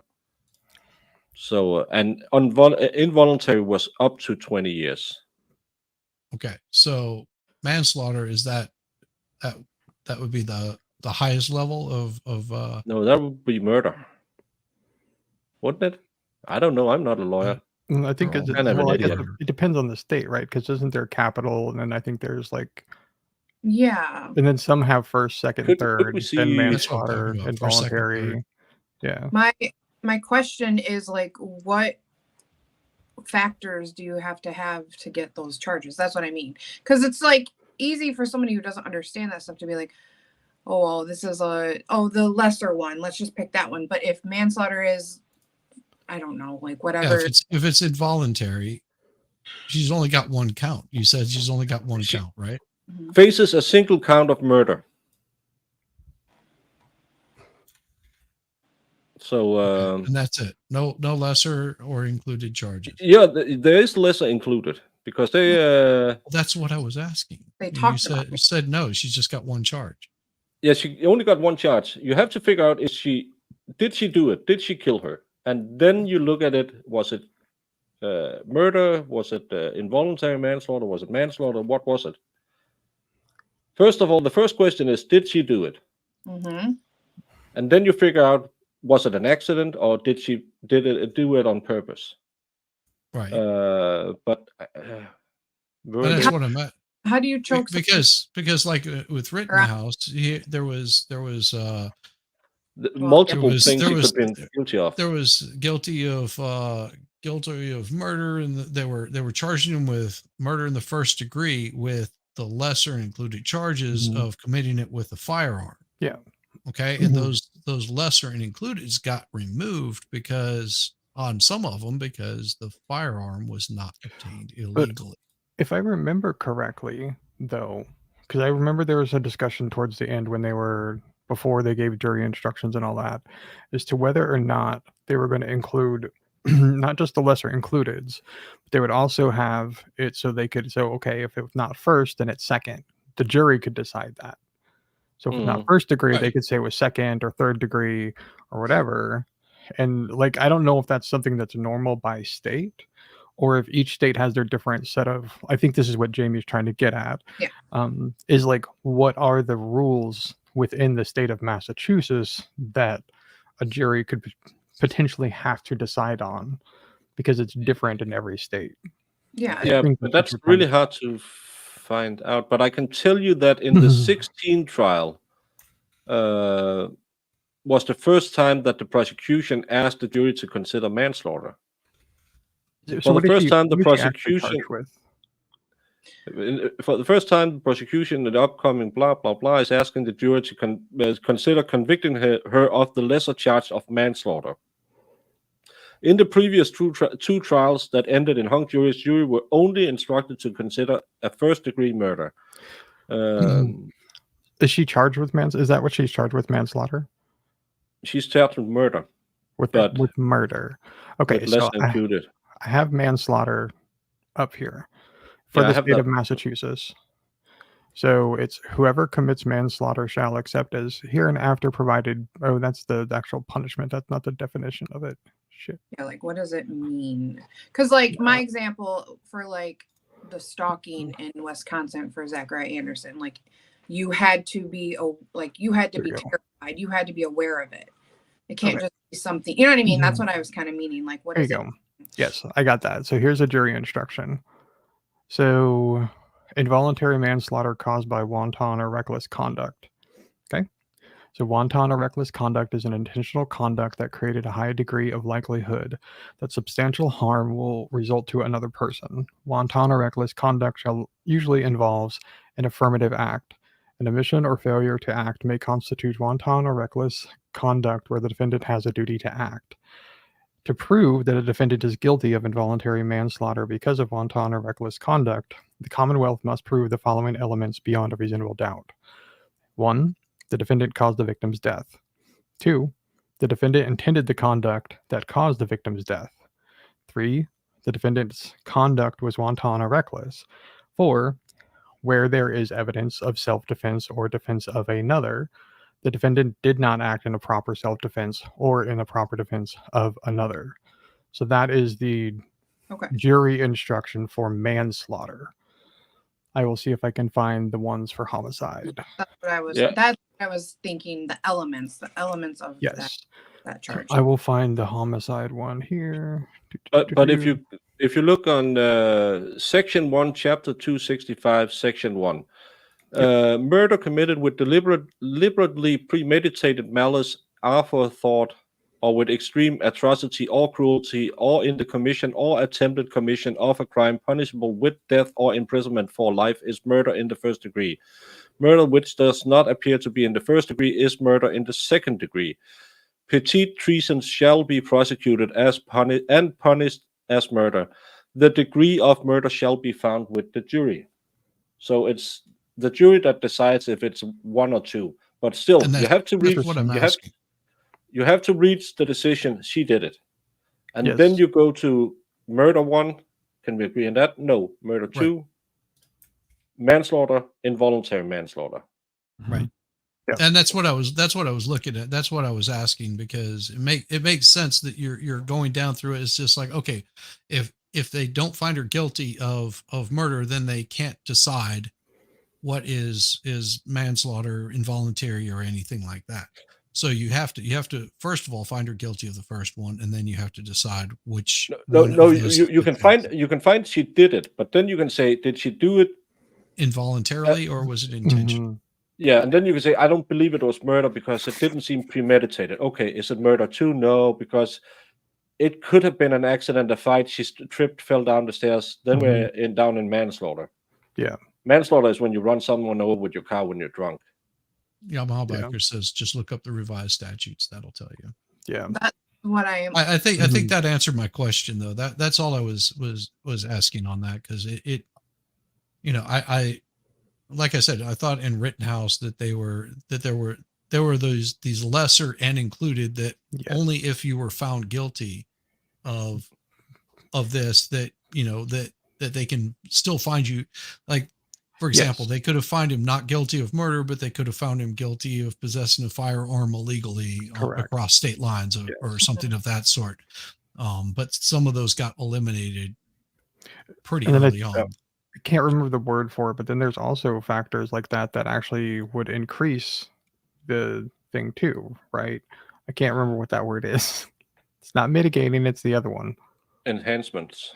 Yes, Yes, the Mark enhancements. Mark was the deceased's lover. He was the sort of. corner kisser guy. Yeah, he was getting a little Swap up. Do we feel jurors get more cranky the longer they deliberate? And if so, does that translate? What is it they always say? If you get a quick verdict, it's probably going to be guilty or not guilty. You don't know. You can't tell if it's a quick, a long, up and down. You don't know. But there are evidence that that position can be more locked down. The longer they go, the more set in your decision you get. Mhm. That and it could be that they found her guilty and now are fighting over which of the 4 types of murder. It could be that one is saying it's clearly murder. One is saying it's involuntary manslaughter. They could be hung up on that.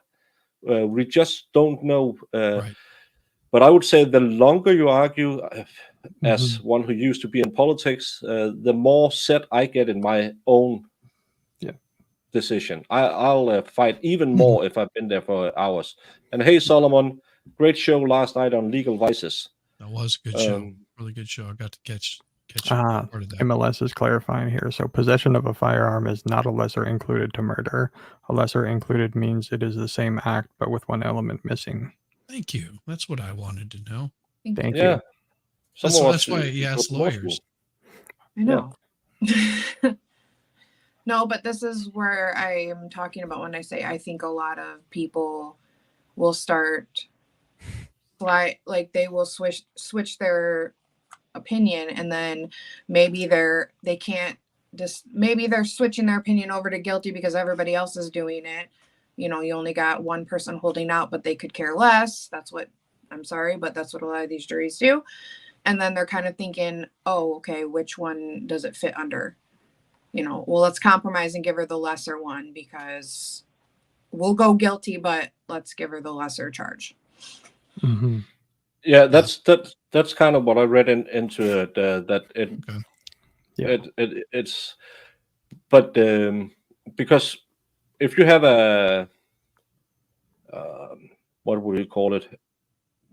If someone steals something and store it at a barn, and the police find it and they say, can we really say that these people stole it, or did they just try to fence it? Because you have a lot of stolen goods, then we can take it down from stealing the stuff till fencing the stuff, which is a lesser sentence. So we can bump it down for something.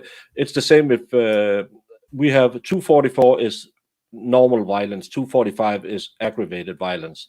And they can be charged with aggravated violence. We said, yeah, he kind of knocked him up, but he had a proper right hand, so he didn't use a bottle or something. So it's only 244. we can turn it down. Yeah, they were out in the street doing a slap fight, and he used a closed fist. So yeah, we can. But it wasn't like he went chasing this guy down just to. I mean, it's the same thing with like Simpson Head, right? Got it. Like the Simpson Head guy said, he's like, I killed him, but they have to decide. Okay, was it intentional? Was it an accident? or whatever. I mean, the same thing with the Rittenhouse thing. Like, we all knew who killed them, who killed those people. Like, it was no secret. It's their decision to decide, okay, was it actual intentional murder? Was it an accident? Or was it self-defense? Like, that's where stuff gets obviously a little more complex. But yeah. Well, I don't believe that there's any evidence showing that this woman did anything. These people are crazy if that's what they're doing. I mean, obviously we're just speculating, but that makes sense. Yeah. But that's what really. Yamaha, grow up. It's 2023. It can happen. What's 2023? Hey, come on. Knocked out. Jeez. Haven't you learned anything by now? What? I mean, at least they used his hand and not a bottle, right? Shizzy, can you turn on the love line voice and read this chat? You've been so patient with me, love. I still have yet to respond to first. Was last night good? And I promise, nice long one tonight. I'm not sure she wrote that in the right chat. I'm not either. But I think she was texting somebody. Maybe. It could be more like, you've been so patient with me, love. I still have yet to respond first. Was last night good? I promise. Nice long one tonight. Love you long time. It could be corner kisses. Well, hey, I didn't type it in there. I just read it. That's all. Have you seen this? I almost pulled up one of MLS's chats with the funny painter guy from Austria earlier today. I don't read chats; I just put them up there. Hey, I mean, if she's DMing somebody, she lucky guy. that kind of stuff. I mean, I'm a married man, but I'll still read it online.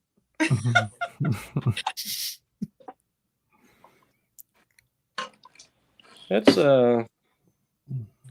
yeah. You come for the cases, you stay for the debauchery. Absolutely. McBarkinson, he loves it. She's barking at something you're saying because it just came out of nowhere. Making the dog howl. You are. My gosh.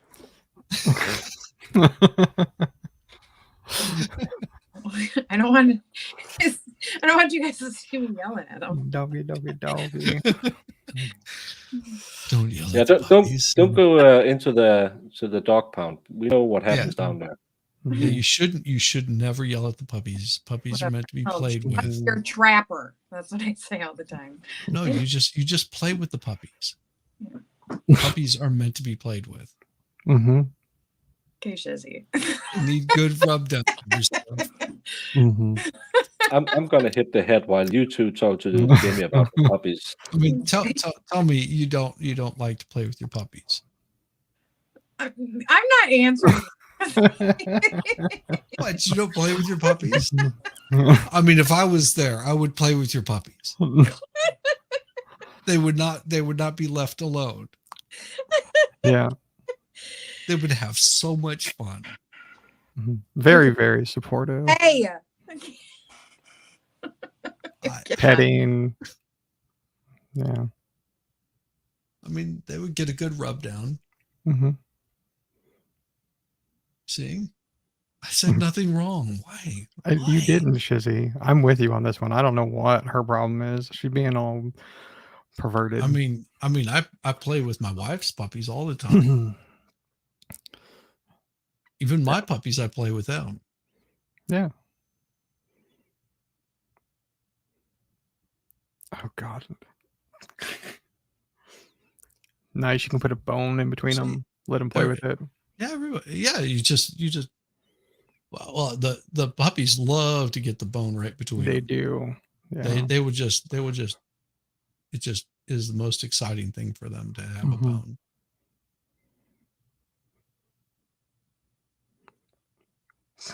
Puppies do love kisses. You're right, Indigo. They prefer the hard bone as compared to the soft, like corded ones. Yeah, for sure. Yeah. Oh, do you young? You have puppies like to I could play with, that would be awesome. Yeah. Are they both the same size? Because I found most puppies are not the same size. This is very true. I mean, like my wife's puppies, one's just slightly bigger than the other. But it doesn't stop me from treating them equally. Correct. I definitely like treating them equally, right? Yeah. Because you don't want one to get jealous of the other. No. I mean, no, it's equal opportunity here. Well, you don't give them a soft one. Well, not the bone. I mean, then they just shake all over the place. Yeah.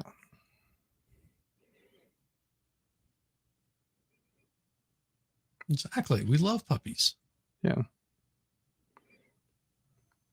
Especially Jamie's puppies. I mean, I've seen Jamie's puppies. They are pretty puppies. They're constantly just rolling about and having a good time.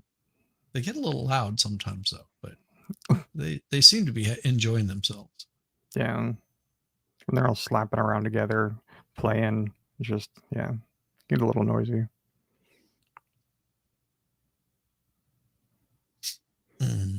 But then, so, after, you give them a bone and all that, right?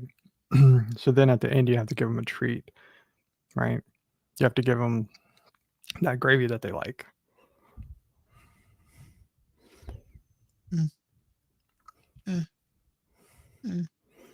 Hit and miss for you. Your experience with puppies may be different than mine.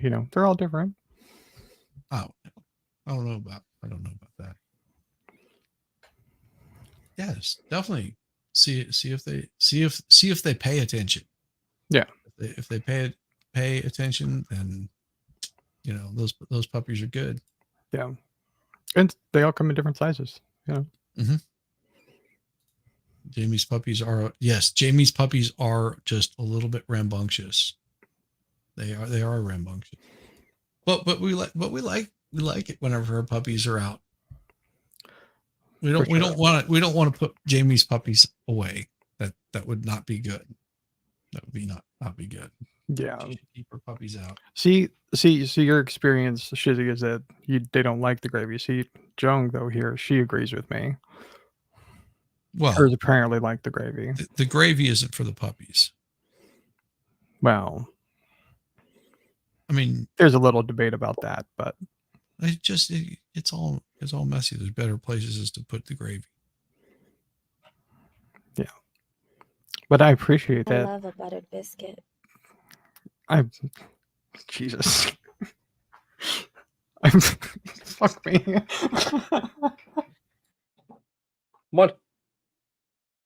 What happened? I like the butter biscuit. I'm kind of hungry. It's almost 9 o'clock my time. I could eat a little buttered biscuit. I could also. Yep. Especially if Jung's bringing the biscuits, I'll butter those biscuits. Yeah.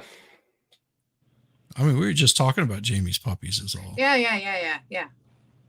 What? I heard the whole conversation. God damn it, Baker, you got me with that one. Well, that's the great thing about the YouTubes. Whatever you say, stay there. Yep. Yeah, it never goes anywhere else. Yeah, but I should be making some cinnamon buns one day and glaze them up real good. I think so. Like, because you do your glazing a lot different than we do our glazing. I guess Yeah, we do it a lot thicker.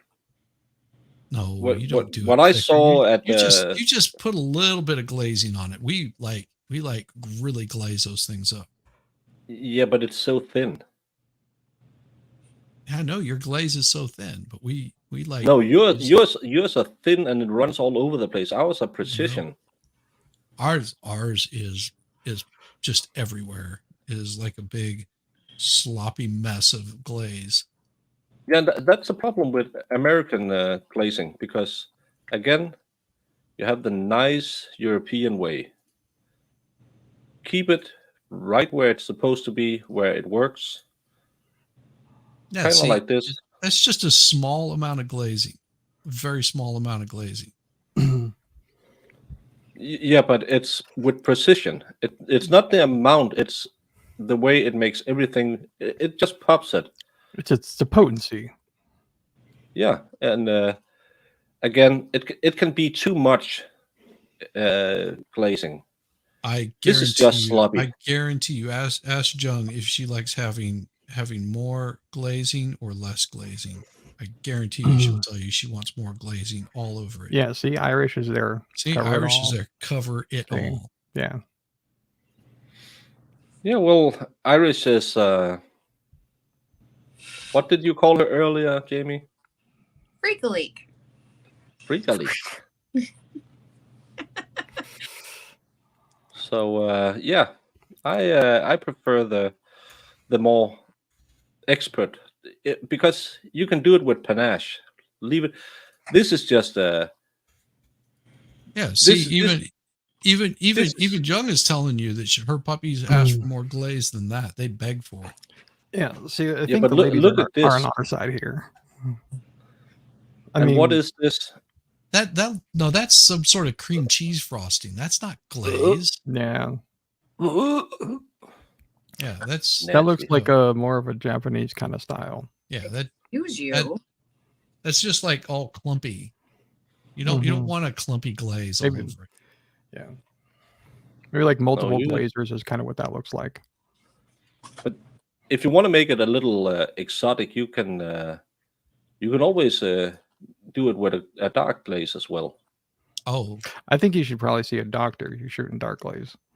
Yeah. Well, it's cocoa. It's Don't agree with him. I don't know. I've never had any problem with dark glaze. this is about the saddest cake I ever saw. In Yeah, I like Denmark, we good do. In Denmark, we do cake men for birthdays. And normally, where I live, we do it with what's known as brunsviger. That's a button with a cinnamon filling on top of it, and then you paint the outline of a man or a woman. But this looks kind of like something What went the wrong. actual fuck is that? What in the hell? This looks like something that came out of a holler down in not Valhalla, of a holler down in Kentucky somewhere. A holler? Down in the holler? Yeah, Oh, down in the Trying to holler. say? Came out of Over in the holler, y'all. See, here you go. I'll send you the recipe for hummingbird cake.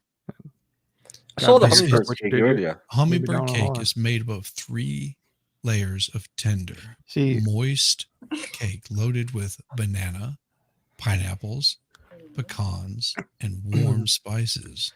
The layers are stacked, filled, and frosted with a smooth, rich cream cheese frosting. A delicious, see, classic recipe. I like my cake firm, moist, with a little bounce to it. Now, see, the cool part about doing this is you roast your pecans. Get those, you toast them in the oven. Toasted nuts is that's a step too far even for me. No, It's okay if it they're breaks out the oils on it, and once you get that oil, it just changes the flavor altogether. Yeah, you have to be careful, Baker. You can toast your nuts, just don't burn them. Yes. Okay. No, Solomon, it's not gingerbread. This was made from cinnamon buns. It looks really nasty. I see. Can I find one of the real? Because we have different parts of Denmark where we do it differently. We have them where we do it with the same things as you make Danish from. And that's the wrong way because they make that over where Mass is from. Isn't Danish made from a lot of cream? No, Danish is It's layers of dough and butter rolled together. So there's no cream in a Danish. Is there a word for that? She's Danish. Not So it's kind of like an. Well, never mind. I'm not going there. This looks kind of like a mute. This is bad glazing. It's in the hair and everything. Yeah, that's just shooting randomly. That Hey, at least they got it in the belly button. is that a belly button? Well, it just looked like they aimed for the hole in the center. Isn't that what you do?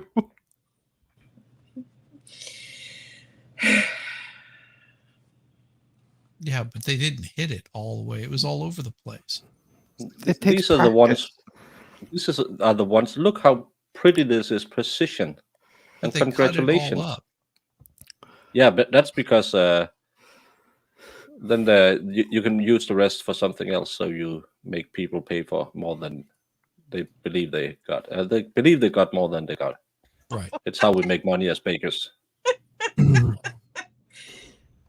Just ripping people off.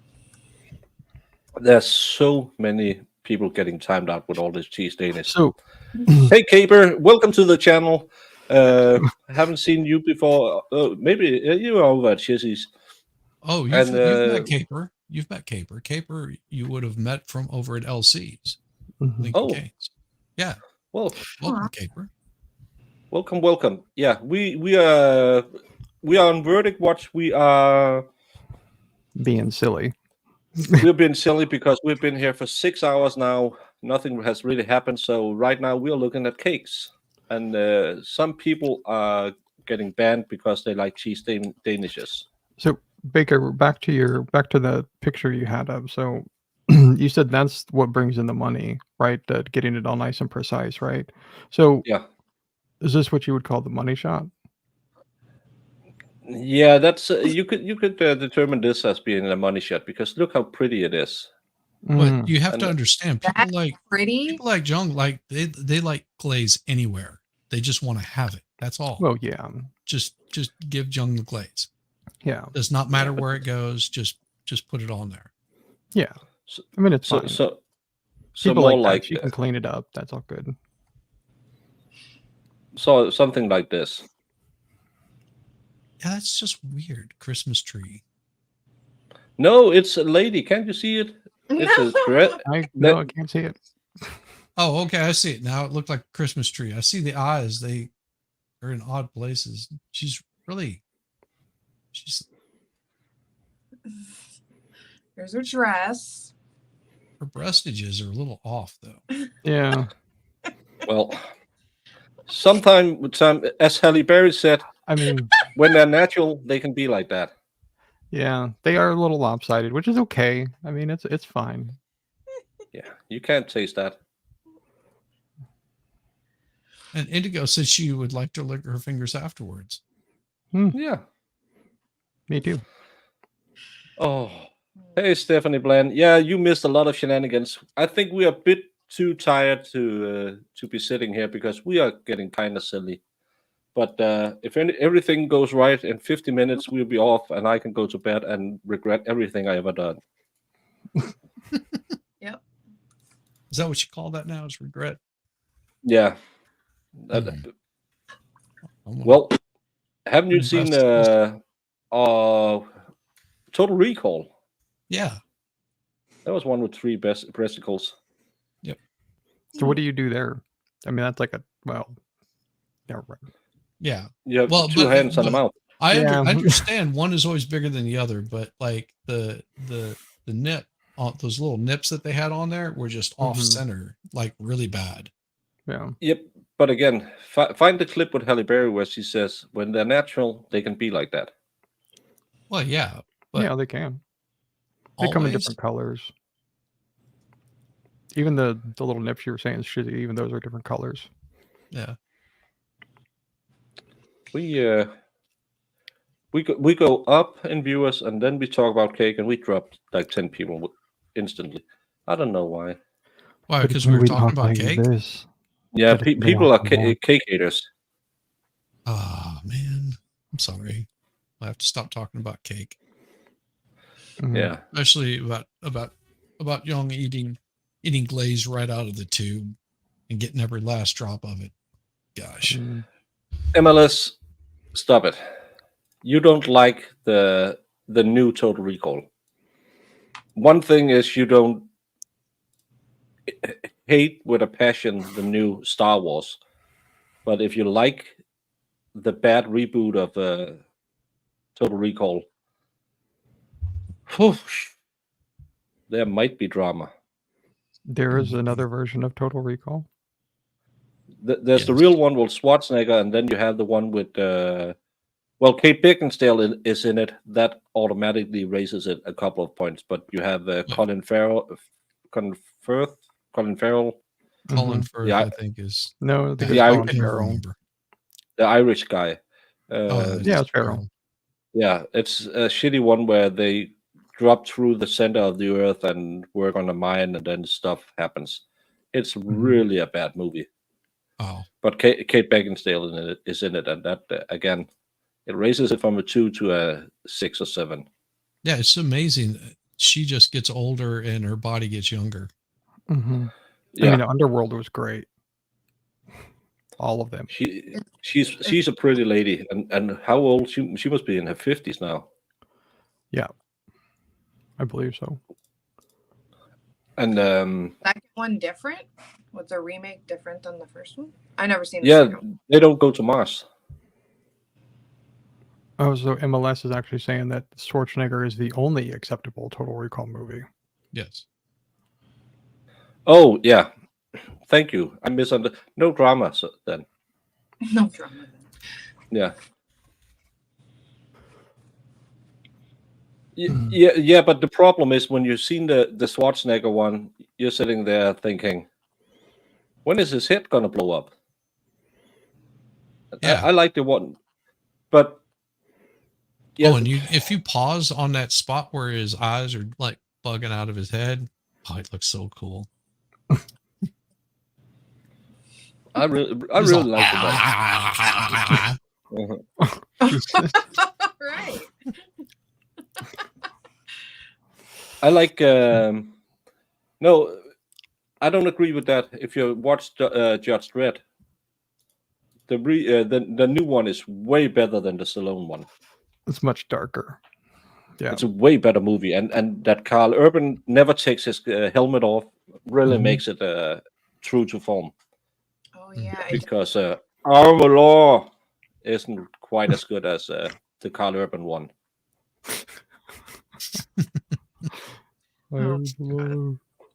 I don't get did Sylvester take too many roids so he got some kind of injury to his face, because he looks like he has Bell's palsy or something. No, just plastic surgery. Yeah, yeah, lots of it. He just talks like he always has balls in his mouth. You just think that her and Laura Flynn, well, that wasn't the only thing she effed up. I mean, her body sort of went a little wonky too. No, Dave, but I don't know if you were here Friday. Just as we ended Friday, the judge were passed a note, and he said, we'll deal with this on Monday. And today they started the day with a motion from the state to reread the jury instructions. Yesterday. Yesterday, the judge started with talking to every juror individually. 2 were excused and 1 alternate was excused. Why? We don't know. He claimed it was because of personal reasons, but that seems kind of odd. 3 people getting chucked out after they have been deliberating for 18 to 19 hours. Today, they started with a motion from the state that they reread the jury instructions, especially the part about the sentencing, which the defense didn't want them to reread. And if they did it, they should again be instructed that it's the burden of the state to prove she's guilty. So the judge said, I'm not going to read anything. They have it on paper. They can read it if they want to. the juries were then instructed that they have to go back, deliberate, and see it as they just went into the room. Whatever they talked about before, they are not allowed to talk about now, and which made us think that some of the juries who were excused might have been looking into the old trial, because he said something about you can't look at, because they were asked about previous testimony, and he said that's not evidence. You can put into that what you want, but you can't bring this into this case, because you can only deliberate on what was said in this case. So it seems like someone has been at home looking at what happened in especially the third trial, where she was found guilty, and might have been saying something in the jury room, which I don't understand why you can only skip out 2 people and then say, well, it never happened. Because was it only these 2 people who talked about it, or was it said in the jury room? I would say the whole jury was tainted if someone brought up evidence from another trial. Yeah. Back to tainting the jury room. Yeah. That's a lot of taint. Yeah, it's the same source material, but Judge Dredd wasn't a Judge Dredd movie. It was just Stallone being Stallone in another universe. Yeah. How are you doing, Jamie? I'm fine. Bell palsy Bell's- sucks. It does. I've had it. I've had Bell's palsy. John, don't make us go down that rabbit hole again. We got new viewers, and we try to keep on. We just did below 60, so we have to keep going and not talk about it. Young Baker showed you plenty. Yeah. I do have a question, Baker, actually, because I know you don't like cream cheese and stuff. How do you feel about jam? Jam's great. That has nothing to do with cream cheese. It's because I don't like cream cheese. Okay. So jam is What don't okay. you like about cream cheese? The texture and the acidic taste. Oh, look. So you if you ever had cream cheese frosting like done correctly? Yeah. Because cream cheese frosting is completely different than Yeah, because you heap a ton of sugar into it, because no one likes the taste of cream cheese. Solomon, yeah, we do. Like it on bacon. You're right. It only requires 1 juror, and again, if you skip out 2 and say they have done something they're not allowed to, have you contained what they are not allowed to talk about in the jury room? I don't believe so. So the entire jury is tainted, and that's to me is a big problem. That he just throws out 2 people and says, well, let's go back and do it all over again. To me, I can see the next appeal coming up if she gets a guilty. Yeah. See, the reason I was asking is I like jam on my biscuits. So Yeah, a nice toasted biscuit with some strawberry jam. That's good. Yes. So do you eat bagels? No, we don't do bagels in Denmark. You don't eat them? I had my first and only bagel when I was in Illinois in '96. Well, that's why. That was a bad place to go to get bagels. How'd you do that? I don't know. We just lost a lot of people because we go right into the cream cheese. You want to spread. People don't like cream cheese. That's why they leave our chat. No, I don't know anybody in my life other than you that doesn't like cream cheese. No, I won't do that. It's the same with people who said, "Oh, you haven't tried my potato salad." I hate potato salad. Yeah. Yeah, I don't like sour cream either. Oh my god. Don't like sour cream? We can't. No, it's nasty. Oh my god. is it an aversion to sour things generally? Like, do you like pickles? Just for you. Yeah, I like pickles and stuff like that, but I just it's the texture that. What kind of pickles do you like? Do you like sweet or do you like dill? I don't like dill, but Kosher? that's because I don't like dill.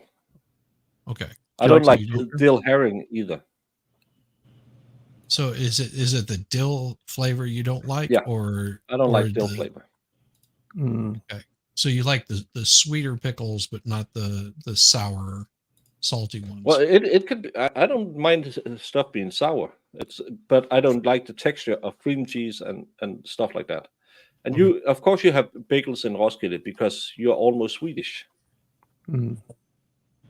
And we, yeah, I don't Have you ever- I don't like sweet things on my croissant. I like, as we talked about yesterday, I like it with a chicken salad or a shrimp salad. That's great. So you're more mayonnaise than sour cream. Yeah. Okay. See, now in place of mayonnaise, we'll use sour cream because neither my wife or I like mayonnaise. Mayonnaise. See, voted pickles on my. I did too. It's because they have to put it on or they can't sell it. And there's so many things where you're thinking this can last forever because it's filled with sugar or salt. But So they have there's to put this- it on or you can't sell it. The reason that there's this thing here that people like to do is so you take your pickle, right, and you put some cream cheese on it, and then you wrap it in meat, and then that goes into a tortilla. It's called a pinwheel. Yes. But you have to Sounds put nasty. the cream cheese on the pickle first. Sounds nasty. Yeah, the tragedy is when they come back. That's what they did on the third trial. They came back and it was overturned 5 years later. So she spent 5 years in jail after they found her guilty. And if they come back again with a new hung jury, in theory they could give her another try next year. Well, it's ridiculous. Yeah. There is and not I just a single thing that they I wonder. show. I'm sorry. No, it's just like I'm so annoyed because there's not a single shred of evidence that they showed that proves that this woman unalived her wife. And Yeah. what are we doing here? We're sitting You here think- for 2 days and then you kick people out and we got more. It's like, what is going on? So do you think that maybe they're a hung jury at this point, and they're just trying to get so they're unhung, or and how hung Well- is the jury? That's the question. Yeah, and that's Be serious. yeah. But to take it on a serious note, yeah, I think they are an impasse, and they didn't move the goalpost by throwing out these two people. I think they that's what have let's say 5-4. Ooh, I just saw a head go bobbing by. Yeah, Maybe it was- That's what she said. they should be. It's in 40 minutes. He normally ends the day, but what I'm seeing in my mind's eye is a 5-4 split in there and a couple of people who can go either way. And it doesn't change that you put in two new people and say, okay, let's start on a fresh, because those 5-4 will still be 5-4 in the end of the day. And you don't get over that just by eliminating the people who said, well, there was this paint expert in trial 3 and I really liked what he said. Because so far they have been going for, they're going to be going for 6 hours, 6.5, no, because they went in 23 minutes after. So they're just coming up of 6 hours today. Before that, they had 18 or 19 hours where people have been locked in their positions. That's why they couldn't go anywhere. And that's probably why someone went home and said, well, I looked into why she was convicted on the third trial. And it sounds really reasonable because there was this paint.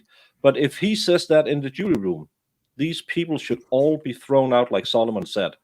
Mhm. And booting two jurors, as Solomon said, is a massive red flag. And that's the big problem in this case for me. And an alternate? I mean, maybe the alternate was, like you said, just a personal reason and they couldn't sit there any longer. But still, an alternate and two jurors.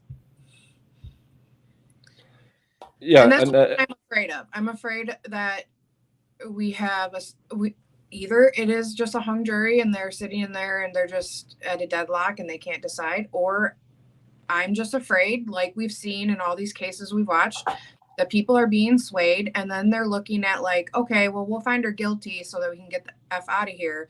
But what level of guilty is she? You know what I mean? And compromising to go home. And that's ridiculous. That's what. Yeah, but still for 6 hours. And if you can't get that one, because then you're just going down the tree saying, well, we swayed the two who were not guilty. So we throw murder 1 and 2 out the window because they gave us a guilty verdict. So we're going to give her manslaughter in some degree. Yeah. Well, I think the judge is very hesitant about giving any curative instruction, and that's, and I would say because he doesn't want to have another hung jury or another case thrown back out and sent back. Because I think that they call it just he gave them an admonition, I think is what they call it before they send them back or whatever. And it's like it doesn't work. It's like once you burst that bubble, like there's no taking it back. I mean, no, and please forget the last 19 hours you've been in the room. Yeah. Okay. You could just slap them over the head with a hammer. There's a bigger chance that they get amnesia and forget it than they would do it. And Chloe, I know that they went out at 3:23, so it's 6 hours and 1 minute now. 3:23 my time. So it's 6 hours and 1 minute they have been deliberating right now. There's only one count, so it's well, if you think it's not that bad. She's guilty, why do you think she's guilty? I think we've asked you that before, and I don't think you answered us. I'm curious. No, yeah, yeah, but again, and let's say that I don't know if either way, if it was guilty or not guilty, they were working for the two who was yeeted. Would it change much when you put 2 new people in there and you have to argue all the same way again? It's people are locked in their position when they've been there for 19 hours. And I know it took them 27 hours at the 3rd trial where she was convicted.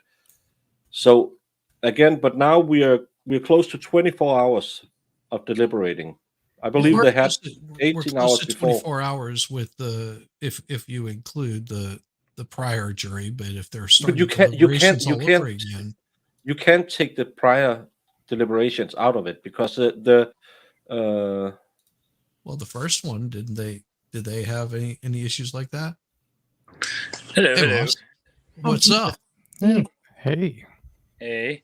Good Good afternoon. Good afternoon. I am just working on the porch and listening to you guys' conversation. I did not watch this trial much. I know the case because I know it was a retrial, and I remember watching it the first go around, or I should say the third go around. But I have a question for Jamie. What? Okay, so you're not a lawyer, but this is what lawyers are trained to do. Yes. And I want you to start thinking like a lawyer. And I remember your comment from earlier where you said, if you think she's guilty, tell me why. And you're not inviting an argument. You just want a discussion. So I'm going to ask you, though, you have to convince me that she's guilty. Based off of the evidence that you've heard, what are you going to tell me? Guilty? Yeah, you are going to convince me that she's guilty. Based off the evidence that you heard, convince me that she's guilty. But I don't think she's guilty, so It doesn't matter. You're an attorney now. You have to represent the party that you're representing. See, this is why I would be bad at this. But I think it's a good exercise. It is. Whenever you're having a conversation with anyone about anything, is being able to put yourself in their shoes. I guess more and less it's like, what evidence did what evidence did you see? I guess it wouldn't be like, why do you think they're guilty? I didn't see any evidence because I didn't watch the trials. That's why I was asking you to tell me what evidence is out there that points to guilt. She was at the house. You can determine that she must have been at the house. If you take the defense or the state's rigor mortis window, that will be between 11 and 3 o'clock. She says she leaves the house between 2:30 and 3:30. So based on the rigor from both experts, she would have been at the house for most of the time where the murder could have happened. She Okay. drives a long way around. Why did she do that? Why didn't she just go down to the shops? We were never told why she took that long way around. It's clearly to establish a motive. Oh, you mean an They alibi? yeah, an alibi. Yeah, and they are just trying to throw this Mark guy under the bus because they are desperate to cover up that she did it. It's clear they had this lovers quarrel for a long time. She was annoyed that Anne-Marie got upset that she had Mike over the night before. They got into a tussle at the top of the stairs. She throws her, accidentally pushes her down the stairs. When she's down there, she thinks, this is going to end up badly. I'm just going to unalive her. That would be my spiel. Well, and okay, so I understand your point there. So your point is that yes, you would have pushed her down the stairs, but also you're talking about someone that's for one bigger than you. So is it an accident that she got pushed down the stairs? Well, that's why you put manslaughter into it. Mhm. It was an accident. Okay. You pushed her DJV, down the that's how stairs. you do it. Yeah, he went to town. I mean, that's what I was. It's just really like, obviously, she lived there. Well, I know it puts you on the spot a little bit, but Yeah. She lived there. She found the body. She found the was body, she lived was there covering it up. Had time to cover it up. She was aware that the body was there because that's why she sent the daughter to the neighbors and had them call so she could make sure that all her tracks were covered at the very last minute, make sure that, that the body was deceased. And weren't they having marital problems too? So there's your motive. Well, they had I just a quick. So Matt's puts in the chat that the paint was wet, therefore Yeah. she poured it shortly before the. Were they allowed to testify about that, or was it just they weren't able They to bring were in the allowed evidence? to say it was wet. They weren't and poured, right? They weren't allowed to like say fresh. They weren't allowed to say fresh and poured. So how do we square, if we're defense, how do we square the idea that the paint is wet, right? We're conceding that the paint is wet, or no? Is the defense saying it was dry? No, they weren't. They never The conceded defense anything didn't on go that. into that. They said that she stumbled down the stairs, and when they didn't really go into the paint. But I'm just wondering how you square the wet paint with the timeline. Because given the fact that there's paint was rigor. very irrelevant to it. The paint in this case was there was even the prosecution was very short to not accuse of her trying to cover it up by pouring paint or that the paint was wet. They were not even describing it that there was just paint there because I think they were so afraid of getting that paint in there a second time and having an expert come in, a paint drying expert, because that's what got kicked out in the first place, that they just glossed over it on both sides.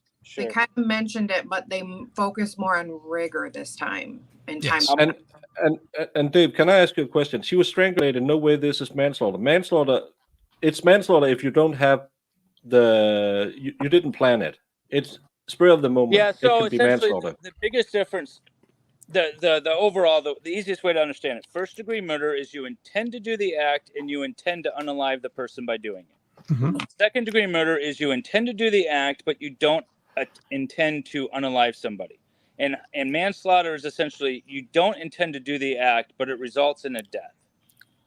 Okay, so that's obviously there's a lot of nuances to that, but that's kind of an easy way to think about the three. But like, here's the thing: is for me, it's like I'm backing off of the lawyer aspect of it. The only again, I don't think she did it, but I also don't know if she did it. But like, there's so many other ways I could see it going down, and there's so many holes and everything that I can't pinpoint one story. I just see it. Oh, well, this could have happened. Well, this could have happened. Well, this could have happened. And I can see reasoning for each of the things that they were like showing as evidence as like, oh, well, it had to have, she was in rigor at this time, so she must have been dead. But I could also see it the other way. So for me, it's just like, how can anybody be like solid in fact with any of So beyond a reasonable doubt doesn't mean that there's other explanations for things. It's doubt free from reason, right? So just because there's other possible explanations, is it possible she fell down the stairs and caught her neck on that hanging sweatshirt that happened to wrap around it and then strangle her as she's going down the stairs? Sure, why not? Is it possible that Matt did it? Sure. But that doesn't mean that her conviction beyond a reasonable doubt would be a wrong conviction. Well, and that's the hard part that that I don't think that the prosecution has done is proven that it would be reasonable that this person killed her. That's Right. what I'm saying is it for the timelines just don't match up. There's just I The great sit there and, success is saying nobody would have had reason other than her partner. Possibly, Yeah. but people kill for a lot less. right. You know, I watched I was watching that chapter last night, and there was a case about, I think, an Oklahoma congresswoman that was found murdered, and they thought it was her estranged husband. They were going through a divorce. He was a judge that had just been outed by the divorce case and lost his job. And then it turned out it was her longtime bestest of friend who murdered her just to get some money or something. There was some sort of deal they had. And it's just like, really? I mean, out of all the people that had motive, it was the, former judge, former husband, whose career and life has been ruined by this woman, and it turns out to be her best friend.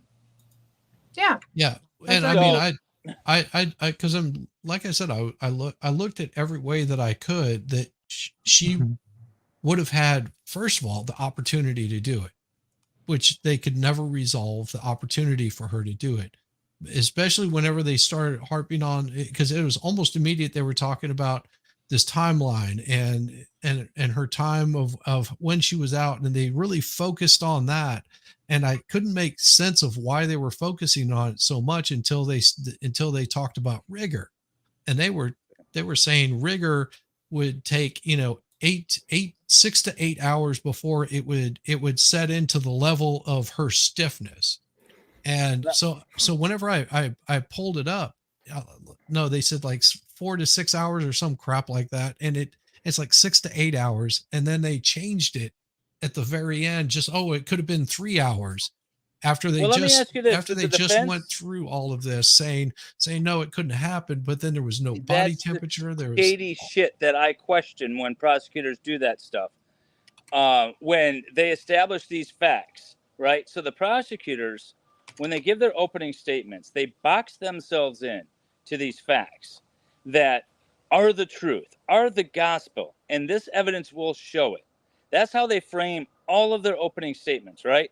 And then as the trial progresses and the evidence isn't quite how they frame themselves in this little box, they start poking holes in it themselves.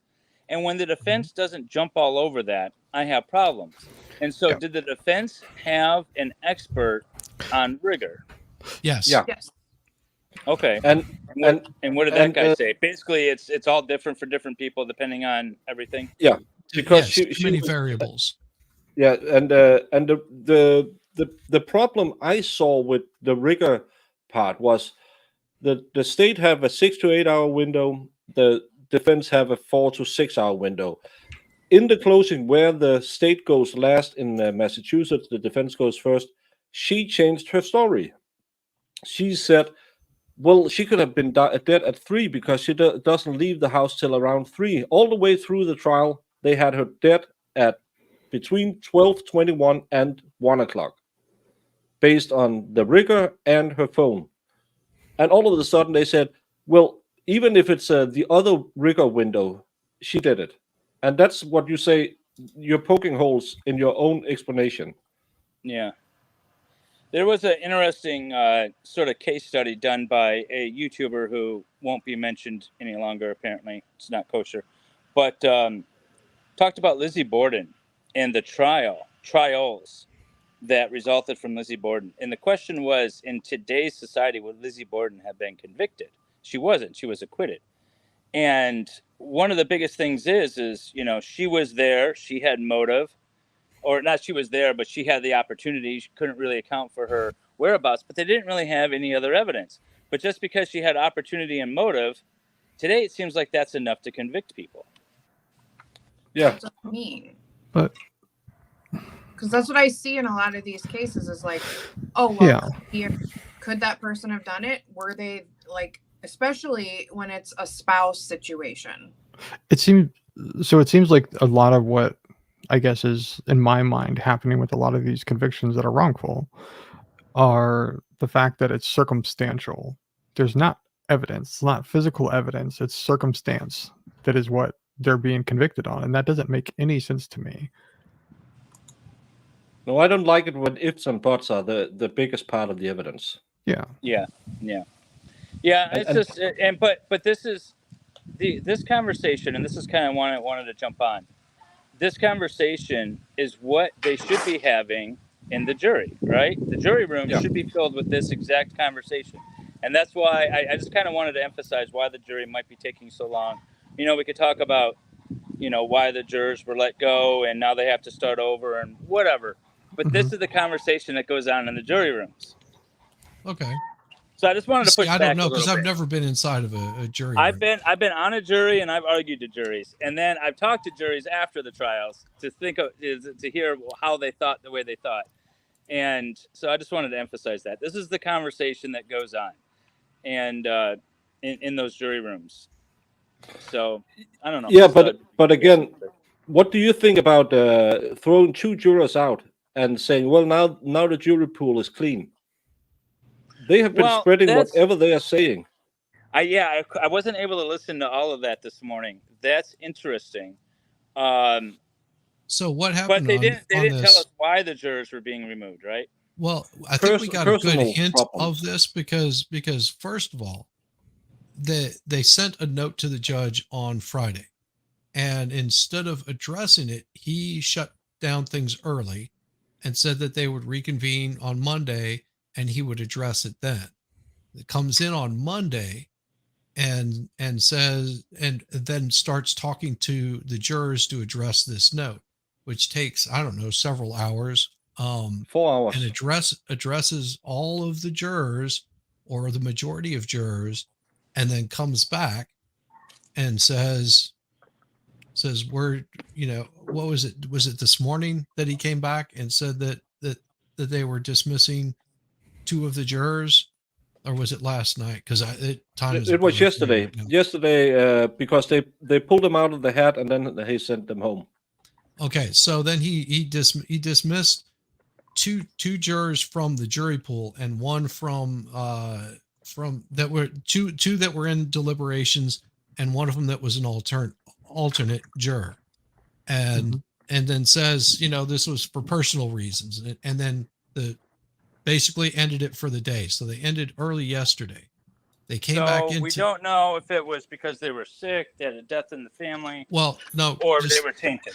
Let me finish, because then this morning they had a discussion about jury instruction because they wanted to add whatever was included in the note in there, and the defense was very adamant that this not be brought in because they felt that it was improper and was going to taint the jury. We got a little idea of what it was that they were discussing and what could have possibly been on the note, and it had a lot to do, from what we could gather, that somebody asked a question about how much time for whatever offense.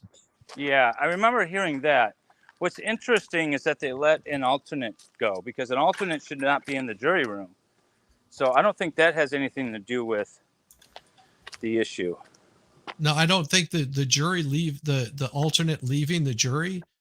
I think that was the personal one. I think the 2 that were deliberating, there was something going on that didn't pass the test for the judge. Yeah. Well, there's a cat wandering around the yard. I got to go get the cat. Okay. Sorry, guys.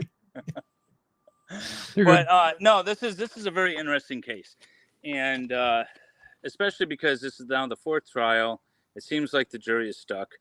I've been listening as much as I can on this case. It's very interesting.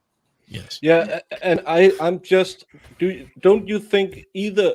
No, not because I don't think if she's acquitted, the state won't do anything about that. But if it comes back guilty, the appeal will be filed in the same second because of that jury tampering. Yeah. Oh yeah, I mean, for sure. I mean, that's really weird. But again, we're not looking at the notes, right? The attorneys have the notes, so the attorneys know why. Right. The jurors are let it go, and who knows if it's enough? I don't know. You know, we're guessing. But if it's something that seems like it's improper, then absolutely. According to what we can gather from this conversation, someone looked at the previous trial. Hey, you want to just rewind it all the way back to that part and let Dave hear it? You probably just because it was within the first. I could just go back and then I can comment tomorrow. Oh, it won't take very long. It's pretty quick. He's asking me to give. And to the extent that I've overemphasized, This is just where he's talking about he won't give the new instructions, and the instruction they have are in writing, and they can just read it in there. Picking the sound.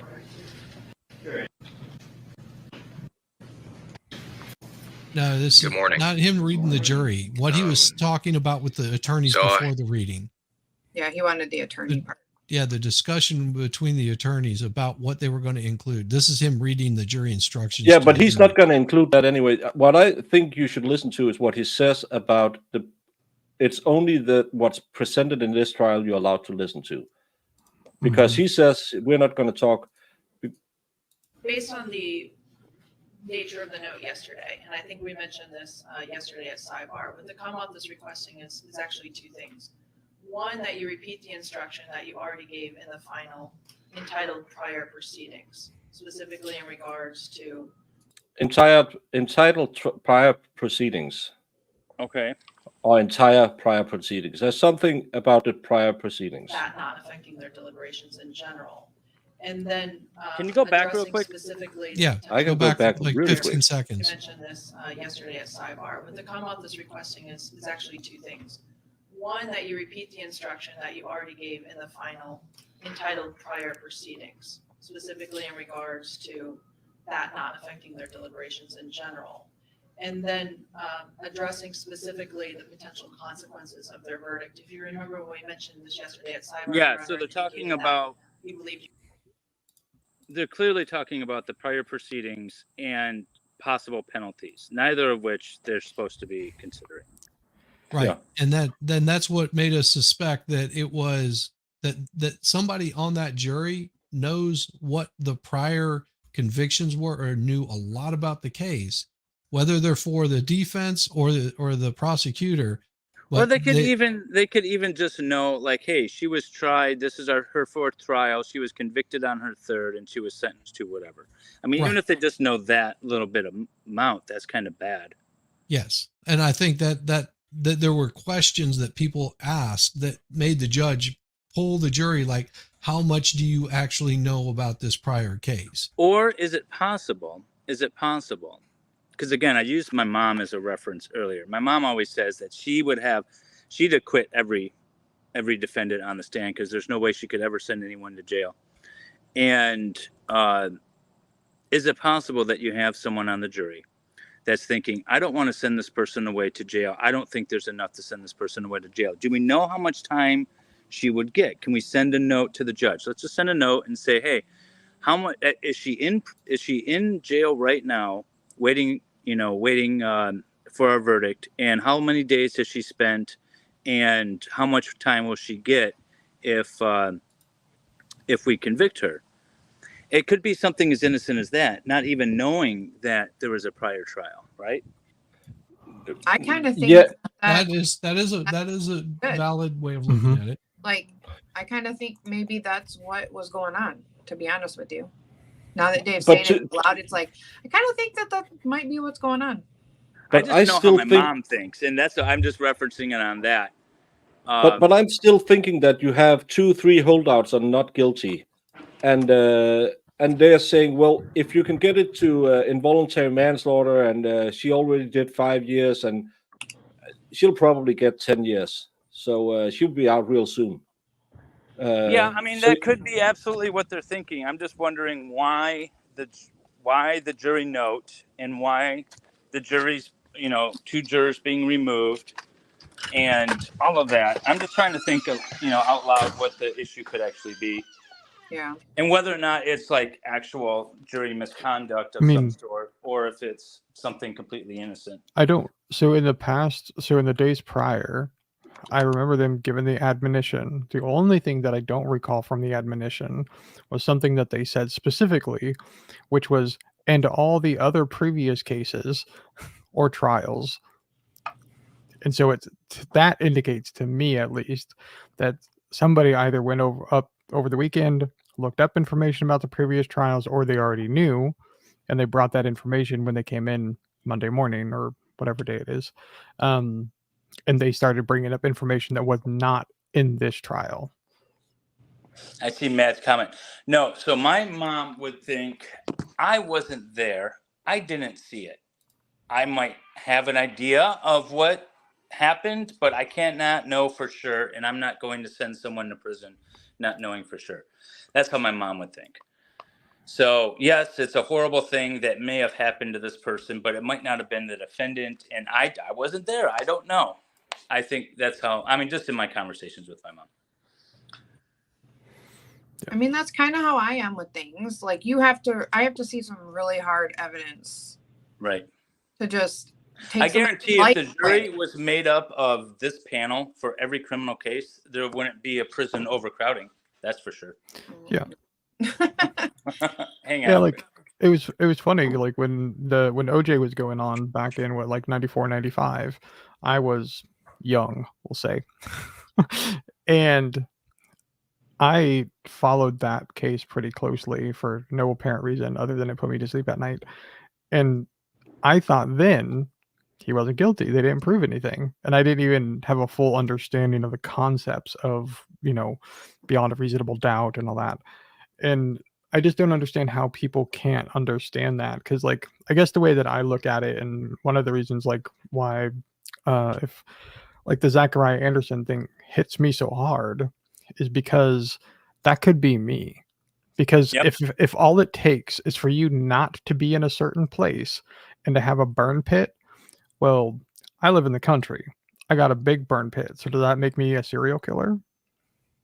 Well, and it's just all the normal things that you do throughout the day that are being used against you because you had a potential motive. Yeah. Well, there's a lot of people with potential motive, right? I have life insurance out on people. Is that motive? It's just anything could be a motive depending on how you twist the story. Exactly. That's exactly what it is that bothers me. It's like they can take any little on a daily basis and make it seem like you are a suspect. So and again, it's the Andrew Branca school of law. It's too much, it's too little, you're guilty. Yeah, no, it really is. And that's why I'm interested in these cases, because sometimes we see a case like this, and kind of like Jeff said last night with the Zachariah Anderson case, every lawyer who was on the panel wrote down what they believed and showed it. And every one of those said not guilty. And lawyers are some of the worst people to have on a jury. Well, you can see right now just by me coming in and saying, "All right, I think she's guilty." Poking holes everywhere. But again, you can't poke holes in Zachariah Anderson. You just can't. You really, literally can. You've done that all the time. We've had discussions like that, and I appreciate it, honestly. I guess maybe a little, but not really. It's hard to poke holes in Zachariah Anderson. The problem that I have with that is, how do you prove a negative? Well, that's the biggest issue. It's like, okay, so the cell phone data doesn't place him there. Okay, that's proving a negative, right? Yeah. Yeah. It's like that's the issue, and I know people are attached to their phones all the time. I'm not. And so it may be in a different place than where I actually am. Hey, Brendan's back. Yeah. So Yeah, I don't he know. said he had to chase it out the yard. Yep. And now I have gone from chasing to luring because I'm a better lurer. I can entice it. I can entice it better than I can chase it. Oh Yeah. my god. I probably could. There's a panel van joke in there somewhere, but that's wildly inappropriate. But yeah, I appreciate that, Dave, because it is good to talk all sides of it too, you know? Yeah. Well, and that's what my natural instinct is always to be the contrarian. Jeez. Well, Shizzy was doing it when he first came on panel. Yeah. But then he changed his mind very quickly.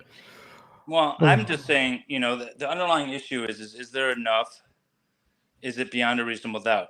I don't know. I haven't watched the whole trial, but I remember the third one, and even the little bit that I've heard on this one, I don't see where there is.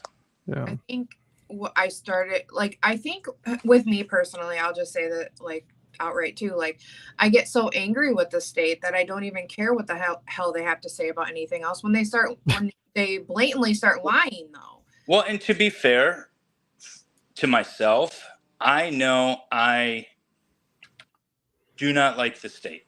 I don't trust the state. Yeah. I don't trust anything about the state, but I have that sort of internal bias. And sometimes I have to check it and I have to say, okay, now if this person is guilty, what are the facts that are leaning towards this person's guilt? Because I have a really, really bias against the state. Yeah.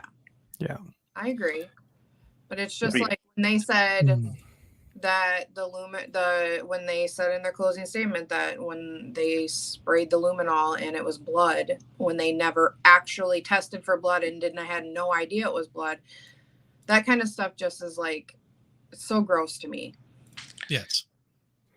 So. Free candy painted on the side. I had a friend in high school that had like one of those graper vans, and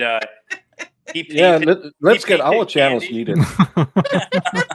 he painted candy on the side just for that, and it was awesome. He'd drive it around to school and stuff, and the candy on the side.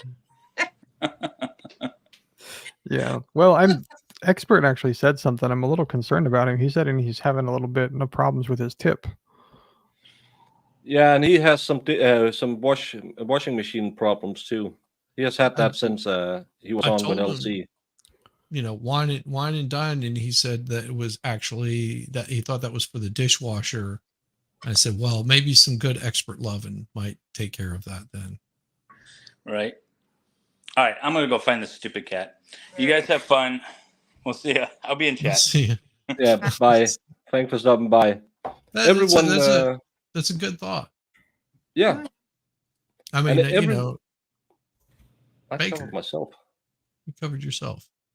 And everyone should go follow that intelligent man because he makes us think a way we all should try to do when we're sitting here wasting these much so many hours. No English, no goodie. Because could we see it a different way so we know why the jury could be hung like that? But the problem is still I could present the case because again I used to be a politician. I can lie, but to me there's still enough reasonable doubt to. But I know how I would present the case if I was on the bad side. Mm-hmm. Well, if I was on the prosecution side, like David was suggesting, and looking at it from a prosecutor's point of trying to prove guilt, about the only thing that I've got is getting that timeline down to where I place her at the scene at the time that it happened or before, which I don't have any problem proving that she was there before. And during the commission of that, I mean, I'm still having a hard time proving that. Yeah. I didn't watch the whole thing, but I have a lot of issues with stuff too. We don't lean into stereotypes. White guys can be hung too. Yeah, yes. Good genes. Yeah. or loose Yeah, jeans. maybe not. Don't use skinny jeans because No. they ruin they'll break the part. tip. They'll break the tip. Yeah. Yeah, Dave knows his stuff, but Dave is also a trained lawyer. And if you watch another stream Friday, someone was accused of being an expert interrogator because they are a trained lawyer. But no, you really have to have the mindset to say, how would I present it the other way around? And a lot of times when you have to debate someone, it's a really good exercise to say, how would I counter my own arguments? So you're ready to fight back. It's a good exercise because it gives you a way to actually solidify what it is that you actually think. Like one of the things that I do is I dabble in education, and it actually is very good to teach somebody something because it solidifies it more in your own mind, and you can actually find things where there may be holes or anything that you're missing something or not explaining something correctly. It's a really, really good way to do that, is to try to tell somebody or teach somebody else about whatever topic it is that you're on. Yeah, and not that we should ever mention the people who dressed up in Hugo Boss uniforms, but they had a guy who was really, really good at using the media, and he had a tactic, and that tactic was always speak to the stupidest guy you know, because then the smartest guy will understand it. If you do it the other way around, they can't do it. And that's really good when you try to, and it's in everything. If you're in politics, if you're a teacher, if you're a lawyer, don't try to sound smart, because people generally aren't that smart. Think about the average intelligent person you know, and 50% are stupider than he is. So that's a really good exercise too. That works for Yeah, me because I always talk to people like they're stupid, or something like that. Yeah. Yeah. Well, it's a mistrial if you have a hung jury. That's what happened in the two first attempts at this trial. You just have a hung jury, and then it's up to the state. Say, do we do it again? She's not cleared, but they just couldn't reach a conviction. And a satisfied galley. Yeah. Well, working at the office. Oh, fun. Working at the office. Me too, sort of. Well, Solomon, you just you sound smart then, and we just sound stupid. That's what it is. He's actually smart. He talks to me like I'm stupid. Yeah, which I am. So we're good there. Yeah, and manipulating others is a human thing. And again, if you being a lawyer is kind of like being a salesman. You have to sell them your side of the story. It's the same thing when you go in to buy a new car. They will tell you that you need the engine upgrade because those 2 times a year you drive more than 5 miles. It's really important to have the 50 extra horsepower. Mm-hmm. And that, being a politician, being a lawyer, being a salesman, it's all the same. You have to make people believe they need what you're selling. Mm-hmm. And that's why it's a really good exercise to say, how would I counter my own arguments? And I think that makes everyone a bit.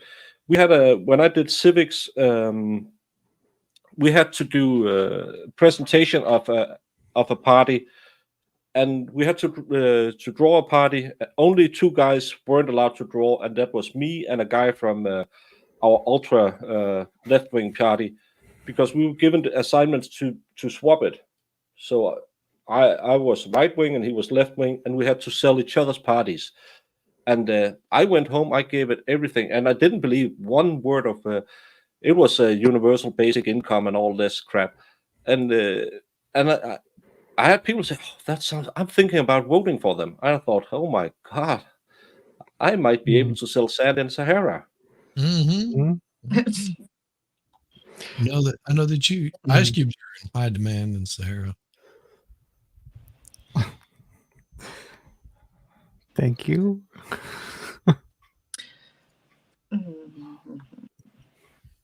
What? Why that smile, Jamie? I'm gonna come. Oh, Jesus Christ. Maybe not mention him when you say that.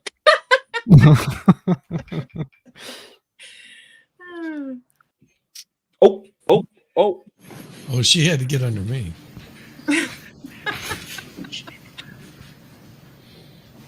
They got All nothing. right. Oh, he looks.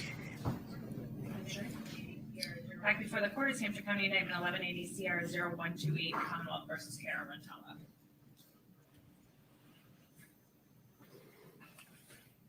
He's verdict. No verdict. Oh, he looks pissed. Yeah. I don't want to be in traffic court when he goes there after this one. No. Night court. Parking goes- tickets, 5 years. Yeah.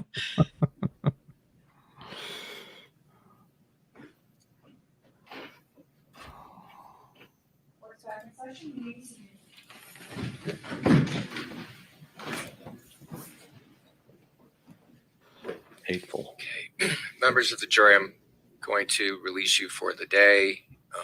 Once again, I will instruct you not to discuss this case with anyone, including each other, now that your deliberations have ended for the day.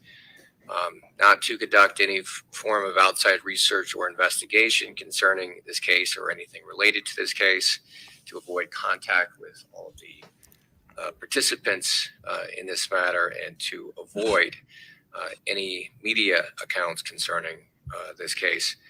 Have a good evening, and we'll see you back here at 9 o'clock tomorrow. See, I see everybody over here in the chat going, "Oh, the judge is all hot and all this." Dude looks stoned out of his mind to me. He looks like he's contemplating. Oh, that 38 back in the house. I might smoke that tonight. Suck start it. Yeah, just one simple. Yeah, he lost it. He's afraid of trial number 5. All right. Yeah. Good morning. Okay. Oh, they got more? Nothing else. See you tomorrow. Okay. No, I didn't give up on Jamie's lash fund. We have been talking about, not talking about. We have been showing the link all day. We could do a little lash branding, even though some people say it's not the lashes, it's the eyebrows, maybe.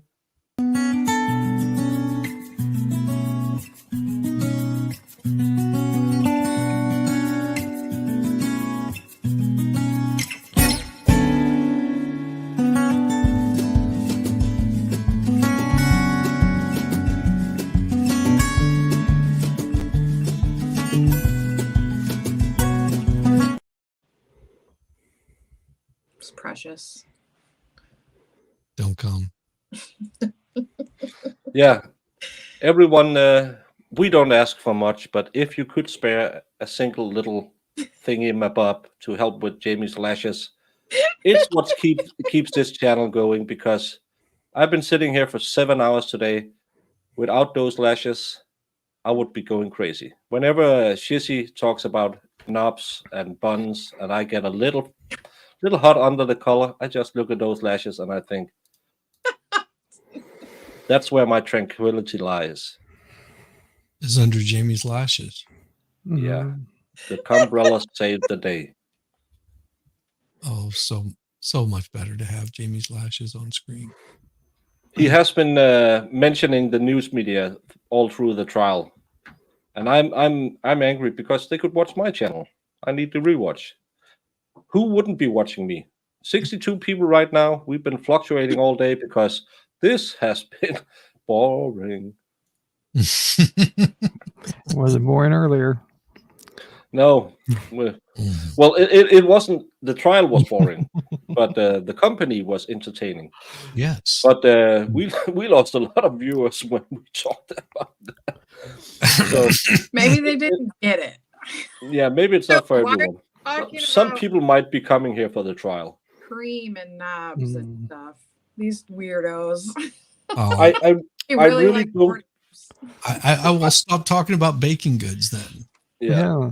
And And how to keep your tools clean. I mean, it is an important necessity that everybody needs to know. Yeah, and especially in a cold environment where people are, you can chafe your wood a lot if you don't preserve it when it gets cold, it gets wet, it hot, cold all the time. Yeah. Really have to look after it. But Growth Brandon, and contraction. contraction, yeah. he doesn't like to stay after 4. I No, don't know. he ends precisely at 4. But when you have a jury, you had to skip people out on. Why the F don't you send them to a hotel and say, we'll see each other again tomorrow, get on it? My calculations, it's 7 hours today, and I know it's a new deliberation, but we're into 25 hours of deliberation so far. So yeah, we have movement. Yeah, we had a go home, and we'll see you again back tomorrow. Yeah. No, I don't have a firefighting dragon. I'm not really good at making these things. I'm just tinkering on Canva. A thingy in the butt, maybe, if you pay me enough. Lashes is a big. Have you seen the amount of time you need to have lashes like Jamie's? She sacrifices a lot for us. Oh, oh yeah, I do. The time. The time.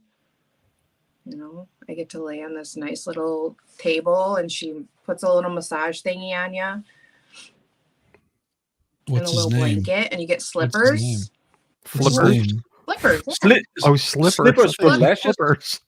Yeah, she her salon, she mainly does it for like the clients she likes the most, but she buys you slippers, and then she keeps them in the back, and then when you come in, you get your little slippers. Oh, see, I was so enthralled in those lashes. Weird. They're just like little fluffy slippers. Well, They're see, cute. what I heard was that And then she because you lay puts a and you have little your little thing feet on out, so you she puts that them on your feet so massages that you you're that all has warm and slippers. toasty. See, what I heard was she puts a little thing on you Shizzy, that are you saying massages something? you and I don't has hear him. slippers. I can hear him. I think We it's can your hear him sound just again. fine. I think What? it's you. Well, because I can hear you guys, but I couldn't hear I'm him. muted. No, you're not muted. Oh no, Shizzy. you're fine. We can hear you. She can't hear you. Oh, I you think can't she hear has me? a mental block after you talked about her puppies. Guys, stop it. Oh, I can okay. hear you. Why can't I hear him? I don't know. I'm talking. Du ved godt, at det går galt for mig nogle gange. Altså, hvor svært kan det være? Possibly. Yeah, Yeah. what he said. It's just because sometimes I slip into a bit of Danish when I'm naked, but I'm tired. So Yeah. Let's shut this thing down. yeah, everyone. Yeah, you should. That would make for an interesting stream. Yeah. No, I'm not pulling that up, Lefty. You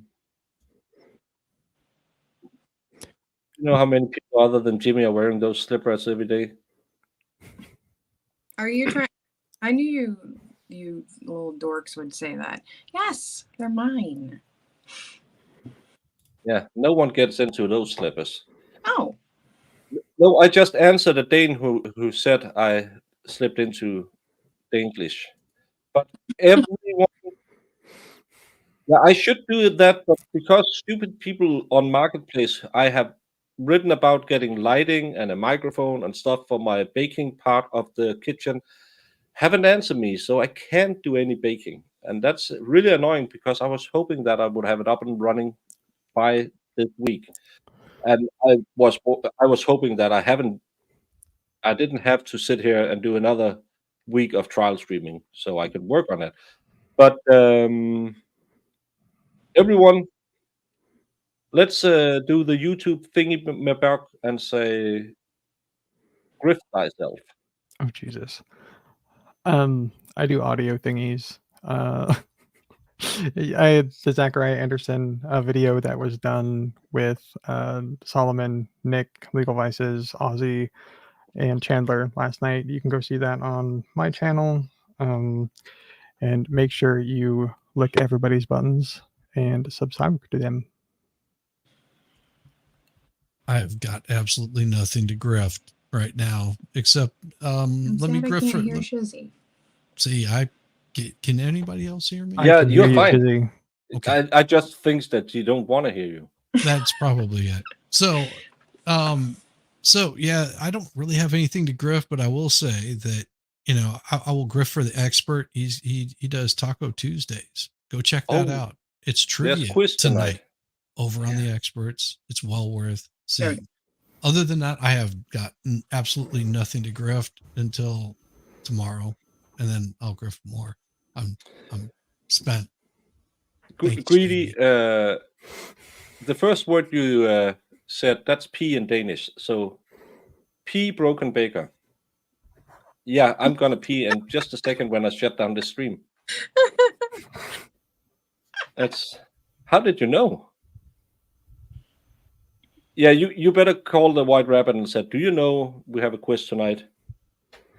So, yeah. But the most important person on the internet, the best co-host you can have, if you can steal her away from me. Hi. Mm-hmm. Get me off the screen. That's right. Mm-hmm. Hi, Jamie. Don't come.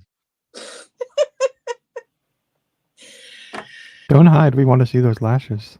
No. Okay. I don't really have any. Yeah, I don't like women.